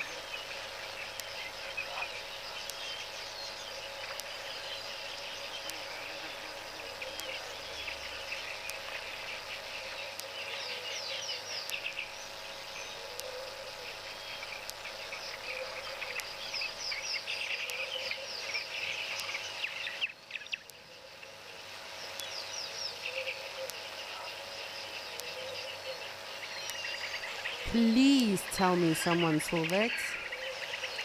Literally to the far left of your screen, there was like just sort of a black flash. I'm not sure if it was a jackal or what it was. I'm just gonna see if it comes out in this tiny gap here we have between these two acacias. Just wanna have a look-see. I think Mashatu is playing tricks on me today. Imagining impalas that's bolting. And now apparently a black flash. Just give me a second or two. I just want to see if it's actually going to come back out.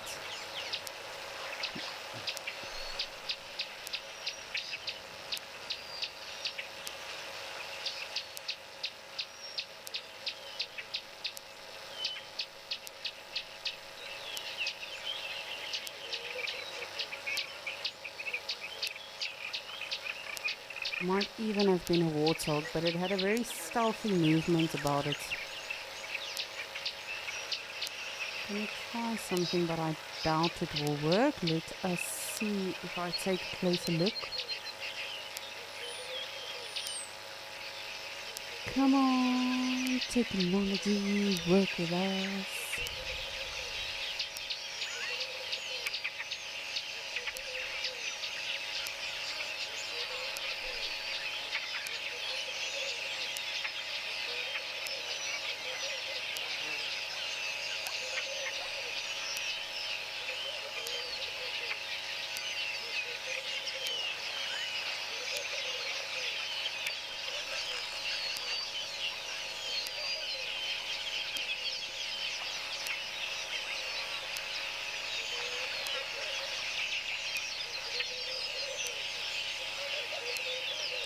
I'm going to show you where I originally saw the black flash. So it was, ooh, there's our Aquilias.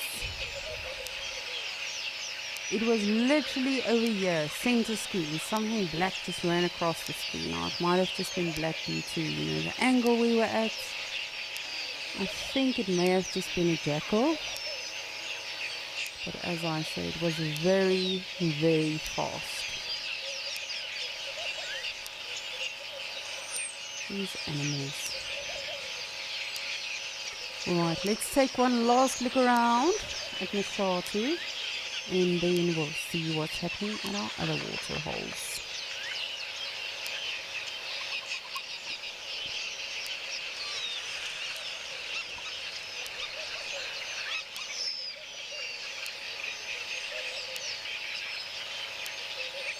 These Aquilias are definitely just out of reach for us, just at the back of us. But that's alright. We shall catch you guys when you come down for some water.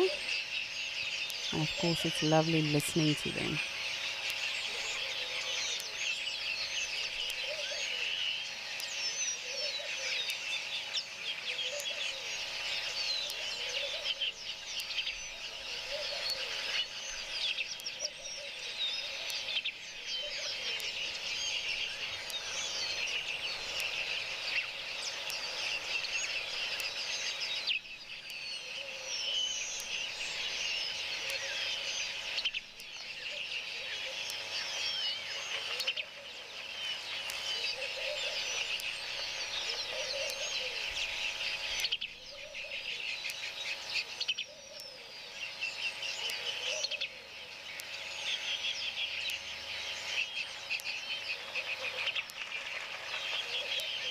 Spur-winged goose is having a bit of a bath.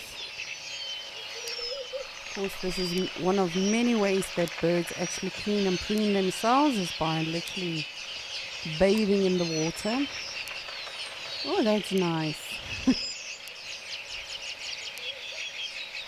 Of course, they can also sunbath with the direct heat hitting their feathers. That will sort of irritate the parasites and everything that they might find on them. Oh, that's nice.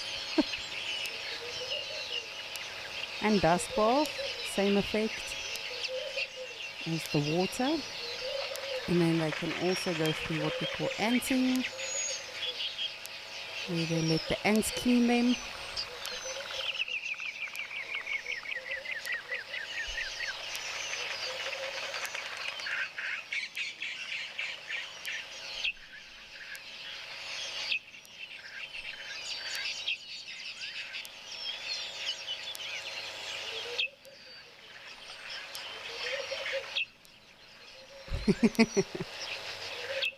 There you can actually see those spurs on the wings that they use to defend themselves, and also when they are fighting with one another, that is also what they will use to sort of injure each other, actually, as malicious as that may sound. At the end of the day, everything in nature boils down to dominance.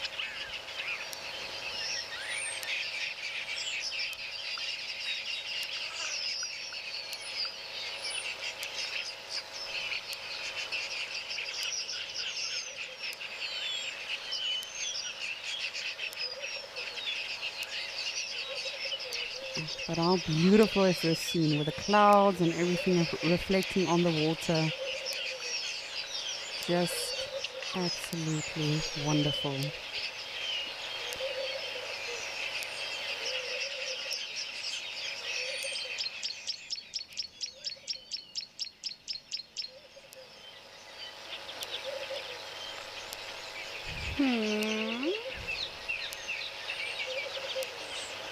Well, it seems fairly quiet apart from my imaginary impala and my imaginary black flash. It does not seem like there are a lot of animals around. And they might be, they might just be out of reach for us, behind a tree line or just further away from the water hole, we never know. So I will definitely keep an eye on Mashatu, see if my black flash comes back. But in the meantime, let us head on over to Ukokoyo and see what's happening there.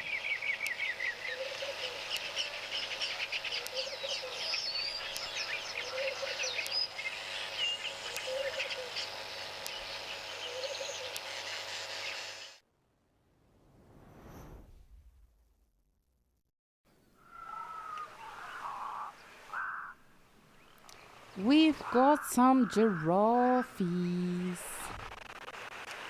Giraffes. Kameelperde. Lauren mentioned earlier on that people do say they have a lot of similarities to the camels, and in Afrikaans you would literally call them camel horses. Oh, I love it when they come around midday, because generally the giraffes are like the rhinos. They either come, late to the afternoon as soon as it's cooled down a lot, but it's always so brilliant when they come midday.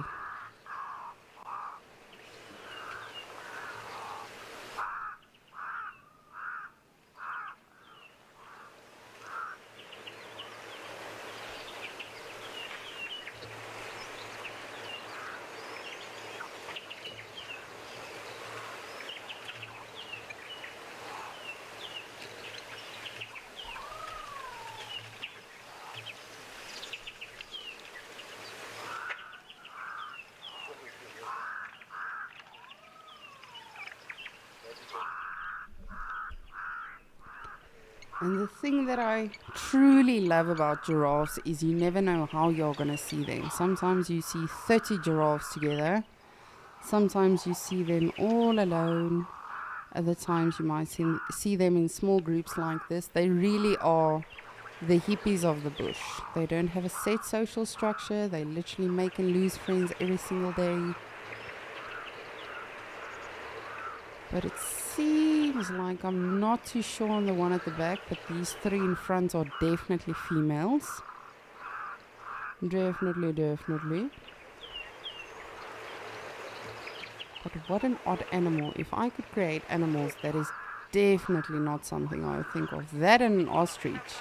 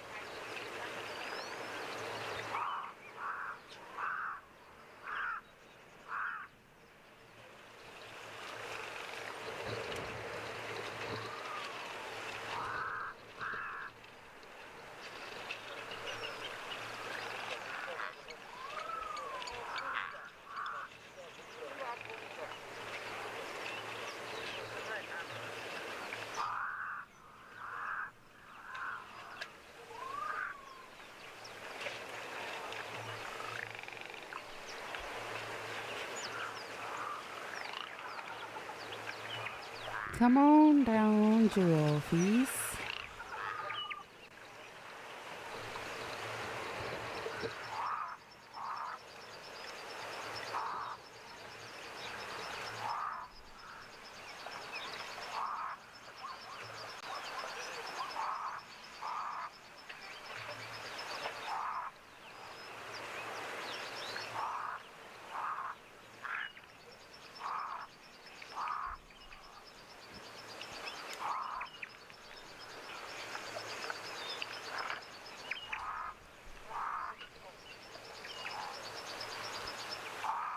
You can see some kudus just to our left as well under the trees.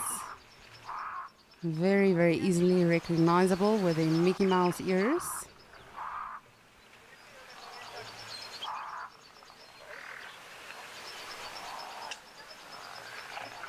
And then of course some zebras.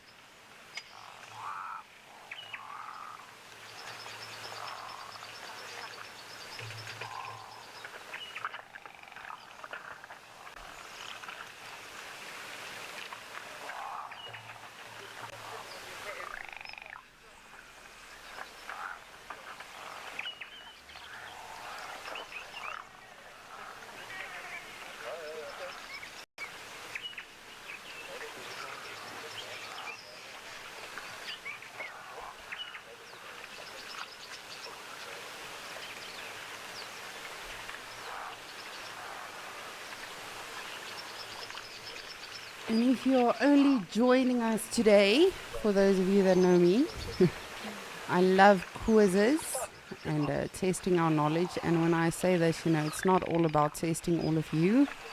I test my own knowledge as well, because I do tend to lose it a bit sometimes. Specifically, you know, if you see a lot of the same animals over and over again, you tend to forget about the other animals.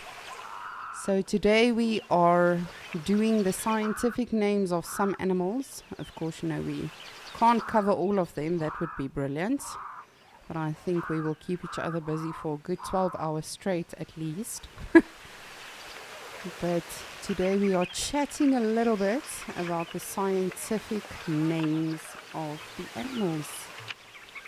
And you know, it's not crucial to always know these things, specifically if you're on safari with people that have not been on a lot of safaris or might be joining for the very first time in their life. People are not very keen on, you know, hearing about the scientific or the Latin names of these animals, but it's always good, you know, just to sort of every now and again taste yourself. I know I myself definitely need some tasting.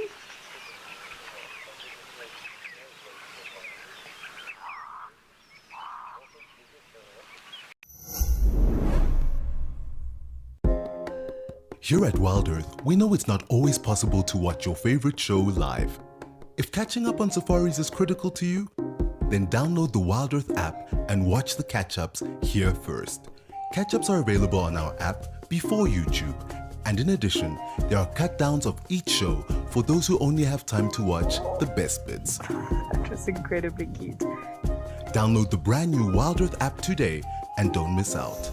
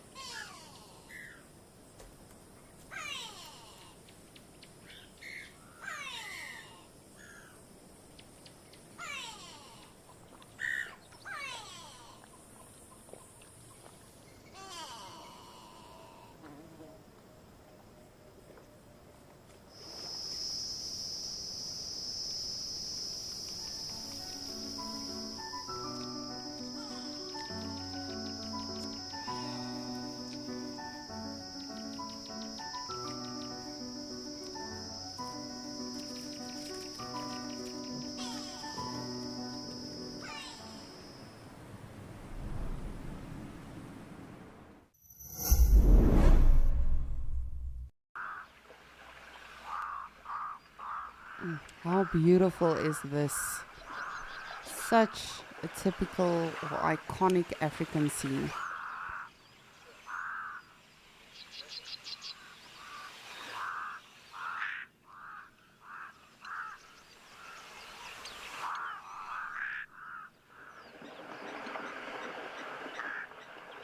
Ooh.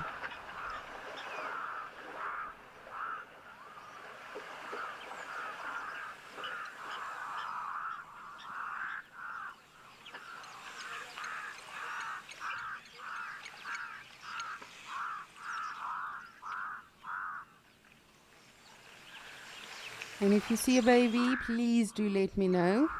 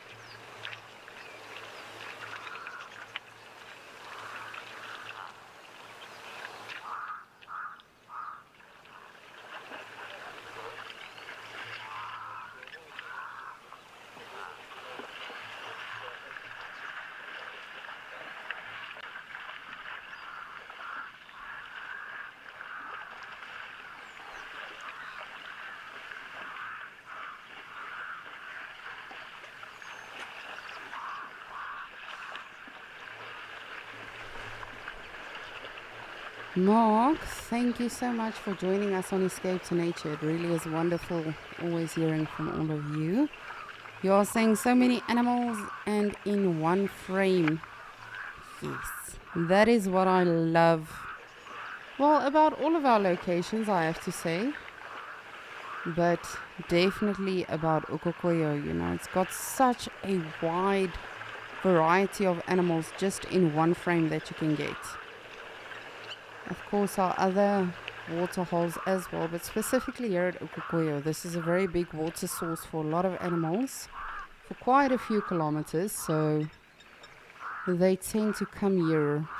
So like you can see, we've got the springbok, zebra, generally we've got the wildebeest as well, we've got the kudu, the impalas, lots and lots of animals.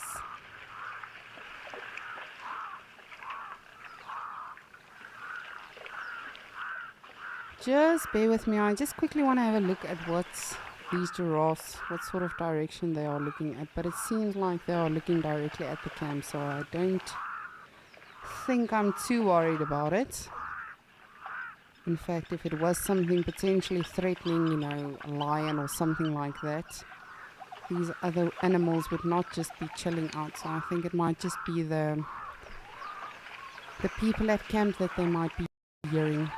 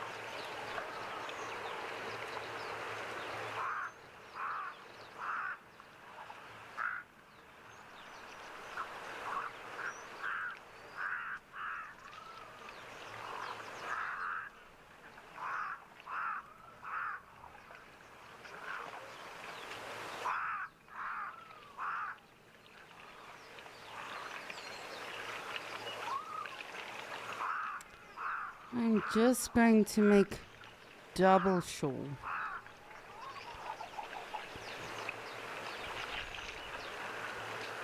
For those of you that have spent some time with me on Escape to Nature, you know I like to rather make triple sure of something.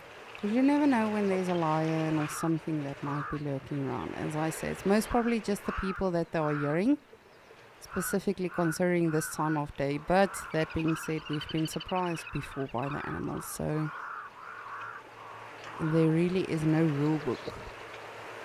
There's generally guidelines that we can follow, specifically with predators. Yes, they won't necessarily be active this time of the day, etc., etc. But I mean, we don't know what's going on in that animal's life. Did it potentially just try to hunt? Might be thirsty, might be looking for something or someone.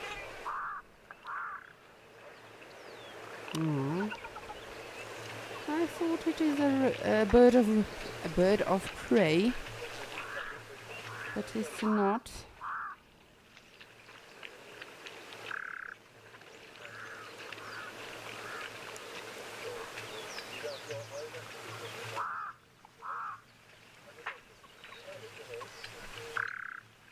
Ooh, hello, Oryx.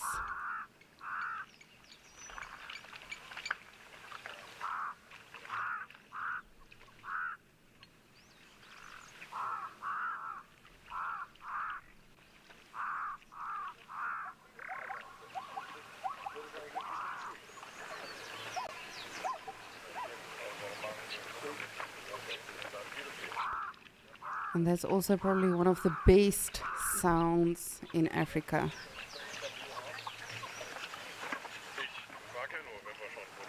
It's that call of a zebra.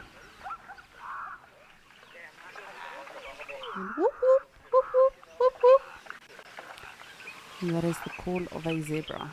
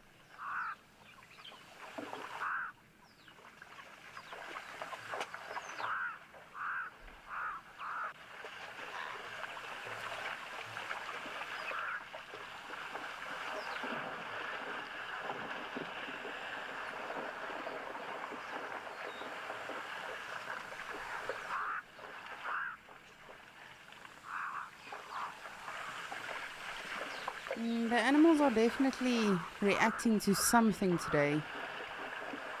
As I say, I don't think it's too serious from what I've looked around and everything. Everywhere I can't see anything. But we've seen this sort of behavior throughout the day, since this morning. It's not the kurus, it's the oryxes. Maybe they've got some... Maybe someone spiked the punch. There's something in the water that's making them a little silly. But again, isn't that just the beauty about it? I know Lauren spoke about it earlier. I also love discussing that. You know, there's only so much that we know about animals and will ever, know about animals, cause I don't think we will fully ever even begin to realize what's going on, and much less, just in a simple scene and frame like this. What's causing that zebra to run now? What has been causing them to trot in and out of the water, get a fright, and then run off again? Because even though we are observing it, we have no idea what's going on in these animals' minds. We don't know what they are smelling, what they are going through.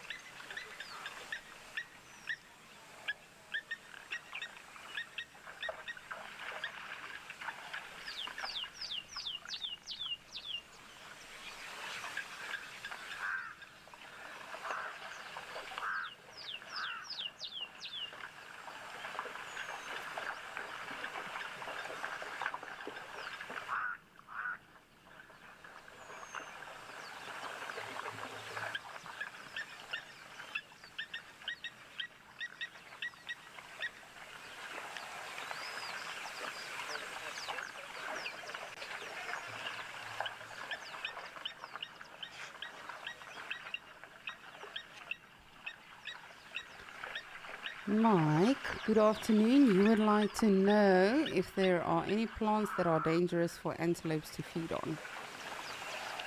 Yes, definitely. I'm just, sorry, I'm just trying to, let me grab my bush Bible and I shall tell you. A violet tree, definitely. That is definitely a poisonous one, but with regards to actual, because you get trees, you also get actual flowers and plants that are very, very poisonous to them. So the very big one, sorry, I'm just scanning through my little bush Bible. It is not at all little. It is rather large. But it is I'm just trying to get to the scientific name, since we are discussing the scientific names of the different species today. But it's a poison apple. It's a small flower. Ooh, what is that bird?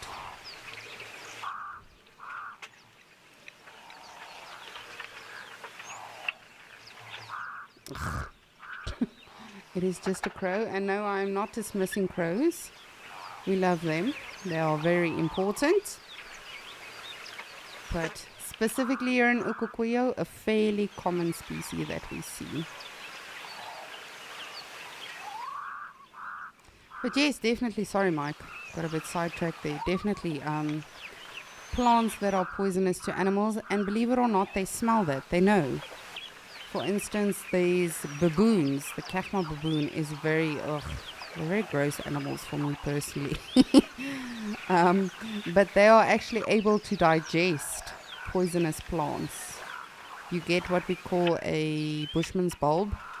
They can digest that. It's highly poisonous to, you and I, or even to vervet monkeys. Our digestive system is very similar to those of the vervet monkeys.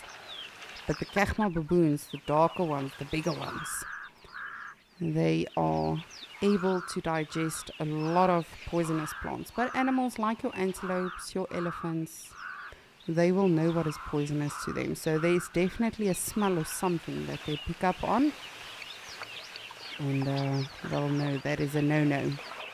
And I always think, when we as naturalists study about these different plants and trees and everything, how many people had to suffer the consequences, for us to know today that that is a poisonous plant, or that is a plant that could potentially be terminally dangerous for you. And I'm not laughing because I made light of the situation. I just wonder, the flowers, the plants, everything.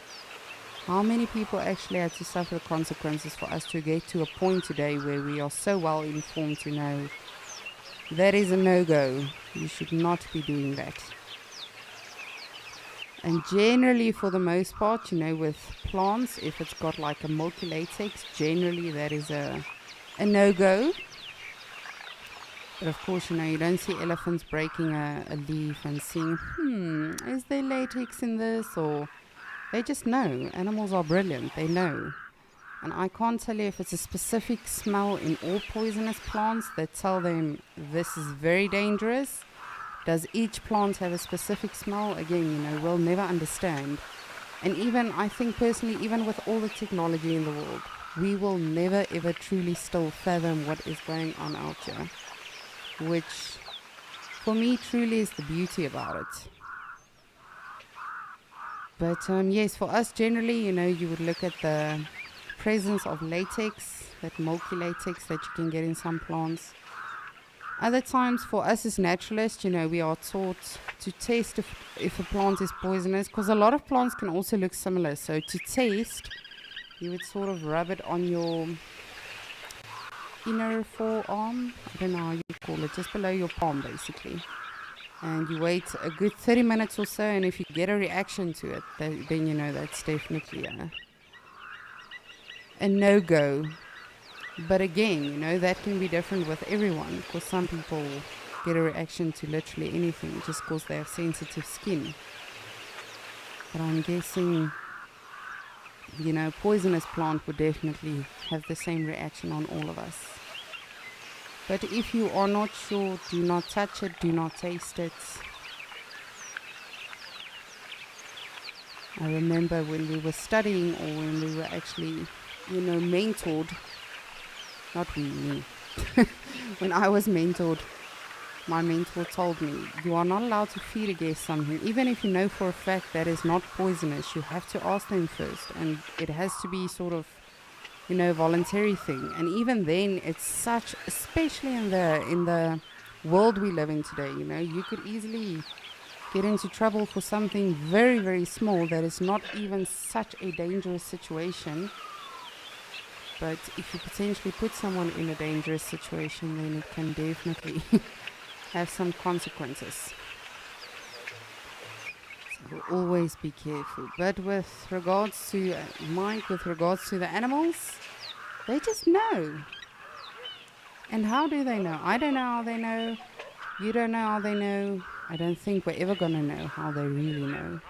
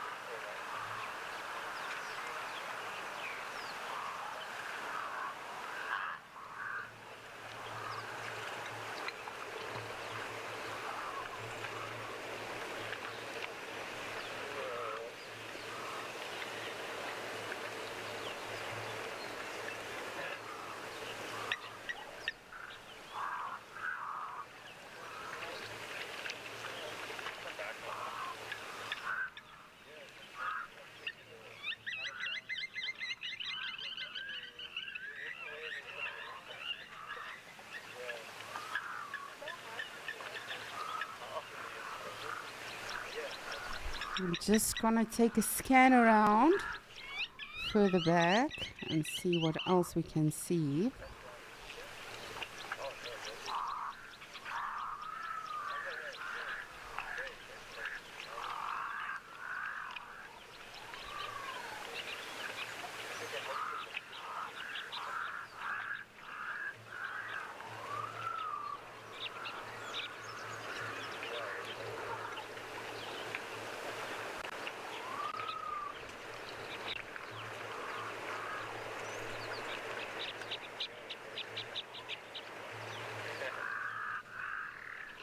And you can also see, I can't see if it's impala or springbok. Actually, I just want to have a look, because the one to the left has got very weird legs, in my personal opinion. And it's just the way it's standing. Those are impalas. Just trying to get as much shade as possible.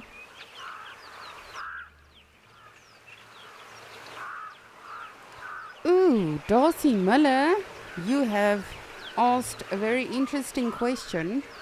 As I say, I love it when you guys challenge me as well. We keep each other on our toes and we learn as much as you can. You are asking, what is the longest scientific name of an animal that made it into the Guinness Book of World Records? Darcy, I have no idea. I'm sorry, I do not know. But I can research it or cheat. Then I'll get back to you. But thank you. That is a very interesting question. I didn't even know, there is one that actually made it into the Guinness Book World of Records.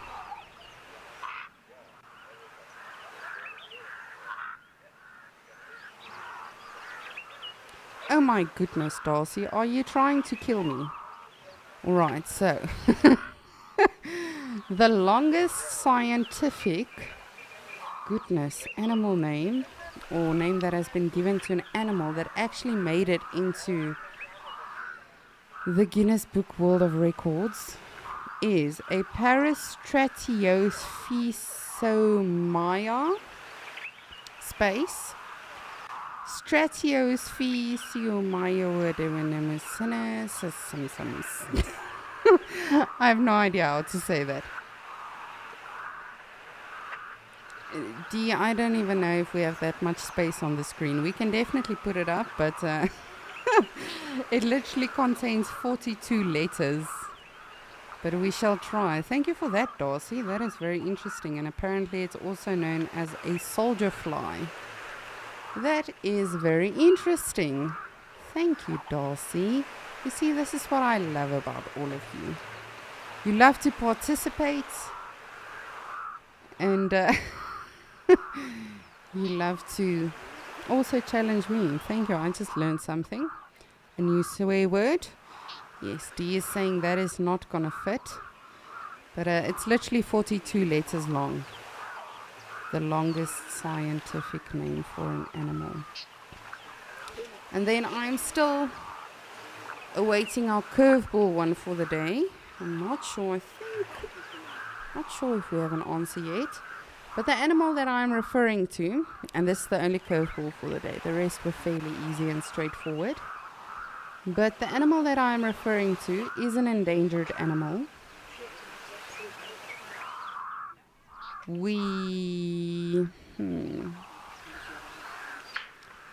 I'm just trying to...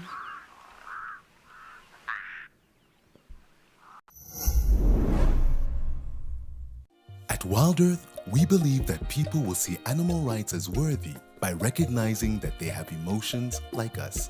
In support of Animal Rights Day, we are hosting Quiz Mania. Teams will pit against each other in 2 days of interactive fun on The Sunset Show. How cool is this? To enter, form a team of 2 or more people, fill out the form on our website, and name your team. See you there.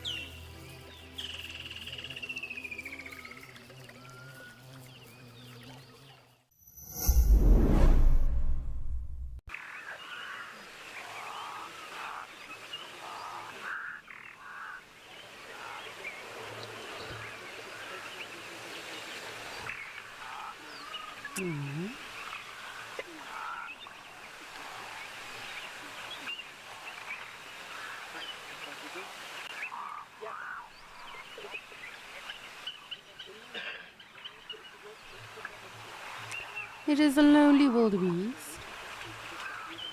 And you know, of course, wildebeest, even though they are herd animals, often you will see males that have not yet sort of found their friends and their girlfriends and everything, they will move around alone like this. And the interesting thing with the blue wildebeest specifically, they don't go out looking for females. Get this. They will rub their faces in like a patch of soil and then lie there all graciously and wait for the females to approach him. Like, what kind? I know it's 22, but seriously, dude, it's a bit odd. Ooh, we've got a question from Arctic Circle. Good afternoon. It's always wonderful to hear from you too, and from all of you, of course. You would like to know, do newly discovered species or subspecies still get Latin scientific names even today in modern times? Arctic Circle, to my knowledge, yes. As I say, you know, for you and I, the regular safari goer, scientific names isn't all that. But scientists and the people that actually research animals and, you know, make the information available to all of us definitely need that, and they go according to that. As I mentioned earlier, you know, sometimes I literally had guessed. I remember I had a biologist, and even though, you know, he didn't specifically, what do you call it? Like, his main field wasn't wildlife. He knew, I promise you, literally every scientific name. I felt so silly for 3 days straight because I didn't know my scientific names. I was just like, but I don't work with this. And he said, it doesn't matter, you need to know it. I felt very, very silly that for that visit that they were there. But yes, definitely, they do go according to that. And even, you know, in the studies that we do as naturalists, let's say you are someone that is only now getting into wildlife or whatever you are doing, you still are learning and studying about that. So definitely I would say it's something that will probably still be around for quite some time. But who knows, you know, everything changes. We can never always say this is going to be the case. Life is ever changing.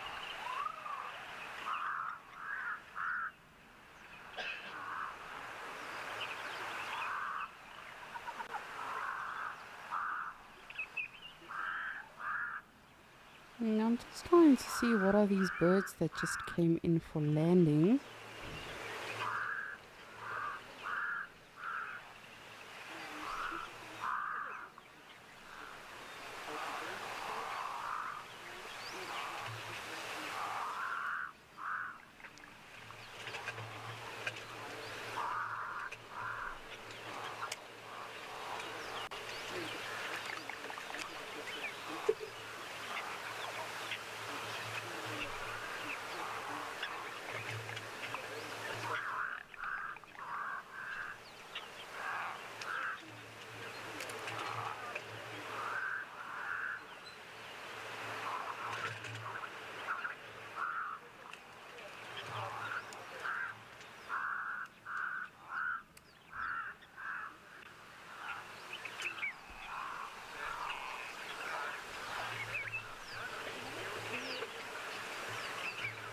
Come on, heffalumps. We really would love to see you today. But luckily, Lauren Lauren has had a brilliant sighting of elephants today. I'm always just so happy, you know, as long as one of us just gets to embrace elephants for the day. I feel that elephants are very, very therapeutic. For me at least. I don't know about all of you. Maybe you feel that way about lions or wild dogs or whatever your cup of tea may be.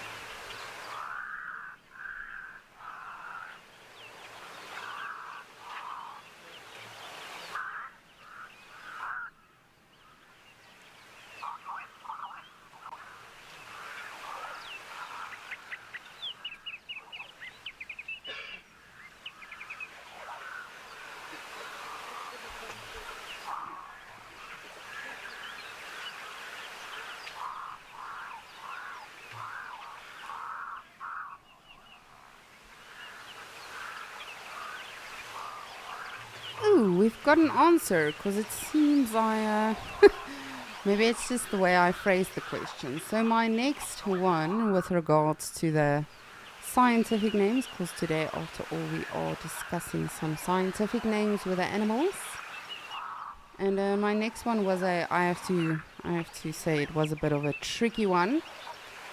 So it is an endangered animal. The first part of its scientific name starts with an M, like for mammal. And then the second, a T. And Michelle, you are saying tough question. I think the answer is Myrmecophasia tridactyla. Goodness, we are swearing at each other today. And apparently that's an anteater. That is a brilliant guess. I can't speak today. That is a brilliant guess, Michelle, because you are not too far off from what it is. So the one I am referring to is A. No, I'll still wait a little bit. Just want to see if anyone else gets it. It is a tricky one, and specifically the way I phrased it. Endangered animal. And Michelle, I want to tell you, you are very close, because a lot of people do confuse these animals. Definitely confuse them. But this was the only curveball for the day. You know, I've been pretty easy on all of you. We've had a pretty good day with regards to guessing and just having fun with each other with this.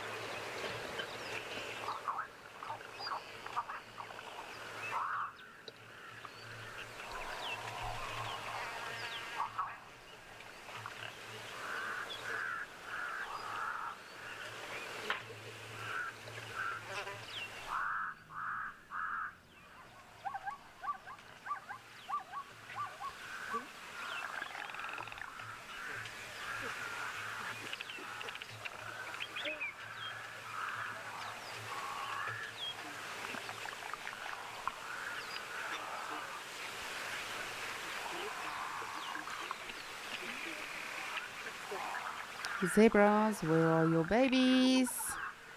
That is the entrance fee today.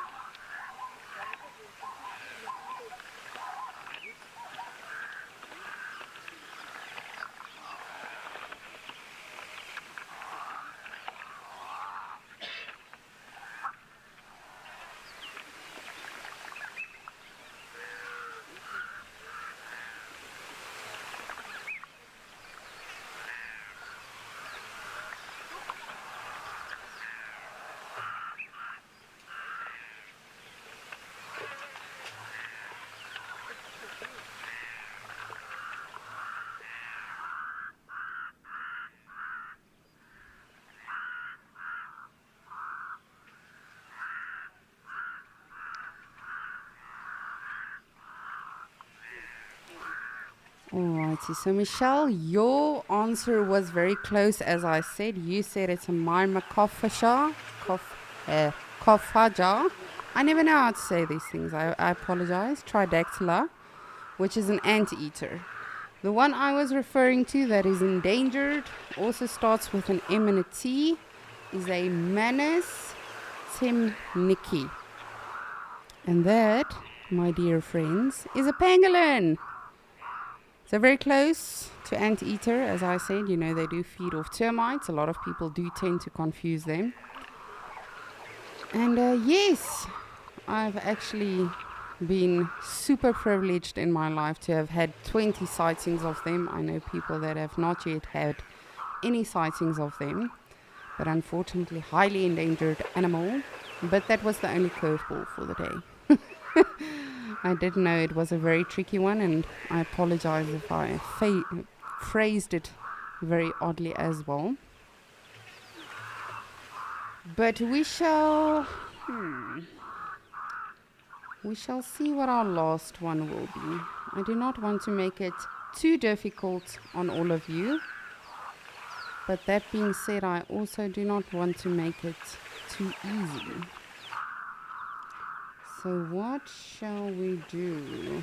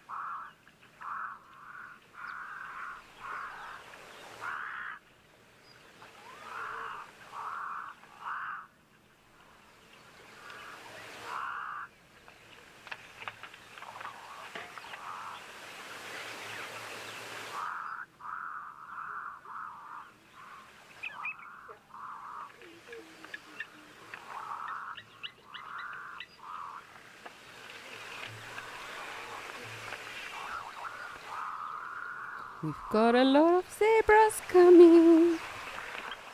Hopefully they've got some babies.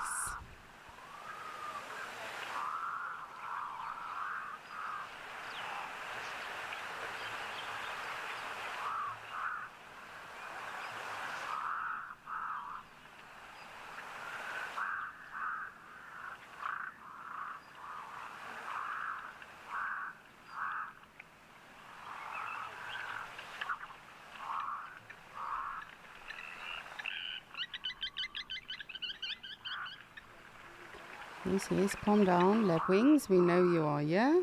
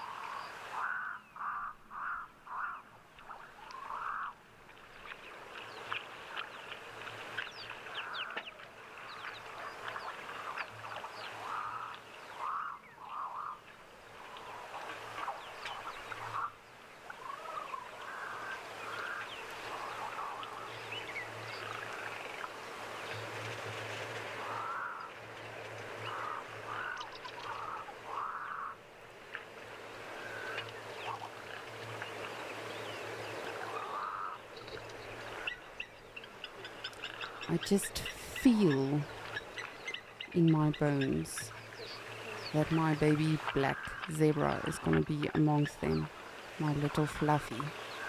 I don't know, but I really do hope so. I've not seen it in a couple of days, actually I think a good 10 days or so. So it would make me very, very proud or happy to see that it is still alive and well. As I said earlier today with the warthogs in Juma, you know, it really starts to feel like your own children, just like Tristan and the leopards and, you know, all of the naturalists with the different animals in the different locations. And even though, you know, you may move from reserve to reserve, not just necessarily at Wild Earth, you know, when you go from one reserve to another and a colleague lets you know, oh, by the way, you've been gone 10 months, but this is how big these lions are, whatever the case is. You really do feel like a parent that is just watching their children grow up way too fast. And specifically with that tiny black fluffy zebra we have here in Ukokoyo, it's, for me, I'm always so anxious to see it. Because it definitely is a very, very interesting zebra when it comes to the actual markings. Ooh, before we do our last scientific name, D, let's do a quick guess of how many zebras are coming down now. I guess 45. What do you think, D?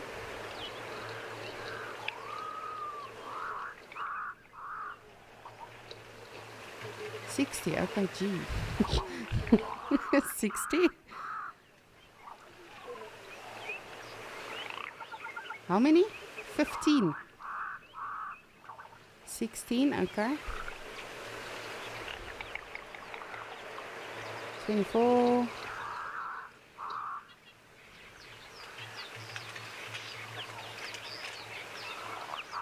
And D, what do you say?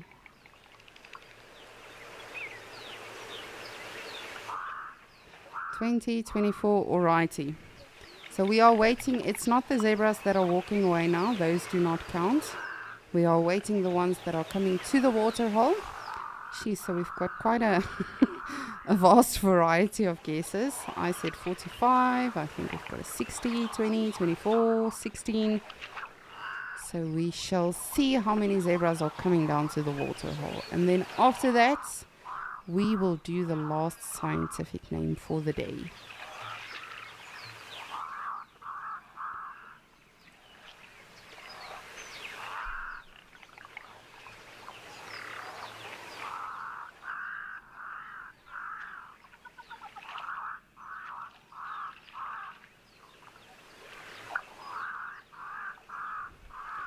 Come, zebra.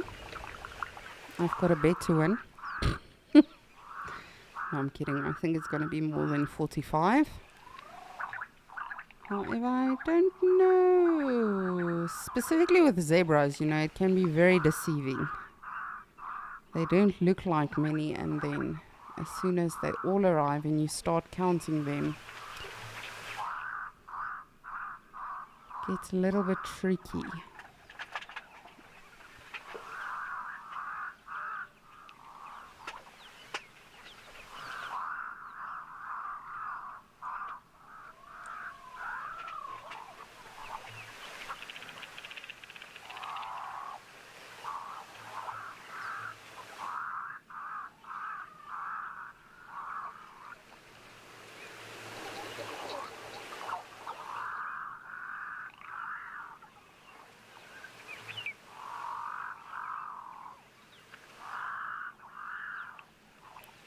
There's definitely quite a few zebras here. So I mean my tiny one has to be here somewhere. Oh, look at that giraffe on the tree line. You can barely see it moving. You just see the sort of silhouette moving against the trees.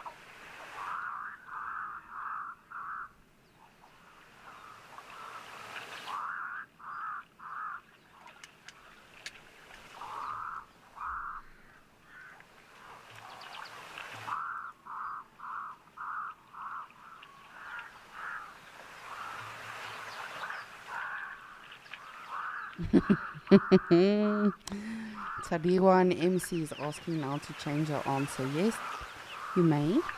Quickly.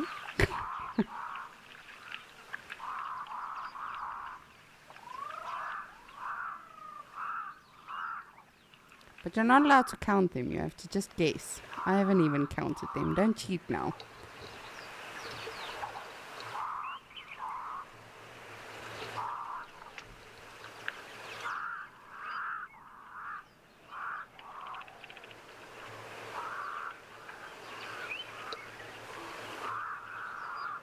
Oh goodness, now everyone's changing their minds. 50 and 66 and 43 and we shall see now when all of them has arrived.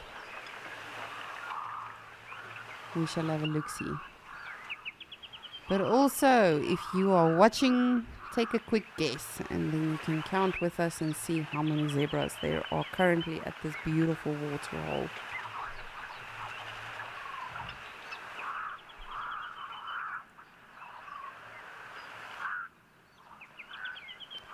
Just always tricky trying to figure out how they're gonna spread out.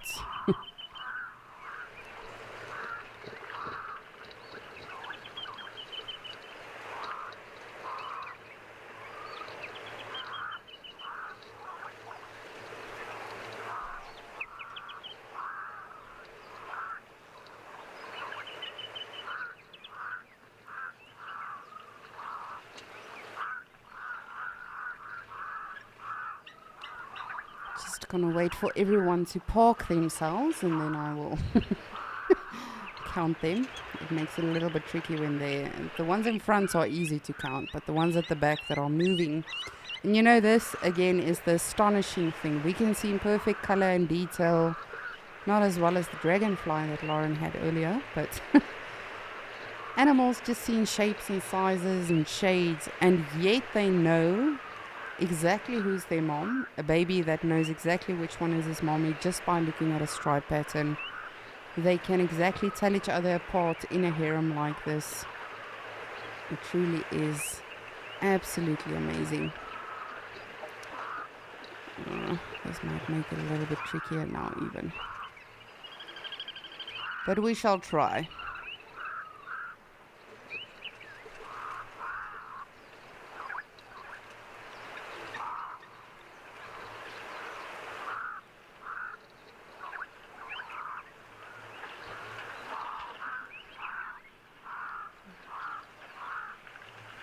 I'm up to 32, but they keep confusing me.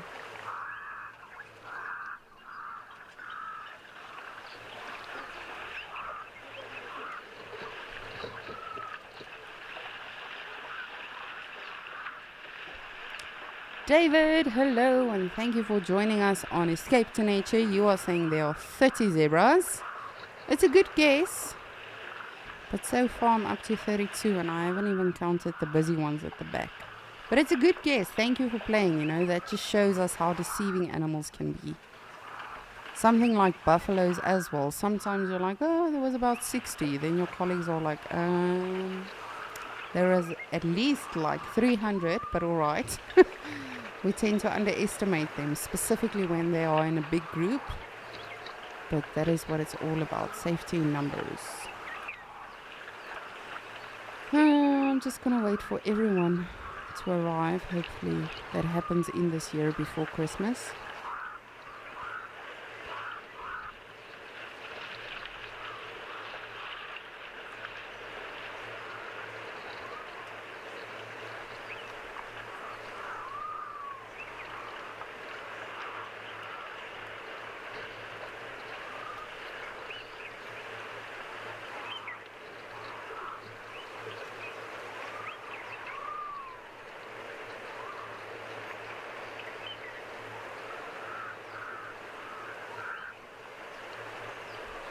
Right, we are going to attempt this. I can't say that it will be easy, but let's try.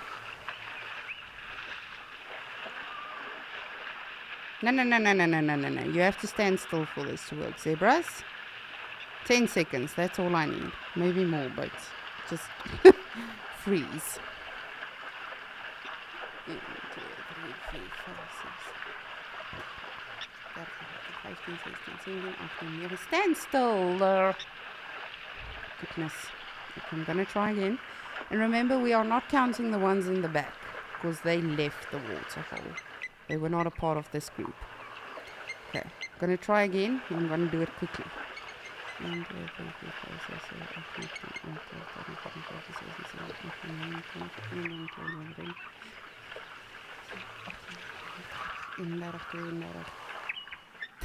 34, 35, 36, 37, 38, 39, 40.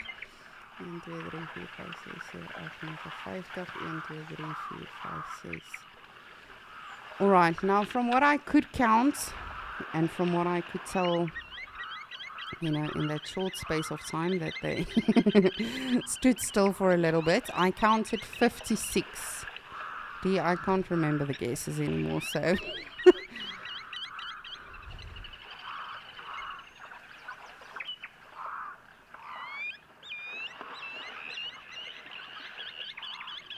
Yes, so you are the closest then, Nadine. You said 66, so you are... And again, I might have missed someone. It is tricky when they stand together like that. So, easily in frame now, over 60 zebras that we are looking at. How amazing is that? And again, just shows you how deceiving it can be. You don't think there are that many animals together at once. And that is just one species. We haven't counted the springbok. We haven't counted the giraffe that was walking in the background. We haven't counted the kudus or anything else. Not the birds.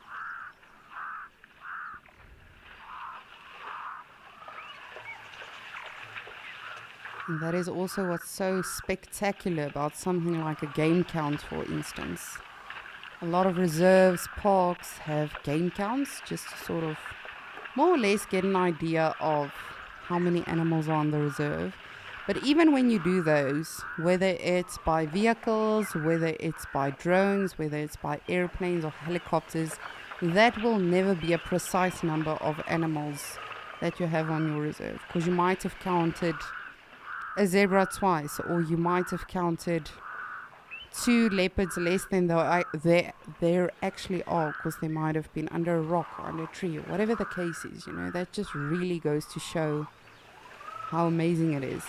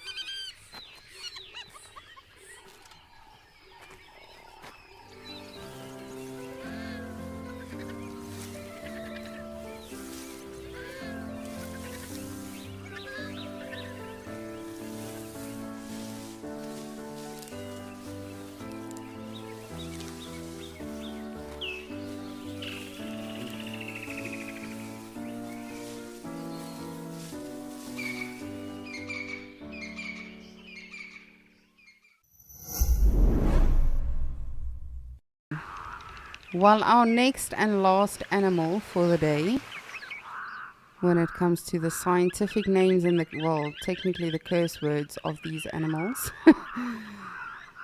is a cat. Very beautiful animal. Well, I mean, that doesn't make it easier on you, because I think everything's beautiful, except for a baboon and a hardy-da. And I'm not going to say the name. I'm just going to ask my awesome director to put it on the screen for you. What animal is this? It is a cat. It is not a Panthera leo. What animal is that?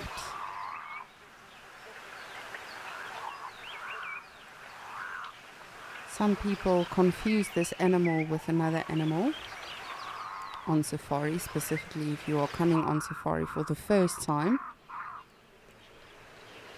It is not something that we see too frequently on Wild Earth, so when we do see it, it is pretty epic.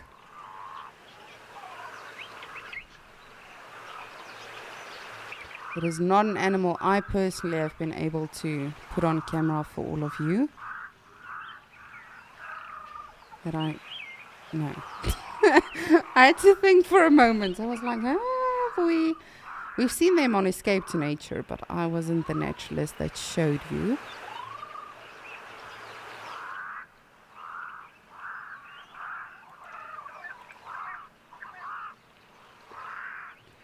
And if you did not get a good look at it, just let us know. We'll put it up again.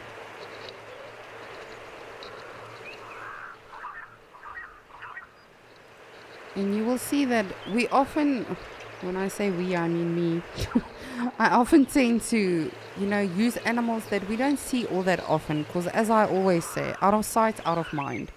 Just like we spoke about the other day, with regards to endangered animals. You tend to think that, we do remember these animals and how important they are and everything. But it's not the case. We are human after all. We've got very puny brains with regards to remembering things and things that are important and paying attention to those things and taking guardianship over Mother Nature. But at the end of the day, if you don't see a certain animal for so long, you tend to forget that it's important too. It does have a role too. For myself, specifically snakes. I have not yet seen a snake on camera. So I definitely would love to still show you a snake. But the specific animal we are referring to, we definitely do not see often on Wild Earth.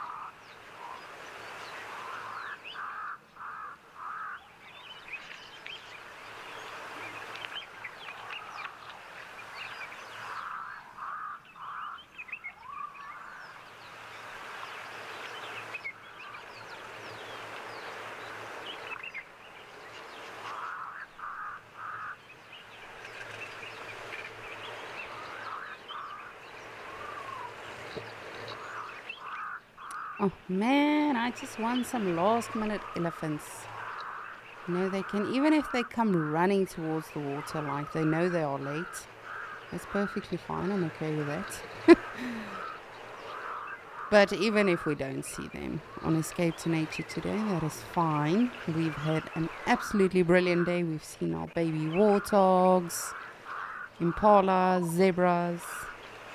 I saw the baby oryx, which hopefully tomorrow I'll get to show you, or sometime this week.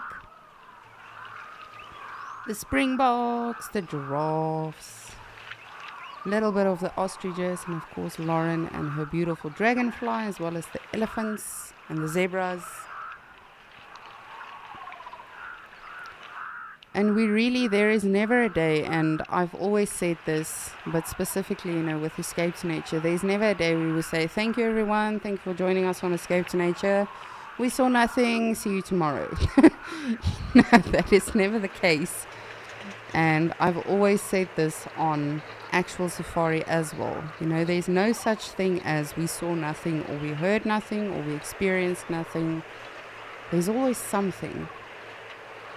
Always something. And even though we didn't see our impala giving birth, that's fine, I'll try to negotiate.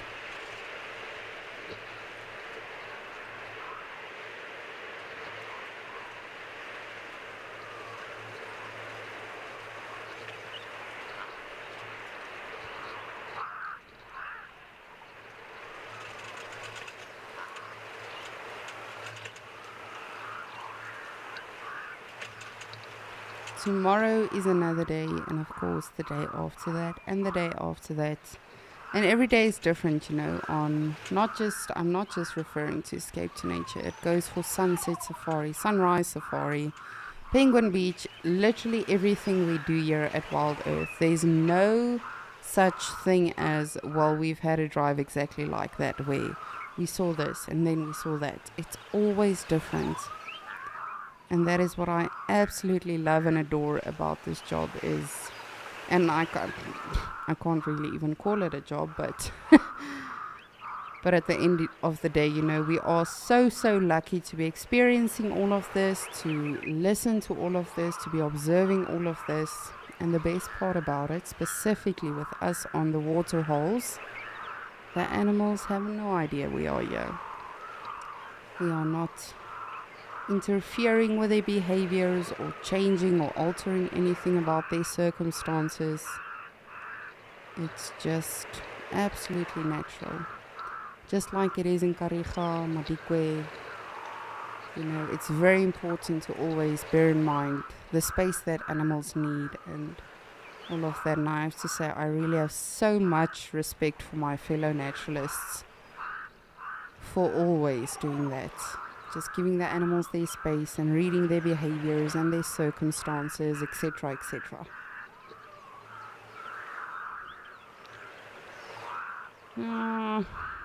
These crows keep getting me excited today.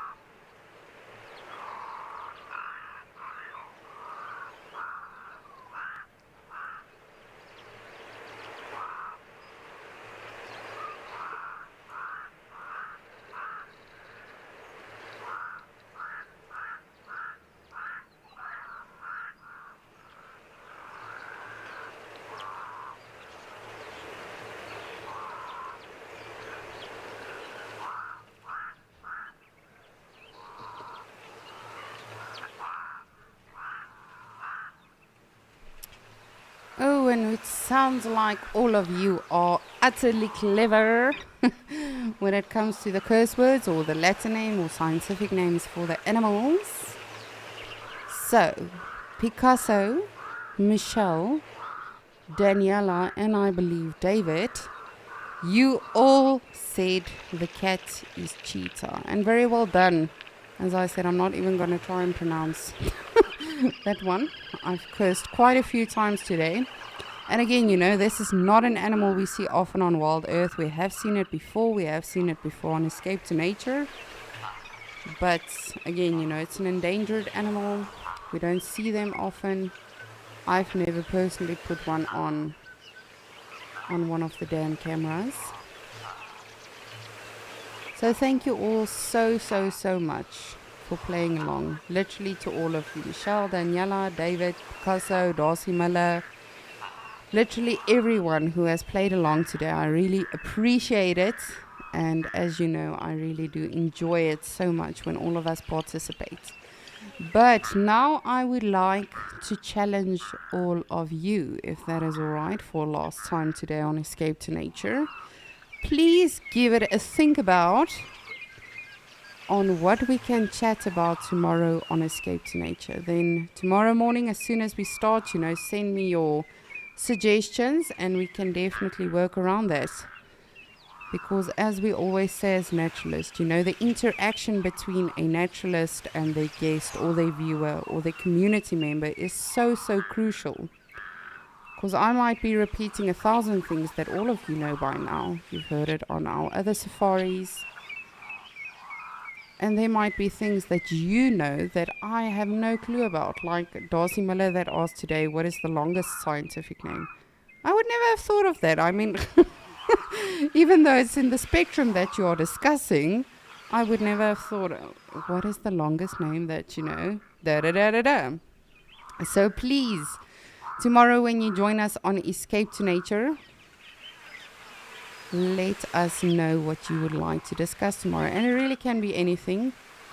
As you all know, I get utterly excited about things that matter, you know, when it comes to animals and Mother Nature. So if you would like to perhaps talk about global warming or hunting, or even if it's a sensitive topic, you know, we'll work around that.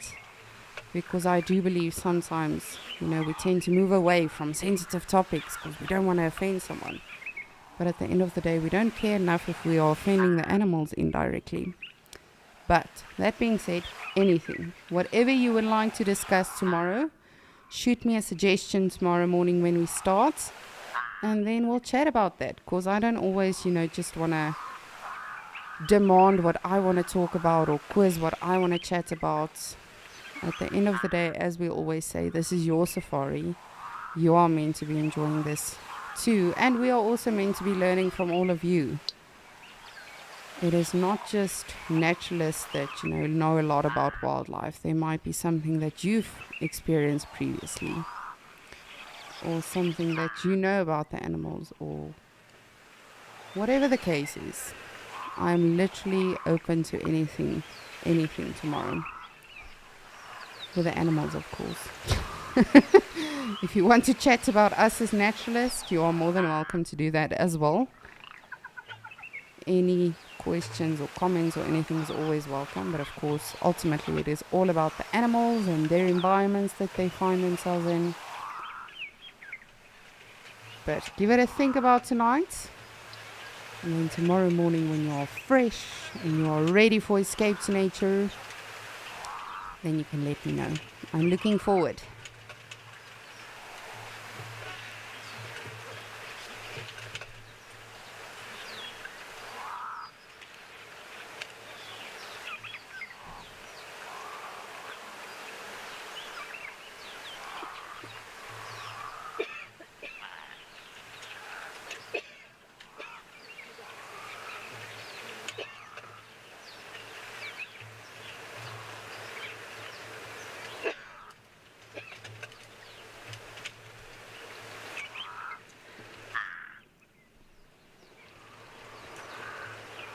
And if you were able to join us today, whether it was just for a little bit of Escape to Nature or the whole journey, I really want to thank you from the bottom of my heart. For myself here in Ukukoyo, as well as Mashatu and the Juma Dam Cam, of course. And then Liam in Kariga, and then the lovely Lauren in Madikwe. We really, really thank you all so much. And then, of course, thank you to all of our directors and our tech teams and everyone. I don't think we say thank you enough to them as well. But most importantly, thank you to all of you that joined us today, that asked all of your questions, that gave all of your comments and your answers to all of my ridiculous Latin names for the animals. In my defense, I didn't make them up, I just mispronounced them. But as always, thank you. It's been a brilliant day. We've seen a lot of lovely things. Hopefully tomorrow my elephants will come around. We shall see, but please do join us again tomorrow. Same time, same place, we'll be doing the same thing. And as I said, definitely give it a think, or rack your brain a little bit on what we can chat about tomorrow. And it doesn't necessarily just have to be a quiz, you know. Sometimes it's good just to have a good chat about something and learn from each other and get each other's opinions on everything. Because we are all different. We all have different opinions and outlooks on life and animals and the environments and everything. So I'm very, very, very excited for all of that tomorrow. But again, from myself, Lisa, here on the different dam cameras, as well as from Lauren in Madikwe, and then of course Liam in Kariga. Thank you so much for joining us today on Escape to Nature, and thank you as always for participating and just including us in your day and making us a part of your safari.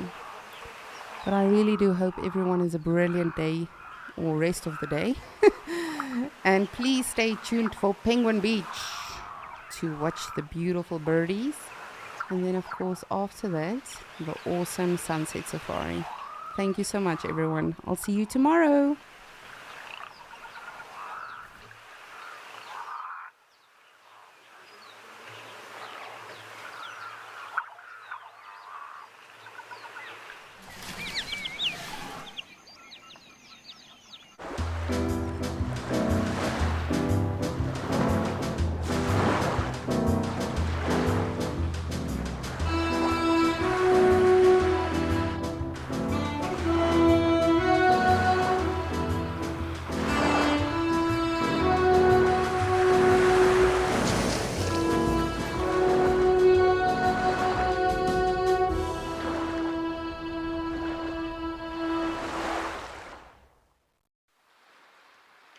Good afternoon and welcome back to Penguin Beach. It is turning out to be a stunner of a day down here in Betty's Bay.